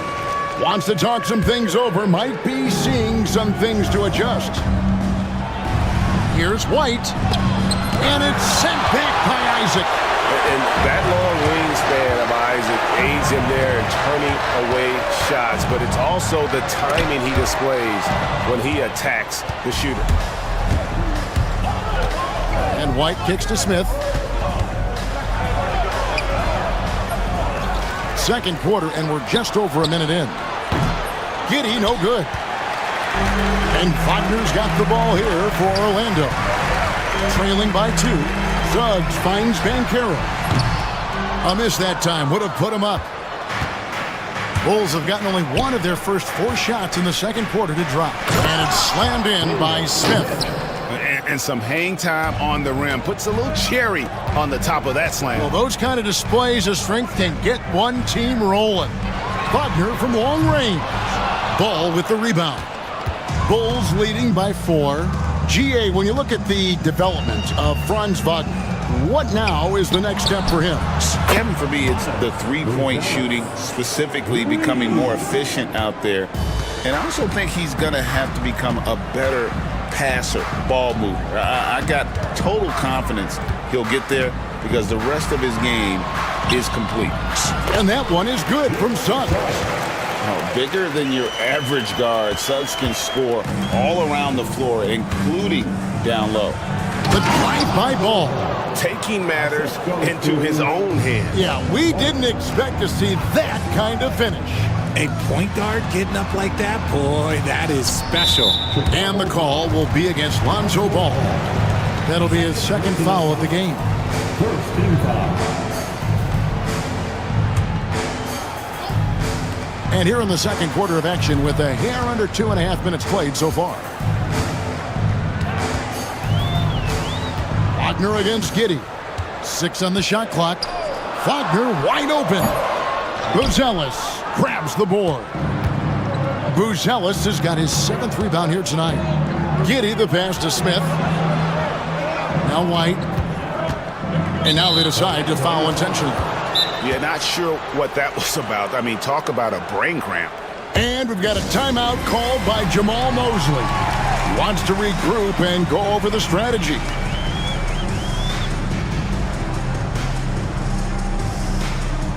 after.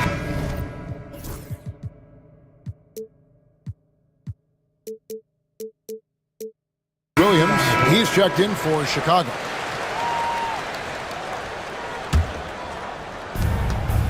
From the inbound. Rebounded by Isaac. That's not the type of opportunity he fails to convert very often. Pass to Suggs. Outside for Caldwell Pope. Down to 5 on the shot clock. Another shot. Fires from the wing. Up and in, it's good. First basket of the game for him. 1 for 4 shooting. And Caldwell Pope able to hit those mid-range shots consistently, but that's one the defense will live with. Here's Giddey. And the shot goes in. Giddey's got 6 points. Yeah, he was able to sneak it to the rim. Had enough room to get just like an easy layup. Banchero, a screen on ball. Banchero trying to get open. Caldwell Pope against White. At the top of the key, Williams. Pass the ball. Williams, a screen on Suggs. That one falls. Ball's got the lead up to 9 now for Chicago. When he puts it all together, Ball can put on quite a performance. Here's De Silva. He's guarded by Williams. Banchero, a screen on Williams. Now, here's Banchero. And he drives in, up and in, off to an efficient start, 2 for 3 from the field. Nice ball movement there. That's how you break down the defense. Here's Giddey. And he finishes it off with a one-handed jam. And just running the offense, White's that new breed of combo guard who can do a little bit of everything. Banchero, a screen on ball. It's deflected. Stolen by Ball. Just 1 second between the shot clock and game clock. Giddey. And he can't extend the lead to double digits. The Magic trail by 9.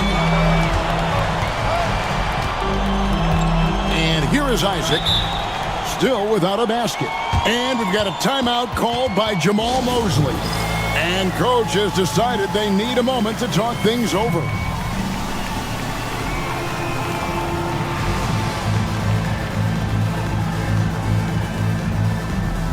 Both teams deciding to change it up. For the 407. Wagner, a screen on Herter.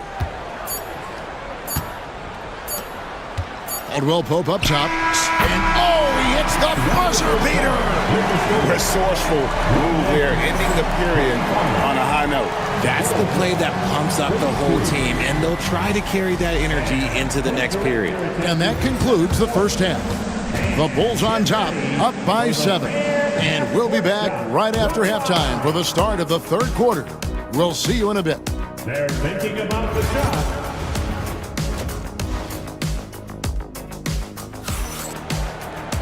And happy you could join us. We've got 2 quarters left to go in regulation. We're seeing a tremendous game from Lonzo Ball. No problems fighting his way to the rim in this one. A lot of points in close. And you love that mindset he has going at the rim. He hasn't settled for anything, and he's been the aggressor all game long. In the backcourt form, it'll be Suggs and Caldwell Pope. Isaac in the front court along with Wagner. And it's Banchero in at the center, filling out the middle. That's who's out there for Orlando. Here's Ball into the lane, and he's fouled pretty hard on. And here we go, coach's challenge happening right now. This one in regards to the personal foul, seeing if that was the right call. And I think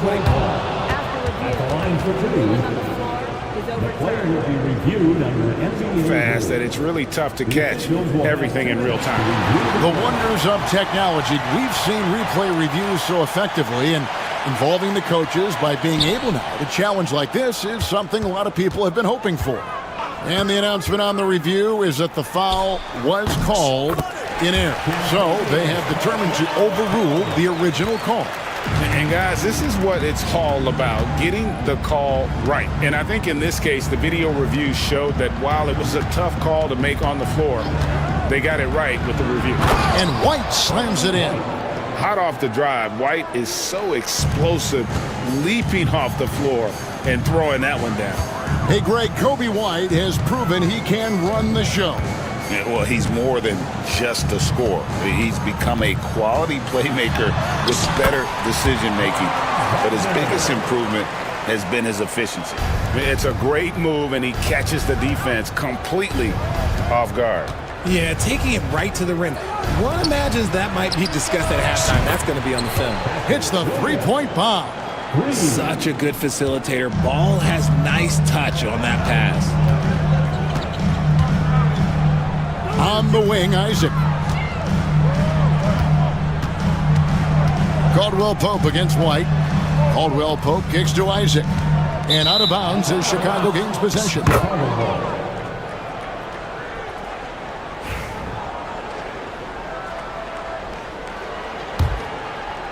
The Bulls leading by 8. White the pass to Ball. White setting the pick for Ball. Buzelis with the ball. Back to Ball. Uses the glass to finish the layup. Ball's got 15. When you allow good scorers to get uncontested shots at the rim, no wonder you're losing. That's a great possession. Put your best players in a position to succeed. And Jamal Mosley has called timeout. He wants to talk to his guys. Mo Wagner's checked in for the Magic. Chicago also making some changes. Smith comes in for Williams. And Josh Giddey's subbed in for Kevin Huerter. Over in the corner, Banchero. Wagner a screen on Smith. And the basket is good. Got it to go through on the contact, so a free throw. And now, yep, this will be a coach's challenge. We thought that might happen, triggering a review of the personal foul. Personal foul. First team foul. At the line for Orlando, Paolo Banchero. And this is what constituted the original personal foul. Getting a different angle can sometimes make it a lot easier to determine. Indeed, and the one thing with replay review is that when you see the slow motion replays, you really get a new appreciation for just the immense speed at which these players are moving at, and how fast the action really is, and how hard it can be sometimes, you know, Greg, to make the right call. And the announcement on the review is that the foul was called in error. So they have determined to overrule the original call. And guys, this is what it's all about, getting the call right. And I think in this case, the video review showed that while it was a tough call to make on the floor, they got it right with the review. And a terrific job on both ends of that sequence. Very slick steal and great transition offense. The kick out to Ball. White setting the pick for Ball. And he drops in the layup off the glass. Ball's got 4 points in the quarter. And you know, Greg, we're seeing so many teams utilizing the dribble handoff. And it really forces the defense into a bad spot, can create situations where the offense has an advantage, and then it allows you to kind of seek out the matchup. Wagner passes to Wagner. Off target from three-point range. The Bulls leading by 8. Here's Williams. Outside, Ball. Out to Smith. Here he goes. And it's slammed in by Smith. Oh, he just punches that one down with a fury. He rubs it in a little deeper with the hanging finish. Suggs passes to Banchero. Back to Suggs. Pass to Caldwell Pope. Here's Banchero. Ball with the rebound. You almost have to assume he's going to knock those down when he is that open. Uses both hands to slam it down. Just rubbing it in their faces with that dunk. He is never going to take his foot off the pedal. And that finish shows you how dangerous he can be as a passer and a finisher. And we've got a timeout called by Jamal Mosley. He wants a minute here to get things straightened out with his team.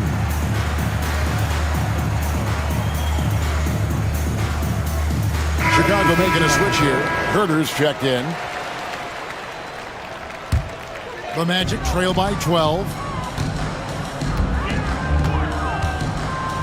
54 seconds left to play in the third.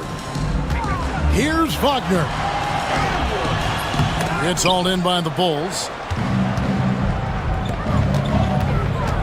Outside ball. Smith outside. Shoots over Wagner. Smith with a screen on Caldwell Pope. From the arc. Smith gets it to go on the assist by Ball. Smith's got 7 points. Well, part of their game plan was to block out the noise and just stay focused. Oh, yeah, they're doing a terrific job not giving this hostile crowd anything to cheer about. Wagner against Williams. And it's Wagner missing.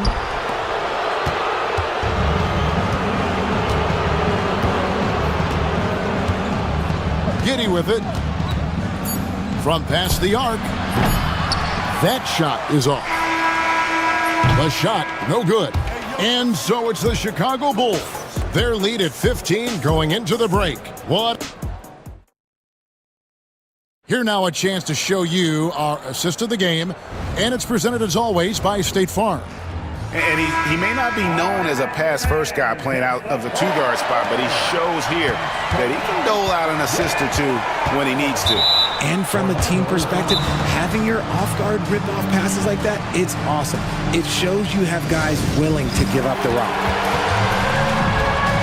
And as we head into the fourth, we'll see if there's a comeback in the works or if it's more of the same from the first three quarters.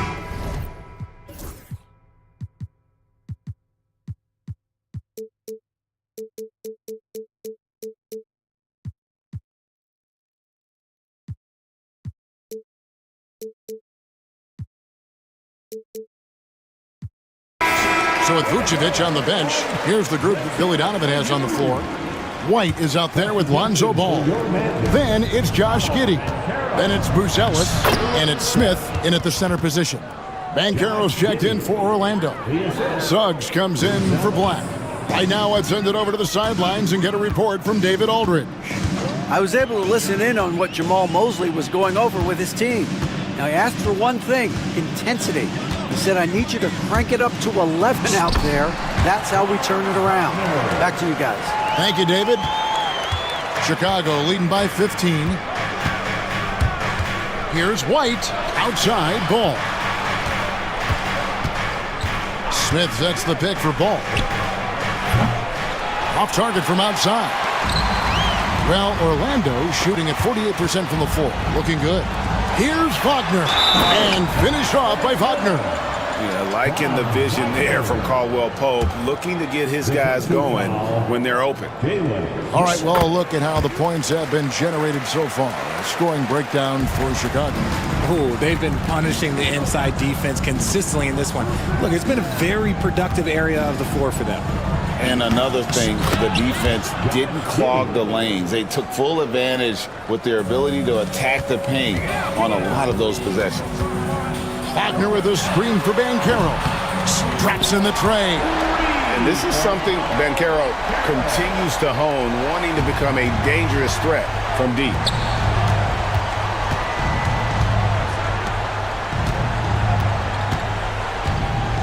Here's Buzelis. He's covered by Banchero. The tray. Rebound by the Magic. Wagner's got his 6th rebound on the night. Pass to Caldwell Pope. Wagner with a screen for Caldwell Pope. And it's Orlando with another. And Caldwell Pope pretty effective in that pick and roll.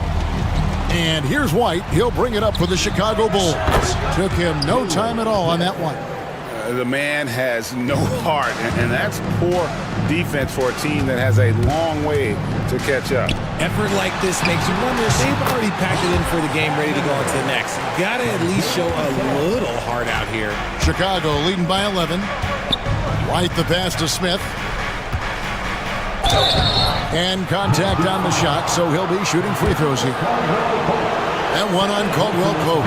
And I like the fact that the defense is looking to protect the rim at all costs. And he makes both free throws. Some big guys struggle at the line, not him. He's put in the work to defy that assumption. Caldwell Pope outside. And again, it's Orlando converting. And the lack of effort to fight over the screen there makes that an easy shot.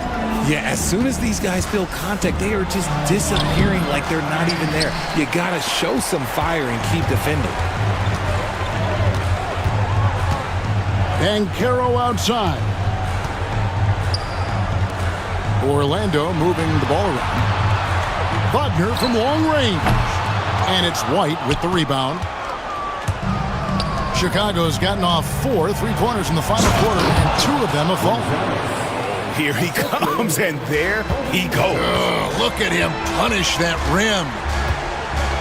Wagner has screen on Smith. Banchero passes to Wagner, and he drops it in from the low post.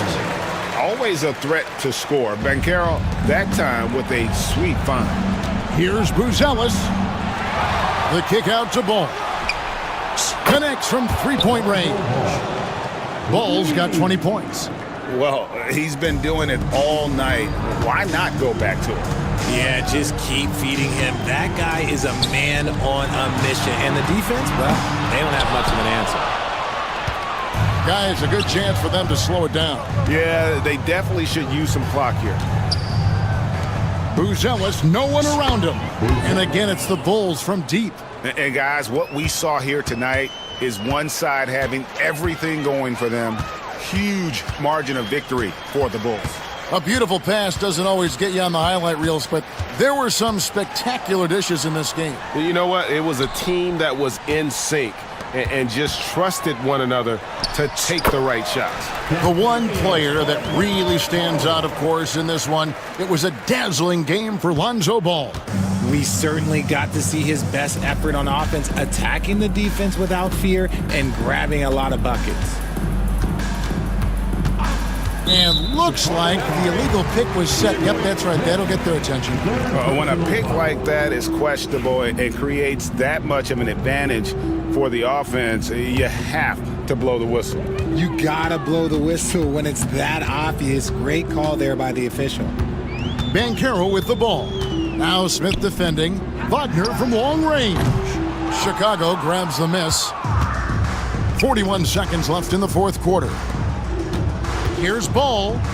Out to Smith. Ball against Banchero. Now here's Ball. He's guarded closely. Solid play in the low block, and that one's good. And it's just competing, you know, giving your best when it matters most.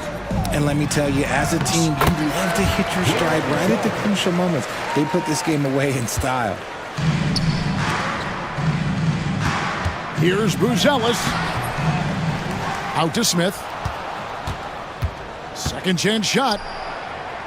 And a lot of contact on that one, so he'll shoot 2 here. First personal foul. Third team foul. First free throw is good. At the line for the Bulls, Jalen Smith. Both free throws good from Smith.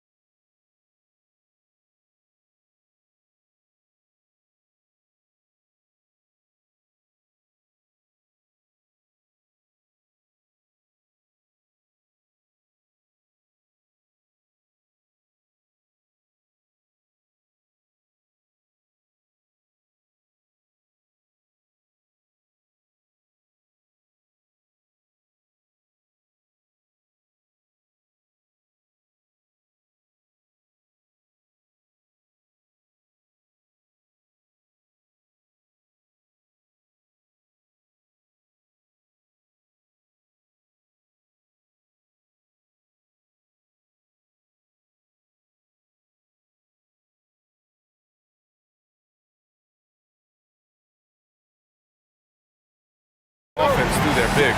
BA, over the years, one of the things I've heard from coaches quite often is how effective a three-tool big man can be. When you can drive it, pass it, shoot it, score it, do all the things they can, it changes the geometry of the floor. Now, New York starting five. Mikal Bridges is out there with Jalen Brunson. Then it's Josh Hart. Then it's OG Anunoby. And it's Towns in at the pivot spot, manning the middle. Now here's Brunson. And that's good. His first bucket of the game. Yeah, don't be fooled by the height, guys. Brunson is a terrific finisher inside. Williams, a screen on Anunoby. Gilgeous-Alexander against Anunoby. Pass to Holmgren. Just 5 to shoot. Williams on the wing. 4-3. They get it back. And the ball goes out of bounds. Last touch by Towns. A chance here to catch up with Allie from the sideline. Mark Dagnall gave me a few minutes to catch up with him. We got into it about his strategy against Karl Anthony Towns. These modern bigs are tough to stop, he told me, and went on to say, I'm hoping we can just force him to take bad shots, not the ones that he wants. I'll settle for that. So they're looking to disrupt Cat's selections and keep him from his spots, guys. Okay, good stuff. Thank you, Allie. Here's Brunson, following the bucket by the Thunder. Towns down low. Holmgren's there. Hart finds Brunson. They set the screen. He takes it in, and stolen by Williams. Anunoby against Gilgeous-Alexander. Down low. Oh, got a piece of it. Oh, it's stolen by Towns. And they're on the break. Outside Anunoby. Pass to Hart. Towns outside. Fires the three. Buries it from three. Boy, what a pleasure to have a big man who can shoot the basketball like Towns. That's a pretty three. Doris, you look at the shooting of Karl Anthony Towns. A 7-footer. He's as good as he gets. He is, BA. He has been verging on the 50, 40, 90 efficiency type numbers in recent years. He is right there with Dirk Nowitzki when you talk about the sweetest shooting big men of all time. Oh, it's stolen by Gilgeous-Alexander. Pushing it up the floor. Here comes Oklahoma City. Williams from long range. Nails it from beyond the arc. Well, you got to be able to shoot fast in the league. So it's nice to see Williams doesn't need a lot of setup time. Brunson against Dort. Brunson on the drive. Here's Towns. Back to Brunson. Outside Hart. The three is up. And again, New York with the triple. How about that well-timed drop-off? Jalen Brunson just knows where to put the basketball. Pass to Williams. It's stolen by Hart.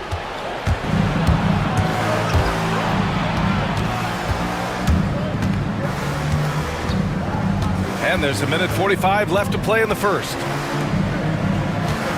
Towns with the ball. Now Gilgeous-Alexander defending. And it's Towns with the power finish.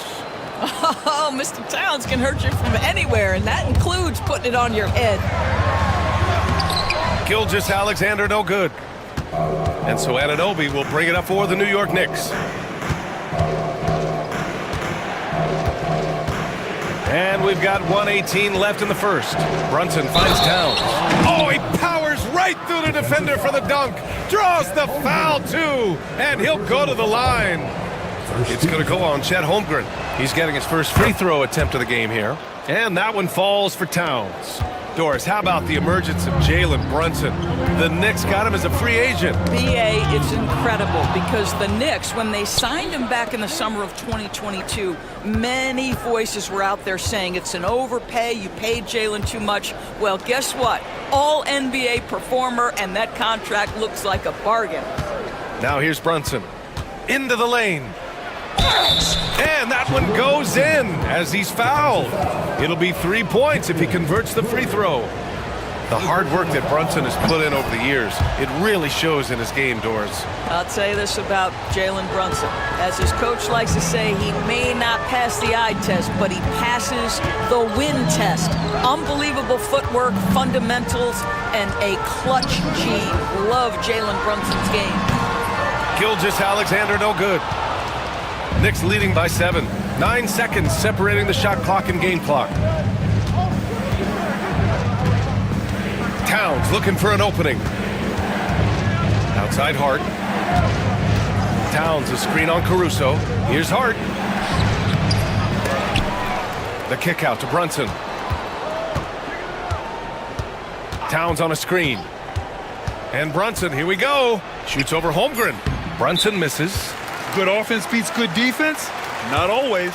And Mark Dagnall has called a timeout. He's going to gather the troops and talk it over. Number 5, Precious Achua. From deep, Gilgeous-Alexander. It's been all about Karl Anthony Towns for the Knicks. 8 points in the quarter.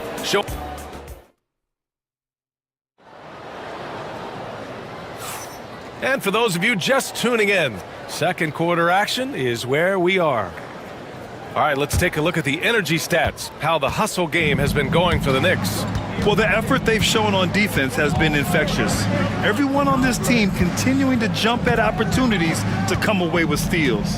They've also done a really good job taking advantage of miscues. Their defense has been stifling in this one. So here are the 5 for New York as they start the second. They've got Jalen Brunson, OG Anunoby out there with Josh Hart. Then there's Achua, and it's Bridges in at the shooting guard position. Now here's Gilgeous-Alexander. Achua with a steal. Pass to Hart.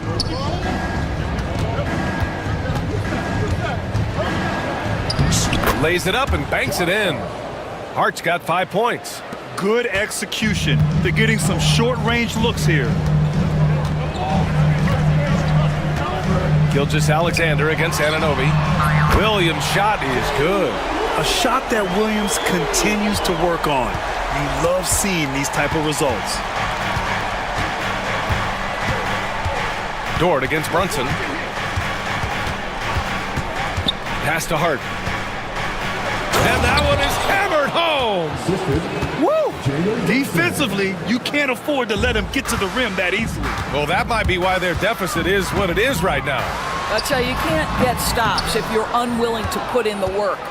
Well, if the defense gives him that shot next time, they could get burned. I think he's just a little bit out of rhythm.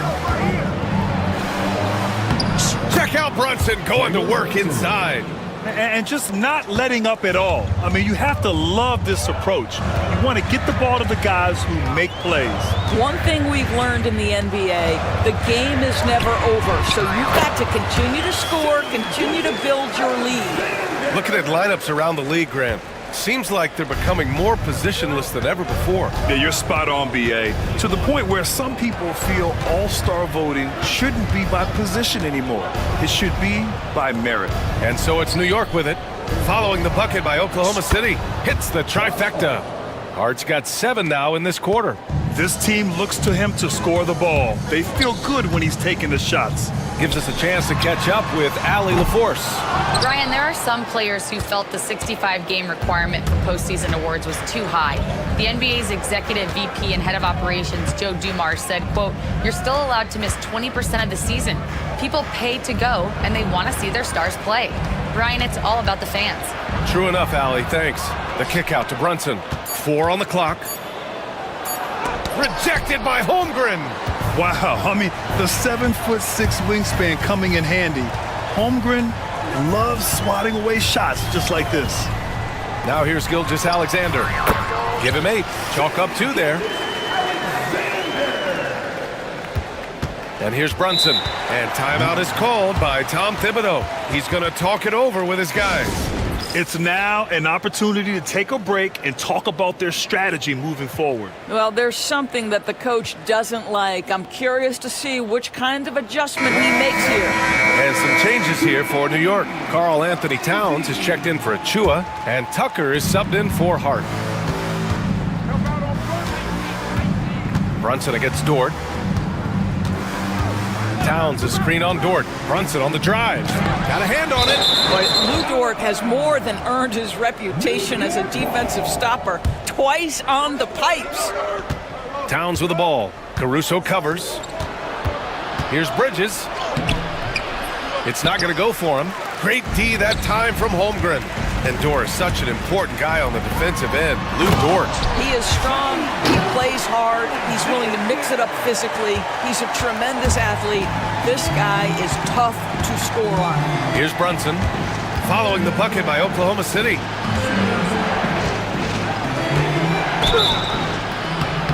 And so he draws the foul, headed to the line to shoot a pair. Well, make sure you get the shot opportunity through contact. Karl Anthony Towns goes to the free throw line. This past offseason, OKC decided to move on from their former first-round pick, Josh Giddey. Yeah, the 6th overall pick in 2021. Giddey is a talented player with good upside, but fit is so important in the NBA, and the Thunder knew his talents would be better suited elsewhere. This guy is such an explosive athlete. Shai Gilgeous-Alexander goes straight to the cup. Out to Bridges. There's the three. They get the rebound. Thunder trail by 7. Here's Gilgeous-Alexander. Dort, the pass to Holmgren. Goes back up. That's good on the jumper. Holmgren's got his first points in this one. Well, great decision from Dort. If your teammate is open, get him the basketball. Nicely done. And timeout is called by Tom Thibodeau. He wants a few moments to regroup with his players.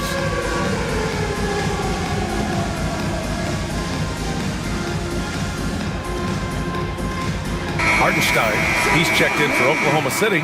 Wallace comes in for Gilgeous-Alexander. Achua's checked in for New York. Hart comes in for Brunson. Hart with it. Hartenstein covering. That's good from Towns. On the assist from Hart. Towns has got 4 points this quarter. Well, this team relies obviously on Towns for great productivity, and this guy is as reliable offensively as you get. And here's Caruso outside. Knocks it down from distance. And so it's Hart with it. He brings it up for the Knicks. They've led by as many as 11.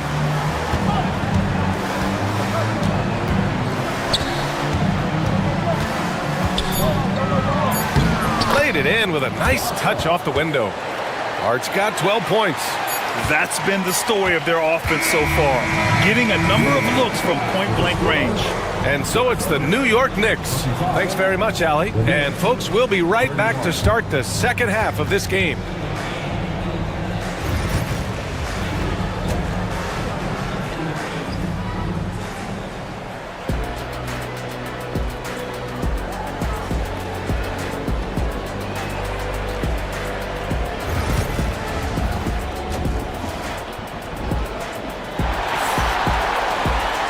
Second half of basketball is upon us, and we may be in for an exciting finish based on how close of a game we've seen so far.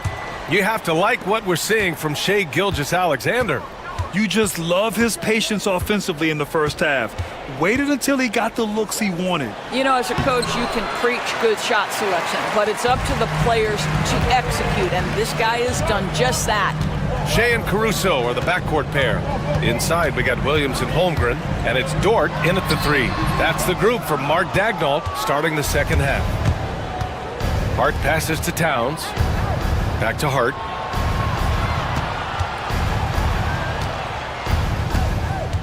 Pass to Brunson. Inside goes Brunson, and the layup is good off the glass. He's got 9. Boy, Jalen Brunson just reads what the defense concedes, and on that one, it's a drive. And that one good. The defense couldn't collapse quickly enough. Knicks leading by 6. Here's Towns. Bounces high off the rim and drops. Here's Gilgeous-Alexander. 16 points for him. Doris, how about the evolution of Jalen Brunson's career from role player to star player? Yeah, B.A., he begins his career as a backup point guard to the great Luka Doncic. But when given an opportunity to thrive without Luka in the playoffs, he did just that.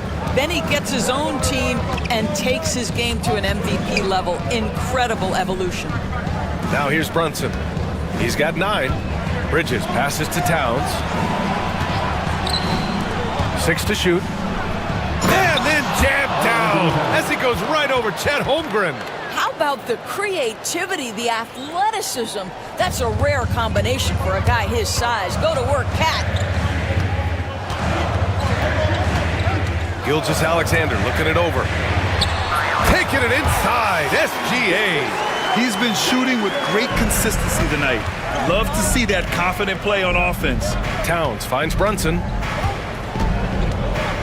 Driving inside. Count that one. He's now 5 for 8. And the defense has no one to blame but themselves. I mean, they just let him get right to the rim. To me, this has simply stated been a complete lack of defensive attention and focus all night long. Well, more and more you see big men working on the outside shot, and this guy has one of the better ones in the league. Here's Brunson. Shot from the top of the key. That's good from Towns. On the assist from Brunson. Towns has got 6 here in the quarter. That's the confidence of Towns. This guy, regardless of situation, believes that shot is going in. Holmgren with a screen on Bridges. From deep, Gilgeous-Alexander. And another 3 for Oklahoma City. He's bringing a lot of energy to this offense, not letting the scoreboard discourage him right now. And to me, he's just playing smart, efficient basketball, really helping his team hang around this one. And timeout is called by Tom Thibodeau. He wants to give him a breather and talk things over. A different look for Oklahoma City. Hartenstein comes in for Chet Holmgren. And it's Wallace in for Shai Gilgeous-Alexander. Achua's checked in for New York. Anunoby comes in for Hart. Doris, not only is the Thunder roster full of young talent, they also have a ridiculous amount of draft capital. BA, you've got to give a ton of credit to the front office. They've got multiple options going forward. Continue to draft and develop their talent, or perhaps use those picks to trade for a superstar you believe fits. Now here's Bridges. No points so far. And the Knicks miss again.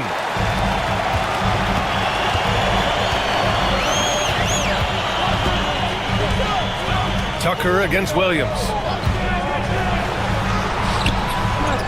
Here's Hartenstein. And Hartenstein slams it in. And when the game is this close, you have to go all out. He certainly understands his role, huh? When the shot goes up, just crashes the offensive glass. And that's so demoralizing to your opponent. To play great defense and have the possession end that way, that's tough to take. Sometimes a player is born with a passer's mindset. He deals it with conviction. Up top, Hartenstein. Counted, and the foul. Precious Achiuwa picks one up. Another shot right in the lane.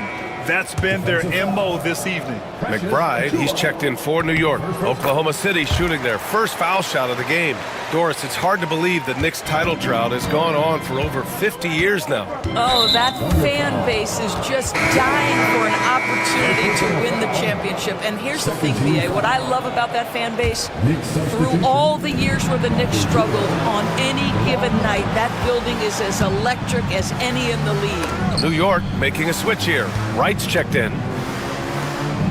Here's Achiuwa. Achiuwa with the dunk. I'll tell you, that vertical ability he has puts him in select company in NBA power forwards. May not have great size, but boy, he plays bigger than it.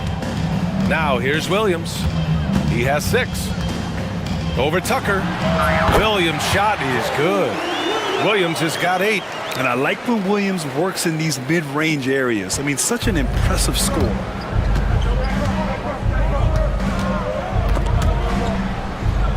And wrestling for it there, but no one has possession. We'll have a jump ball.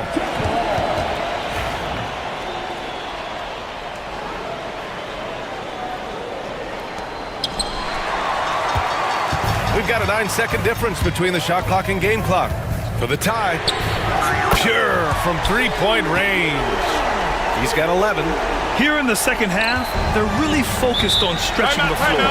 And guys, boy, when you're hitting, it sure does work. It obviously opens up major options at the offensive end. And we'll have a timeout called by Tom Thibodeau. He'll take the opportunity to regroup. A different look for Oklahoma City. Chet Holmgren, he's checked in for Hartenstein. And Shai Gilgeous-Alexander is subbed in for Wallace. And a switch here also for New York. Hart's checked in. Now here's McBride. Hits a three-pointer. McBride's gotten himself on the board with a three there. And Mark Daigneault has called a timeout. And we might see some changes. Coach potentially looking to adjust.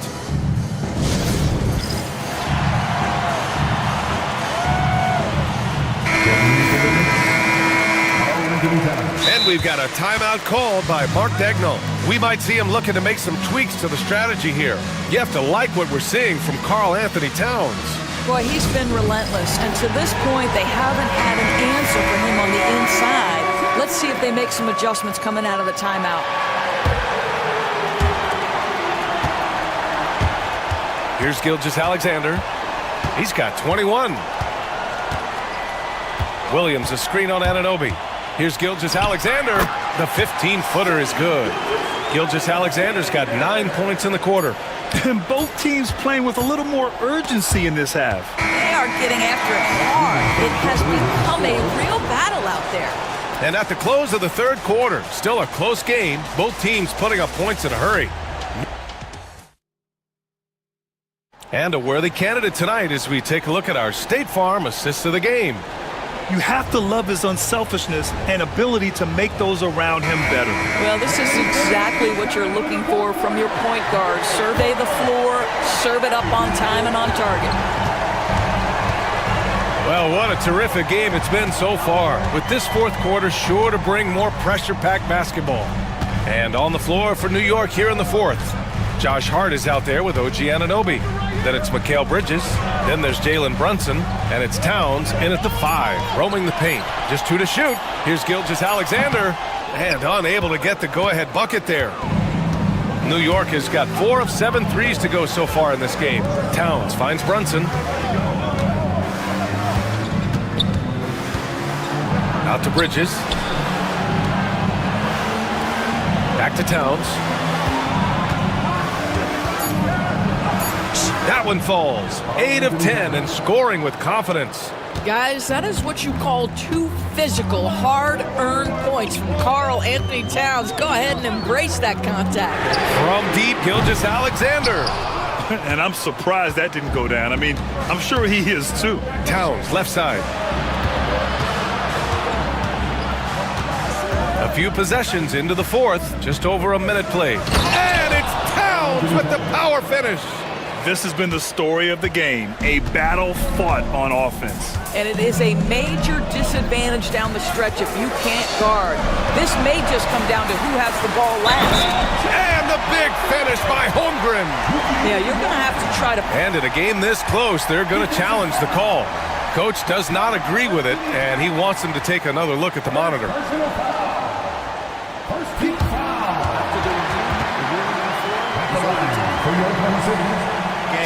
The NBA was smart to adopt this challenge policy in 2019. You know, one thing this does for a coach is let his players know he's got their back. If they're adamant that the call was wrong, he'll back them up and make the refs take another look. So they see clear evidence of a bad call, and they're going to overturn it. Probably the right decision. And give credit to the officials for recognizing the mistake and correcting it. Nobody likes to say they got it wrong, but they fixed it in a hurry. Towns for 3. The Thunder pull it in. Outside Gilgeous-Alexander. The drive by Shai. Pass to Holmgren. Tries it from 19. That one's good. And so Gilgeous-Alexander with the assist. Gilgeous-Alexander's got his 5th assist in this one. Towns a screen on Dort. Here's Brunson. Outside Anunoby.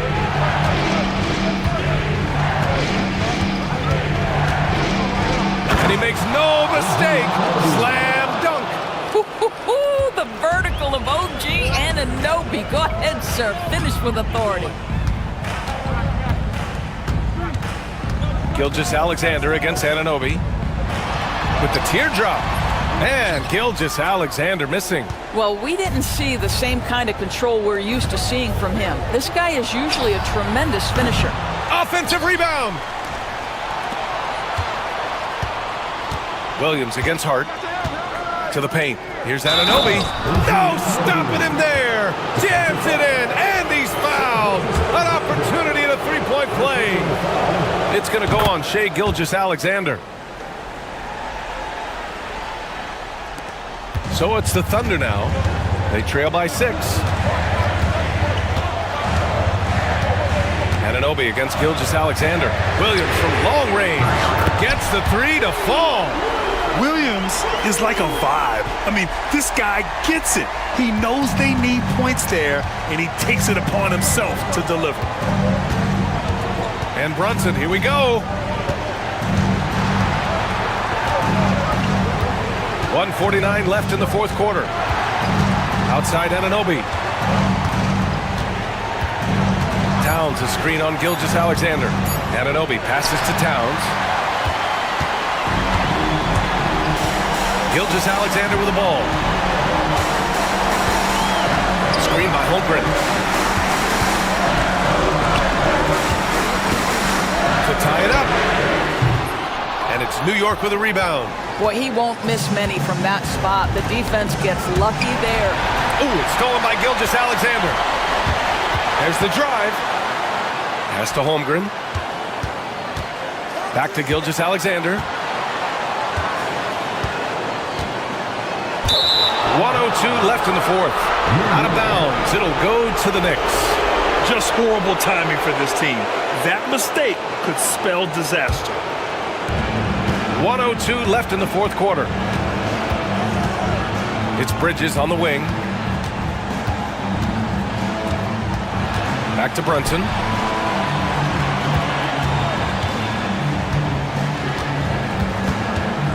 To the inside. Just 5 on the clock. Here's Towns. And he buries it. How about the calm demeanor of Towns? Well made for pressure situations. Gilgeous-Alexander into the lane. Money. What a moment for Gilgeous-Alexander in the clutch. Yes, sir. They can't afford to waste this shot. Moments like this are what it's all about. 9 seconds separating the shot clock and game clock. Anunoby with it. Caruso covers. Bridges passes to Towns. Inside. Here's Brunson. Rejected by Holmgren. And it's out of bounds to the Knicks. New York will retain possession. Here's Brunson. Clock at 2. Off the inbound. No good. And Mark Dagnall has called a timeout. The pressure is on. And he's got a plan to share with his guys. Given the situation here, what sort of strategy needs to be top of mind? Tricky situation here. They need some kind of bucket to stay alive. And it's either got to be a three-pointer or a score quickly and take the foul. Williams, a screen on Anunoby. From deep, Holmgren. Oh, and he can't make the shot to force overtime. And so it's the Knicks who come out on top here.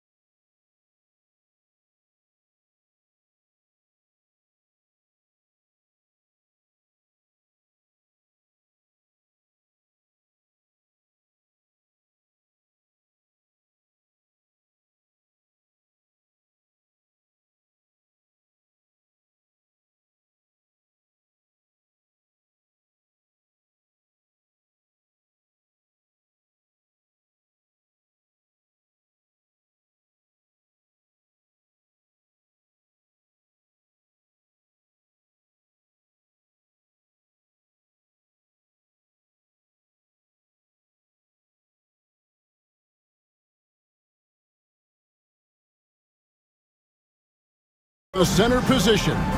Yeah, and Kevin, the way the game has changed, we don't see these kind of big men matchups much anymore. And so it's great to see one where two great big guys going at it, and they're going to go after each other. And Stan, you know what you're talking about. You've had the opportunity to coach some great big men. Oh, I have. I had Shaquille O'Neal, Dwight Howard, Andre Drummond. I seem to always have good centers.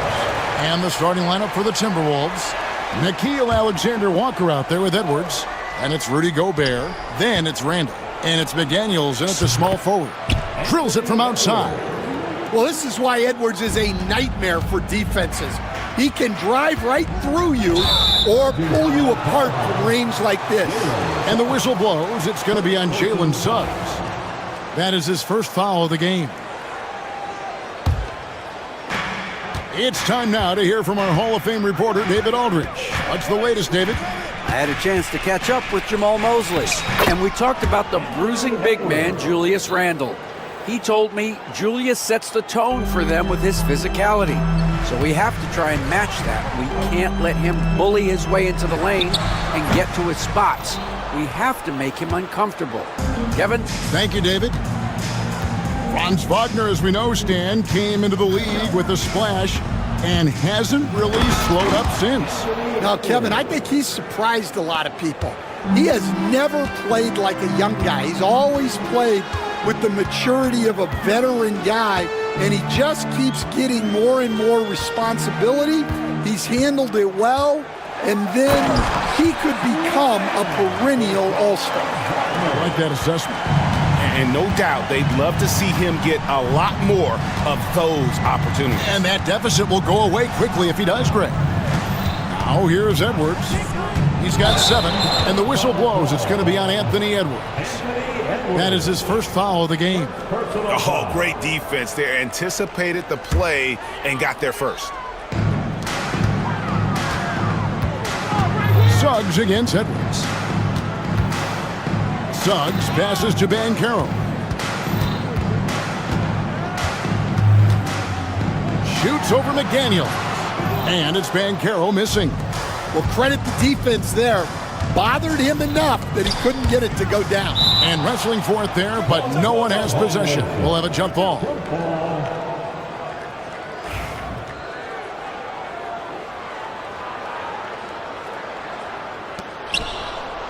Gobert, the pass to Edwards. No good with the triple. The Magic have gone 1 of 3 for the field to start this one so far. Pass to Suggs. Launches it. Rudy Gobert with the rebound. The Timberwolves have gone 50% from the field, hitting 3 of 6 since the opening tip. And he gets the whistle. 2 free throws coming up. And despite his young age, Coach Van Gundy, Anthony Edwards' leadership qualities growing day by day. Yeah, Kevin, and a lot of it's because he is great at both ends of the court. Confident, charismatic, upbeat. He's learning that delicate balance between taking over a game and bringing his teammates along for the ride. Get up, Jalen Suggs. This guy also a terrific football player in high school. Here's McDaniels. It's good. He makes his first shot of the game. And this team looking to get him the ball and get him in rhythm quickly. Yeah, it's a good start for him. Let's see if they can keep getting him the ball in that area. Now, here's Suggs. Sinks the triple. Suggs has got 5. Good way to start this game. You want to get him rolling as early as possible.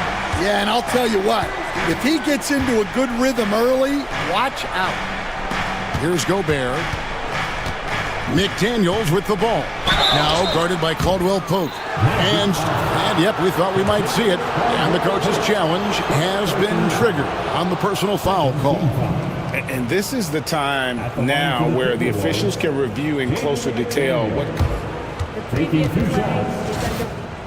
different angle can sometimes make it a lot easier to determine.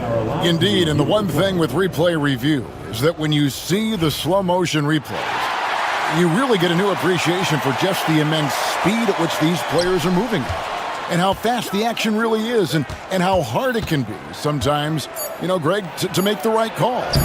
And the announcement on the review is that the foul was called in air. So they have determined to overrule the original call. And guys, this is what it's all about, getting the call right. And I think in this case, the video review showed that while it was a tough call to make on the floor, they got it right with the review. And he likes to get in a rhythm early. Nice triple. Gobert with a screen on Suggs. And here's Edwards from the arc. Here's Gobert, moves back up, shoots over Isaac. Gobert can't hit. The Magic have gone 4 of 7 from the field, shooting over 50%. Caldwell-Pope passes to Banchero. And what a strong finish from Banchero. His guys love when he throws it down. Gobert with a screen on Suggs. And here's Edwards from the arc. Cans it from downtown. He's got 12. Well, when you have a scorer as skilled as he is, you do everything you can to get him the looks he needs. Outside for Randall. And another three for Minnesota. Well, defensively, all eyes are on Edwards, and that creates opportunities for others. Here's Banchero. And finished off by Banchero. Oh, and this is some serious showmanship. Loving that tomahawk right there. Greg, he came with force, and that's not just about getting 2 points. That was sending, I think, a message. Wagner from long range. And he was able to put it up in time, but doesn't fall. Anthony Edwards has been leading the charge for the Timberwolves.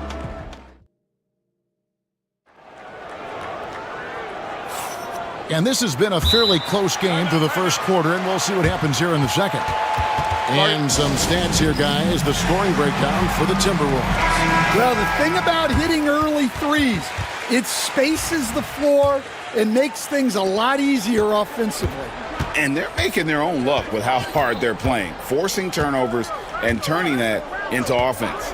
On the court for the Timberwolves as our second quarter is underway. Julius Randle is out there with Gobert. Then it's Nickeil Alexander-Walker. Then there's Edwards. And it's McDaniels in at the 3 slot. And the defense of the Timberwolves stand as good as it gets.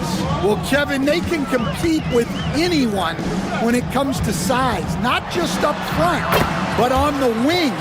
They're long and athletic, but it all comes down to execution, and they get it done. Here is Edwards. After the basket by Franz Wagner. Oh, wow, what a great move inside. That is incredible. Yeah, Edwards has some big bounce in his step. Now, here's Suggs. 5 points in the game. Wagner outside. Suggs dishes to Banchero. Wagner with a screen for Banchero. Sinks the three-pointer. Banchero's got 7 points. And this is something Banchero continues to hone, wanting to become a dangerous threat from deep. Randall is doubled. Edwards looking it over. And finished off by Edwards. Well, when Edwards gets this hot, all an opponent can hope to do is limit the damage. Isaac a screen. Wagner outside. No one near Banchero as he lets it go. And the three off target. Edwards inside.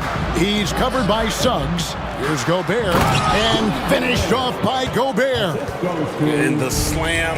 If Rudy gets that ball anywhere near the rim, he is going to finish it. And Wagner drives in. Edwards with the block.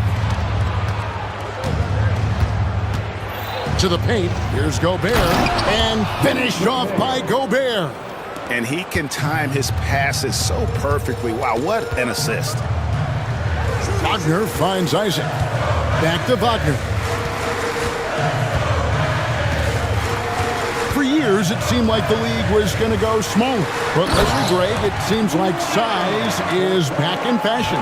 Yeah, I mean, look at the MVP award, right? Centers and Jokic and Embiid winning it recently. Even Giannis, you know, I wouldn't consider him small. And just overall around the NBA, it feels like bigger teams are having more success. Now Isaac, after Anthony Edwards missed from long range. Caldwell Pope pass to Wagner.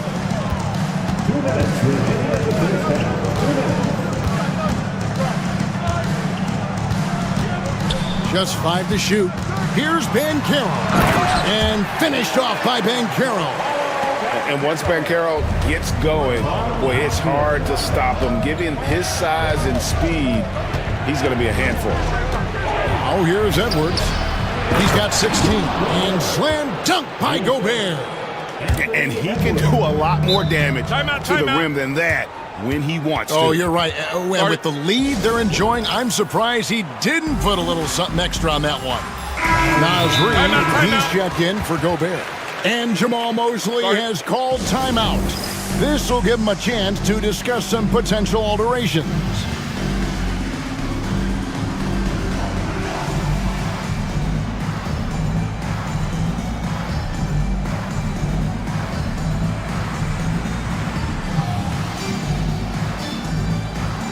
The Magic making a switch here. Round of applause for the 407.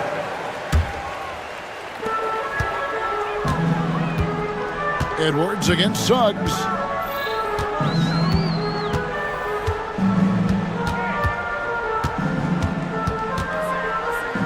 Pass to De Silva. 5 on the clock. It's stolen by Edwards. From downtown, Edwards with the floor spacer. Look, if Edwards is hitting that shot, there's not much you can do defensively to stop it. Suggs kicks to Banchero. Suggs against Edwards. Banchero right side. Shot clock at 5, and Caldwell Pope gets the basket. And just a smooth customer off that pick and roll. KCP making a quick assessment and decides to take it for himself. Now here's Edwards. 19 points in the game. Suggs dishes to Caldwell Pope. Pass to Banchero. Outside for Caldwell Pope. Orlando moving the ball around. Out of bounds as Orlando keeps possession. You love the pressure he's putting on them. Almost had that steal. Yeah, deflections are a stat that a lot of teams track, disrupting the offense's rhythm and flow. Here's Suggs, and Suggs throws it down. And wait to finish and cut into that lead a little bit. Yeah, but look at the basket guy still shaking. Now Edwards. Reed with a screen on Suggs. And the Timberwolves tack on 2 more. Now that's a high percentage look when the D doesn't fight over the screen. Yeah, it's certainly worth it to disrupt the offense. Coaches notice that extra effort. And Jamal Mosley has called timeout. He's going to have a discussion here on the sideline.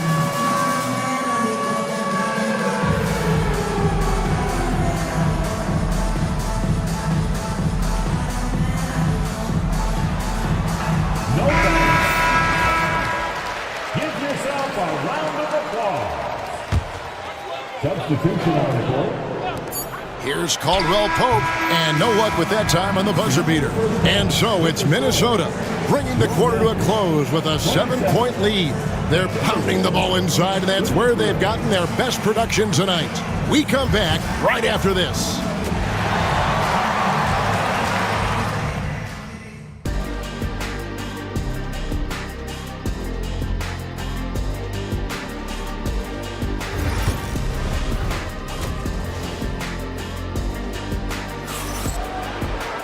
And we hope you've enjoyed the broadcast so far. We're halfway through the game. You know, Anthony Edwards has been exceptional here, guys. Oof. That first half looked like a dunk contest mixtape.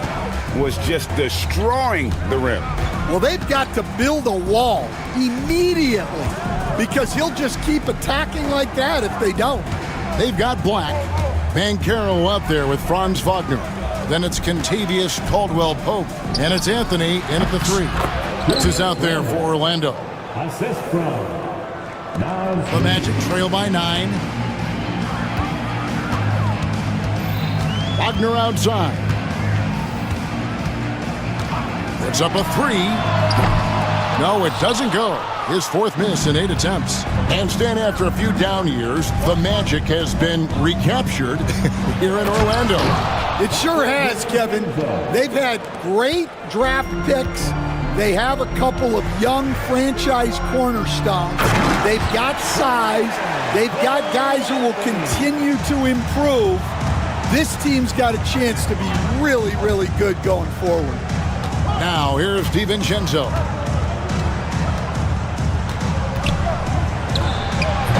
The rebound by Caldwell-Pope. Well, that wasn't a bad shot. Defense playing a little loose there. Sometimes it just doesn't go in. Deep 2 from Wagner. And he hits the jump shot. Wagner's got 11 points. And how's that for a move? The killer crossover. It's a thing of beauty. And it's Contavious Caldwell-Pope with the foul. That is his first foul of the game. And Jamal Mosley has called timeout. And coach has decided they need a moment to talk things over.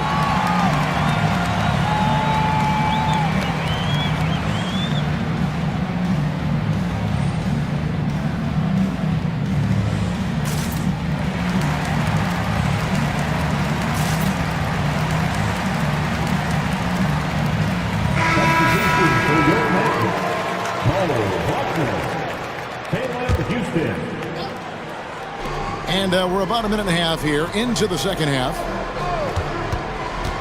DiVincenzo passes to Reed. Took the opportunity when he saw it. And the Timberwolves lead by 9. Well, for him, it hasn't been a big night.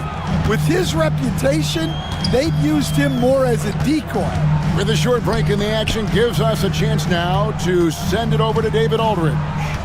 Hey, Kevin, the NBA has split its draft into 2 days.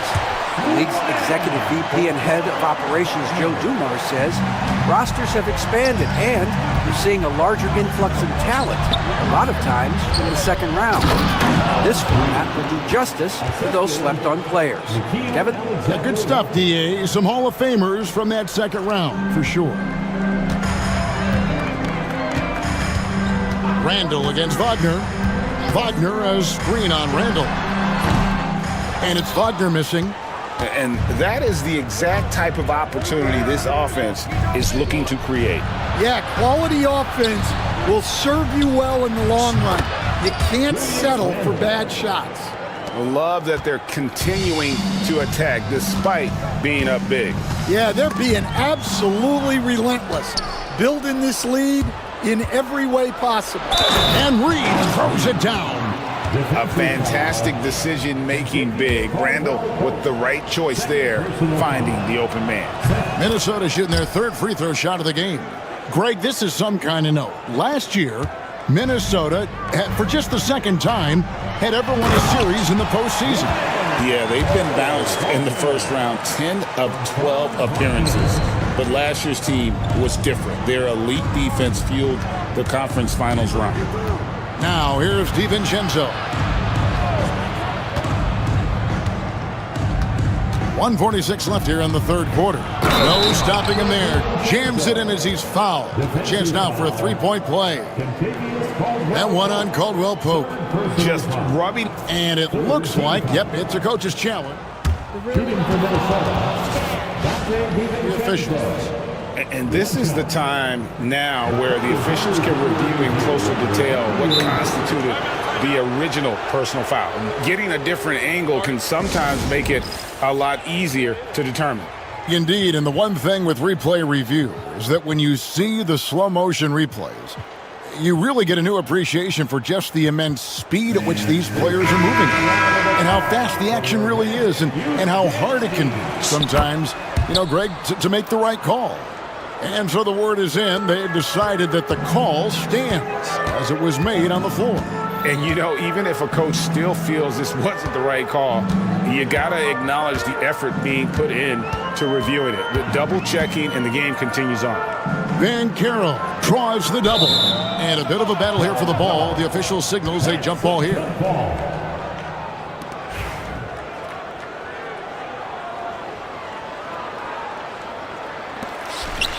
Clock at 6. Isaac outside. Going inside. That one goes in. And look how fluid Isaac moves. It's like watching a guard. Terrific at penetrating and using those long strides to get to the rim. Here's Edwards. And it's Orlando with the rebound. He'll probably hear about that shot selection when he gets back to the bench. Maybe not their best option now. Here's Caldwell Pope. Lands soft on the front of the rim and drops. Caldwell Pope's got his second bucket of the game to go. When Caldwell Pope able to hit those mid-range shots consistently, but that's one the defense will live with. Edwards with it. Picked up by Suggs. Reed gets the bucket. Great job of screening there. Nice job to take it to the rim and get the finish. Here's Suggs. Sweet little floater. Suggs has got 9. Oh, bigger than your average guard, Suggs can score all around the floor, including down low. And so Chris Finch calls for the timeout. He wants a minute here to get things straightened out with his team.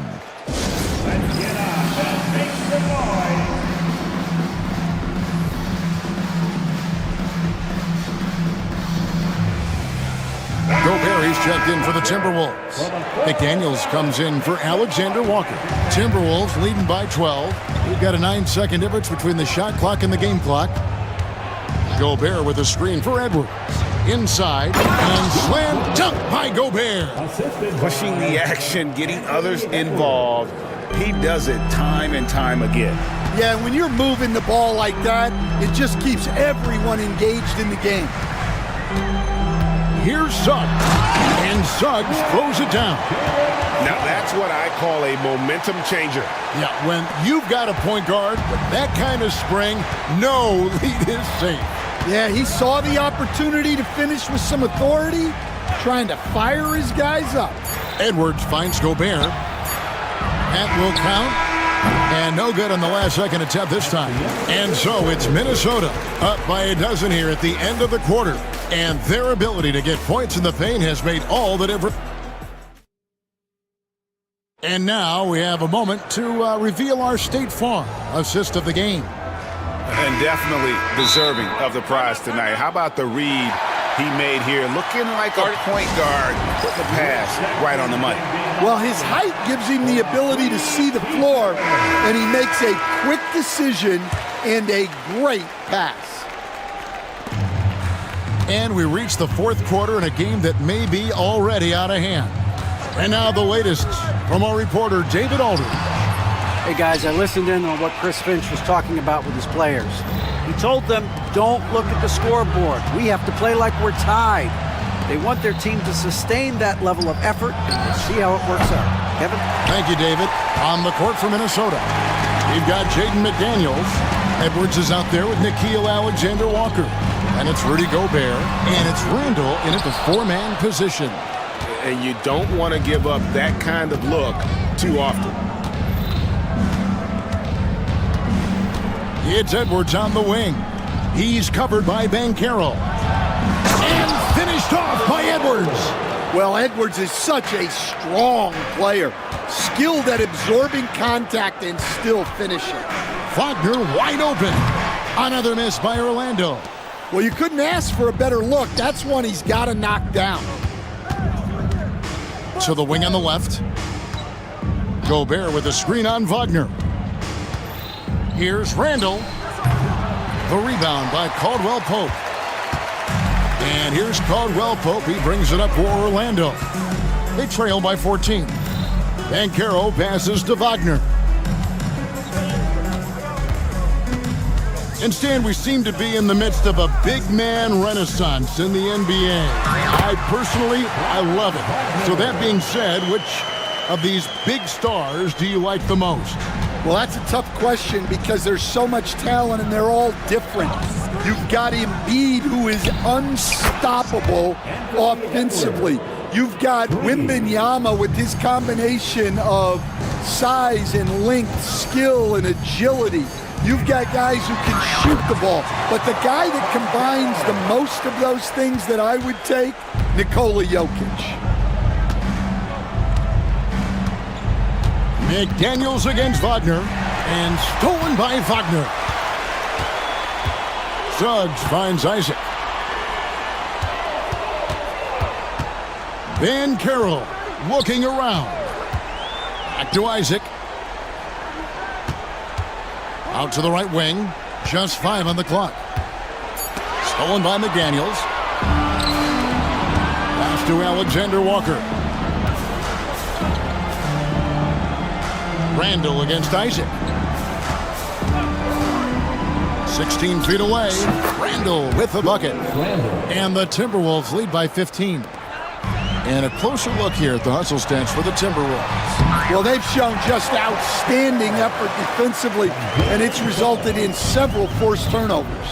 And another place they're finding success is in transition. They've been working hard to get ahead of the defense and find those easy ones. Here's Randall. It's hauled in by the Magic. Isaac's got his 4th rebound in this one. Kicks it out to Wagner. Over Randall. And yep, finally drops after rolling around the rim. I tell you, Isaac has great vision for a big man. Can see over defenders easily thanks to that size. And guys, he's not an easy man to stop when he's got the rim in his sights. Never has been, never will be. He is a determined finisher. Wagner, right side. Back to Suggs. And Suggs throws it down. Dunks aren't always for the big fella. A serious power move from the point. Well, in this league, you can see powerful plays from anyone and anywhere. Your position no longer dictates your scoring options. Wagner with a screen for Banchero. And finished off by Banchero. And Banchero is putting it all together, capable of scoring from all 3 levels. Randall finds Edwards for the 3. And it's Wagner with the rebound. Defensive breakdown there, and they got lucky. He's not going to miss too many of those. To the wing right side. Isaac a screen on Randall. Banchero good on the triple.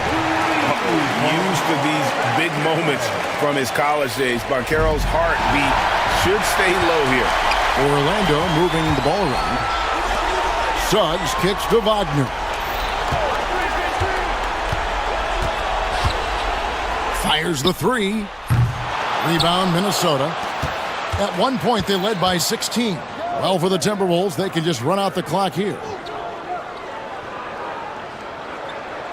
Here is Edwards.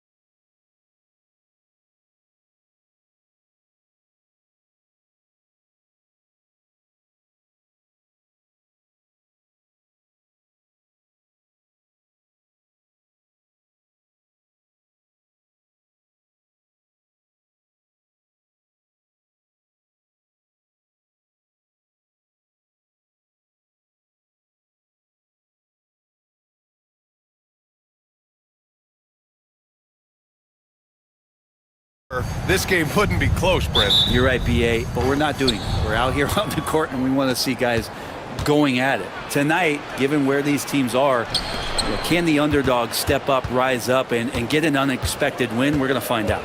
And the starting group for Chicago. Kobe White out there with Lonzo Ball. Then it's Josh Giddey. Then it's Patrick Williams. And it's Buzelis in at the pivot spot, manning the middle. Up top, Holmgren. And stolen by Williams. They're running for the finish. That one goes. Count it. Just good, aggressive play by Buzelis, not shying away from some physicality inside. Gilgeous-Alexander feeling it out a bit. He hits the back iron and sinks it. Yeah, here's a list of things I don't want to do, and right at the top is guard that guy. Out to the wing. And the foul on Alex Caruso. That's his first foul of the game. First personal foul. First team foul. Ball against Caruso. Here's Buzelis. Gilgeous-Alexander with a steal. Just a great play on D to throw him off the shot and force a turnover. The shot by Dort, no good. Grant, how about the rise of OKC? In just 2 years, transforming from a 24-win team to the top seed. Incredible, BA. The Thunder drafted well and gave those picks lots of playing time. Plus, they made some fantastic trades. And of course, don't forget, OKC still has a boatload of picks. White, good. And setting the tempo with an assertive move. Like, where was the defense on that play? Yeah, APB sent out to try to find out where the defense is.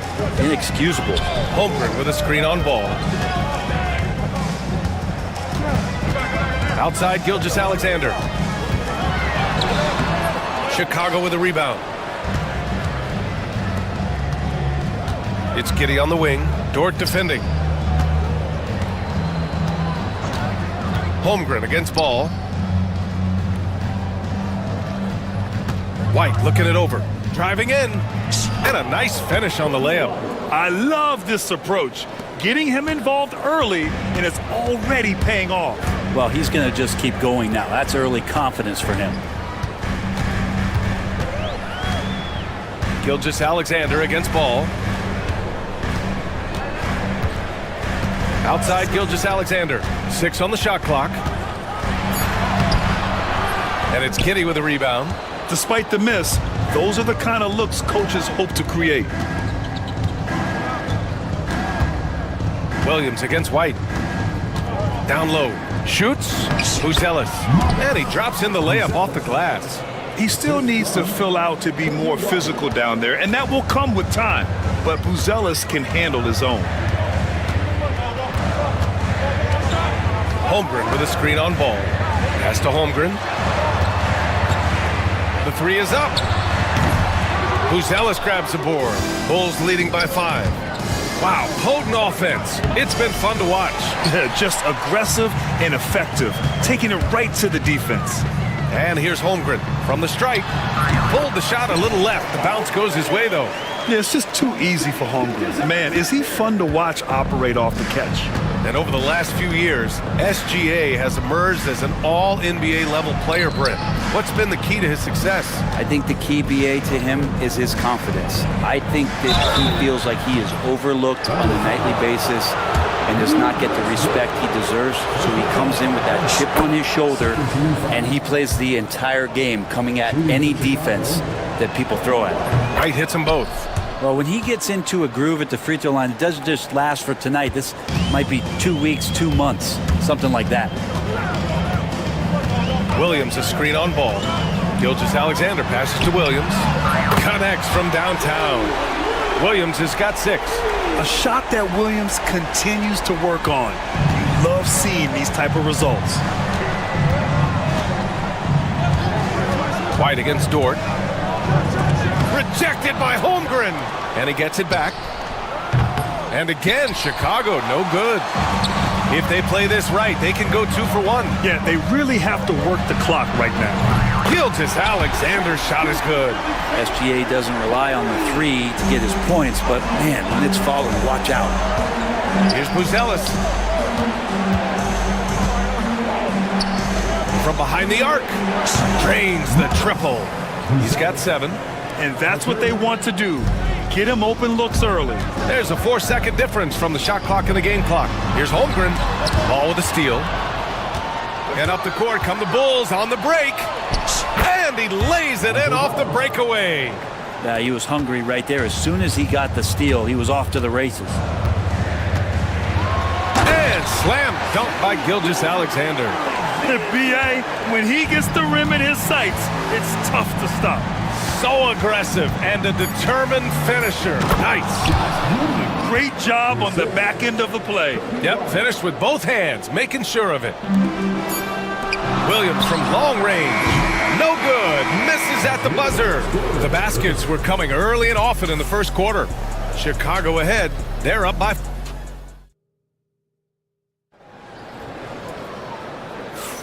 And thanks again for tuning in. If you're just joining us, we played through 1 quarter of action so far. And a chance for just a second to check out the scoring breakdown for Chicago. In the early goings, their effort level has been exceptional. They're speeding around the defense and opening up options with good penetration. Love the passing that they displayed at the start of the game. Great ball movement that's opening up some chances without really getting deep into the execution. Shea and Caruso are the backcourt pair. In it forward, it's Dort and Williams. And it's Holmgren in at the 5. That's the lineup for Oklahoma City. And love these plays when Lonzo Ball shows you just how athletic he is. Left side, Gilgeous Alexander. From outside the arc. Rebound by the Bulls. Buzelis has got his 5th rebound in this one. Here's Ball. And he gets it to go. 4 for 6 so far. They're locked in and focused on making each possession a success. That's exactly how they got the lead. They ended up having multiple possessions in a row with good quality shots, knocked them down, and the game is fully in their control. Pass to Buzelis. Here's Giddey.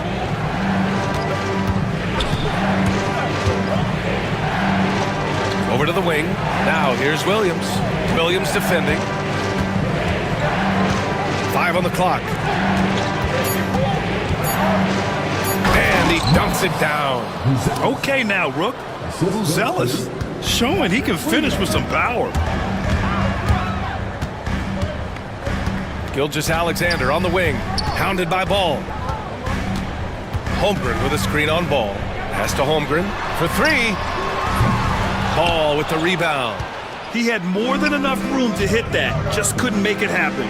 And coming off a major injury, Chet Holmgren was unbelievable in his first full season, Brent. Doesn't it feel like B.A. he poured the concrete and a solid foundation for what his career is going to be all about? I mean, a terrific big with skill, size, toughness. The sky is the limit for this guy. Not afraid to try his luck down there. Giddey on the interior. Thunder trail by 12. Pass to Holmgren. Can they get it? And it's Giddey with a rebound. The Bulls have gone a terrific 4 of 5 here in the second quarter. Here's White. Outside, Williams. Sends it home from three-point land. And the Bulls lead by 15. They're starting to pull away here as their shots keep falling. Start to feel their confidence. That's the difference between the success they're having now and the struggles they faced earlier. White for 3. That one no good. The Thunder have gone 0 for 6 in the second. Not looking good. And the ball out of play. The Bulls will have it. Yeah, the body language right now is not looking good for this basketball team. The game might be out of reach, but they have to avoid mistakes like that. Pass to Buzelis. Ball against Caruso. Ball left side. White with it. And he drives in over Dort. Dort grabs the miss. Thunder trail by 15. Gilgeous-Alexander from outside. Sinks the tray. Gilgeous-Alexander's got 10. How smooth was that as Gilgeous-Alexander just rising up that time. Great pace. 1:25 left in the first half. Here's Giddey. Pass to Buzelis. And it's out of bounds. Still Chicago's ball. Chicago ball.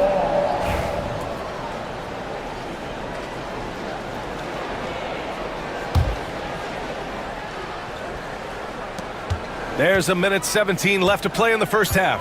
Clock at 4. And that's the kind of in-your-face defense that's setting the tone for SGA and the rest of this team. They set the pick. From downtown, Williams, that's good. Williams has got 6 here in the quarter. Defensively, you can't afford to get stuck on the pick. That's one that the coaches will watch tomorrow with that player. You hate to see him give up in that situation. Bulls leading by 13. Here's White. Dort grabs the miss. Oklahoma City's gone just 1 of 6 from the perimeter here in the second. SGA takes it himself and slam dunk by Gilgeous-Alexander. And we're all too familiar with these kind of outbursts from SGA. White, the pass to Giddey. White with a screen on Gilgeous-Alexander. And that one's good. Giddey, he has 6. And trust me, when the D's slow to react, he'll be the first guy to make them pay. Well, I know they don't have mobile devices out there for texting, so they might as well talk to one another. Hits the trifecta. A superb three-point threat. When Holmgren is knocking down triples, he's hard to contain. Here's Dort. Ooh, a two-handed power slam. What a two-way play. Just tremendous. Yeah, the steal was slick. The slam topped it off. And we say it time and time again, so I'll repeat it. Have to be careful with the ball, or this is what happens.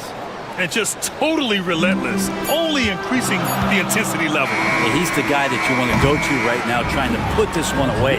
And so it's the Chicago Bulls ending the quarter up 10, looking to run whenever they can. That's part of why they lead. Well, now we have some time to check in with Allie LaForce. Allie. Billy Donovan here with us now and Cook. Thanks, Allie. After the break, we'll see you right back here to begin quarter number 3. Get ready for the fans at Sports Shot. They're measuring up the shot.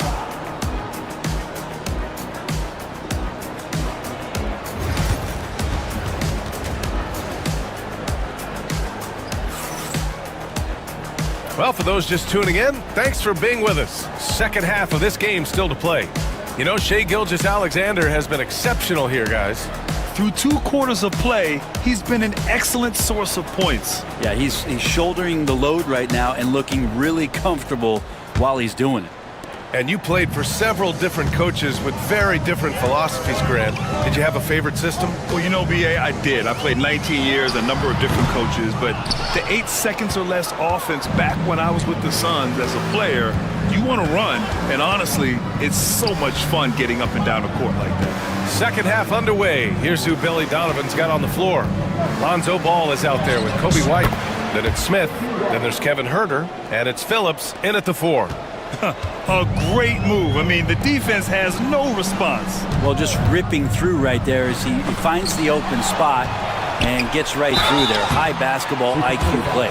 Oklahoma City shooting their first free throws. First trip to the line in this one. First team's out. At the line for and that one falls for Hartenstein. Hartenstein taking 2 shots. And so Hartenstein nails both of them.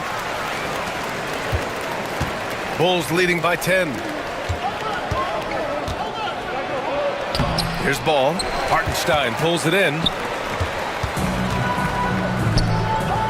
On the wing, Caruso. He's scoreless. Connects from downtown. He's going to punish you if you leave him open. He's more than willing to take the open 3 when he's got it. Smith. Oh, the dunk by Smith. Attacking the rim with power. Tremendous finish. Wallace outside. Shoots over White. Wallace misses.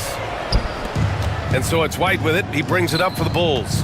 And already one of the more consistent three-point shooters. Cason Wallace is lethal from outside, Brent. Really impressive BA in his first year to shoot over 40% from three. Pretty selective in the ones he took, but still his number one attribute is how disruptive he can be defensively at that guard position. Known for being a scorer, Herter is good at staying active and then looking to capitalize inside. Here's Wallace. Chicago grabs the miss. And we're just about 2 minutes into the final half of play now. And the ball out of play. The Thunder will have it.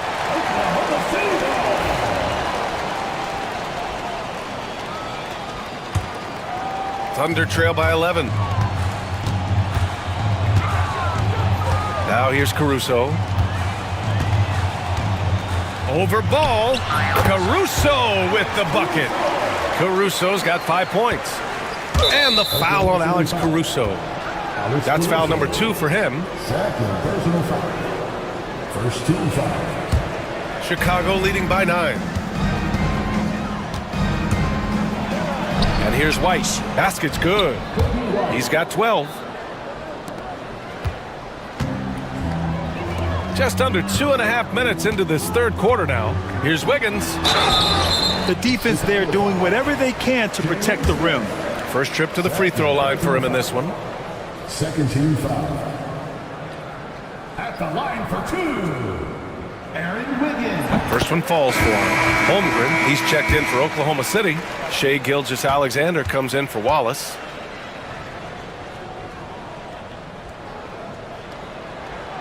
Hits one, then misses the second attempt from the line. Chicago has gone 3 of 6 from deep so far. Outside Giddey. On the take.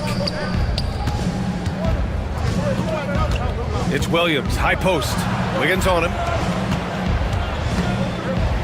Here's Giddey.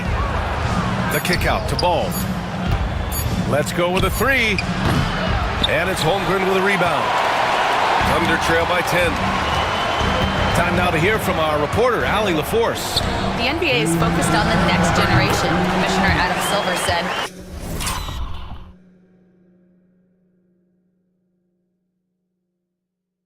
a lot of top draft picks are incredibly skilled, but that doesn't necessarily translate to being team basketball players. There's an opportunity for us to be more active participants in developing younger players and getting kids active. BA? One step ahead, Allie. Thanks. Holmgren with a screen on Ball. Here's Gilgeous-Alexander, and it's Oklahoma City scoring again. Excellent shot from SGA. I like seeing them shake loose in the mid-range. Here's Giddey. Pass to White. Dort with a steal. All by himself. And he's going for the oop here. And stolen by Williams. And they're pushing it up. Here's Ball. And it's Holmgren with a rebound. Holmgren's got 4 rebounds now. Wiggins passes to Holmgren.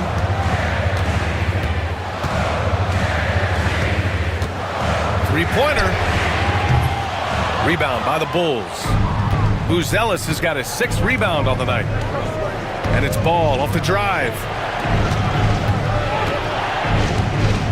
Gilgeous-Alexander against Giddey. Pass to White. To the paint. Down to 5 on the shot clock. Here's Williams. Soft touch off the glass. Williams has got 8. Now they're playing working to perfection there if that was their plan. And if it wasn't, maybe that should be their plan. Look at Shai playing big inside. And he's got the ability to do damage inside and out. SGA's not going to miss that. 6-second difference between the shot clock and game clock. White with it, now guarded by Holmgren. The 3 is up. White can't hit. White against Gilgeous-Alexander. And we've got a timeout called by Mark Daigneault. Coach wants to speak to his guys, maybe alter some of the game plan.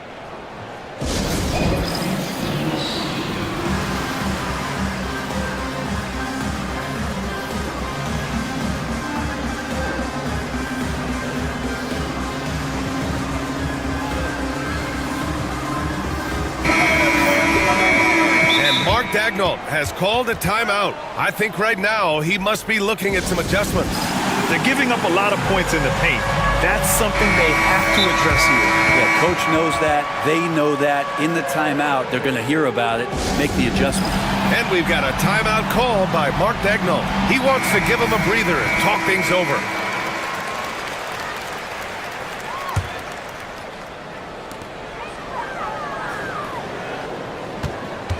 Holmgren with a screen on ball. Here's Gilgeous-Alexander. And another miss by Oklahoma City. And so it's Chicago, leading by 6 as we wrap up the quarter. What has them in front right now? And it's time to bring up the State Farm assist of the game. You know, I'm kind of stoked this was a choice because I love this pass. A remarkable find. He put his court vision on full display. Well, a great job with the eyes. And what separates great playmakers, as we note, is peripheral vision. And with these teams locked in a very close contest, this fourth quarter promises to be a good one. Shea and Caruso are the backcourt pair. Inside, we got Williams and Holmgren, and it's Dort in at the 3, the small forward. That's the lineup out there for the Thunder. And that one drops for him. A nice read, as usual, by Gilgeous-Alexander. Chicago leading by 7. Dosunmu outside. Here he goes. It's tipped. And up the court come the Thunder on the break. And the big finish by Holmgren. And with that quickness, Gilgeous-Alexander can be a very effective defender. It pays off with the steal and the break. Pass to Phillips from deep. Oklahoma City grabs a miss. Gilgeous-Alexander with the ball. Guarded by Smith. Takes the 3. Caruso against Herder. Outside Gilgeous-Alexander. Shot clock at 5. Shoots over ball. And Gilgeous-Alexander missing. Chicago's gone 1 of 2 from deep in this quarter. Here's Dosunmu. Got it. Good job in the low post. All the way to the bucket. No resistance. Just swipe the candy from him. Gilgeous-Alexander on the wing. Pounded by Ball. Goes up from the top of the key. Ooh, another miss by Gilgeous-Alexander. That's a shocker there. Did not expect him to miss from that range. He's got to be shooting close to 60% from it. And let's face it, when you're down this many points, you simply can't let him get that good of a look. Teachable moment there. Lapses like this are backbreakers. Bulls leading by 10.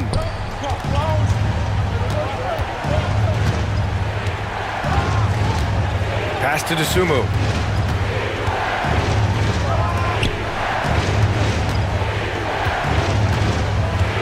Back to Smith. Dosunmu outside. Lets it go from deep. And again, it's the Bulls from deep. Zero defense. You can't let a good shooter have the wide open 3. Gilgeous-Alexander with the ball. Guarded by Smith. Bullseye! Chet hitting for 3.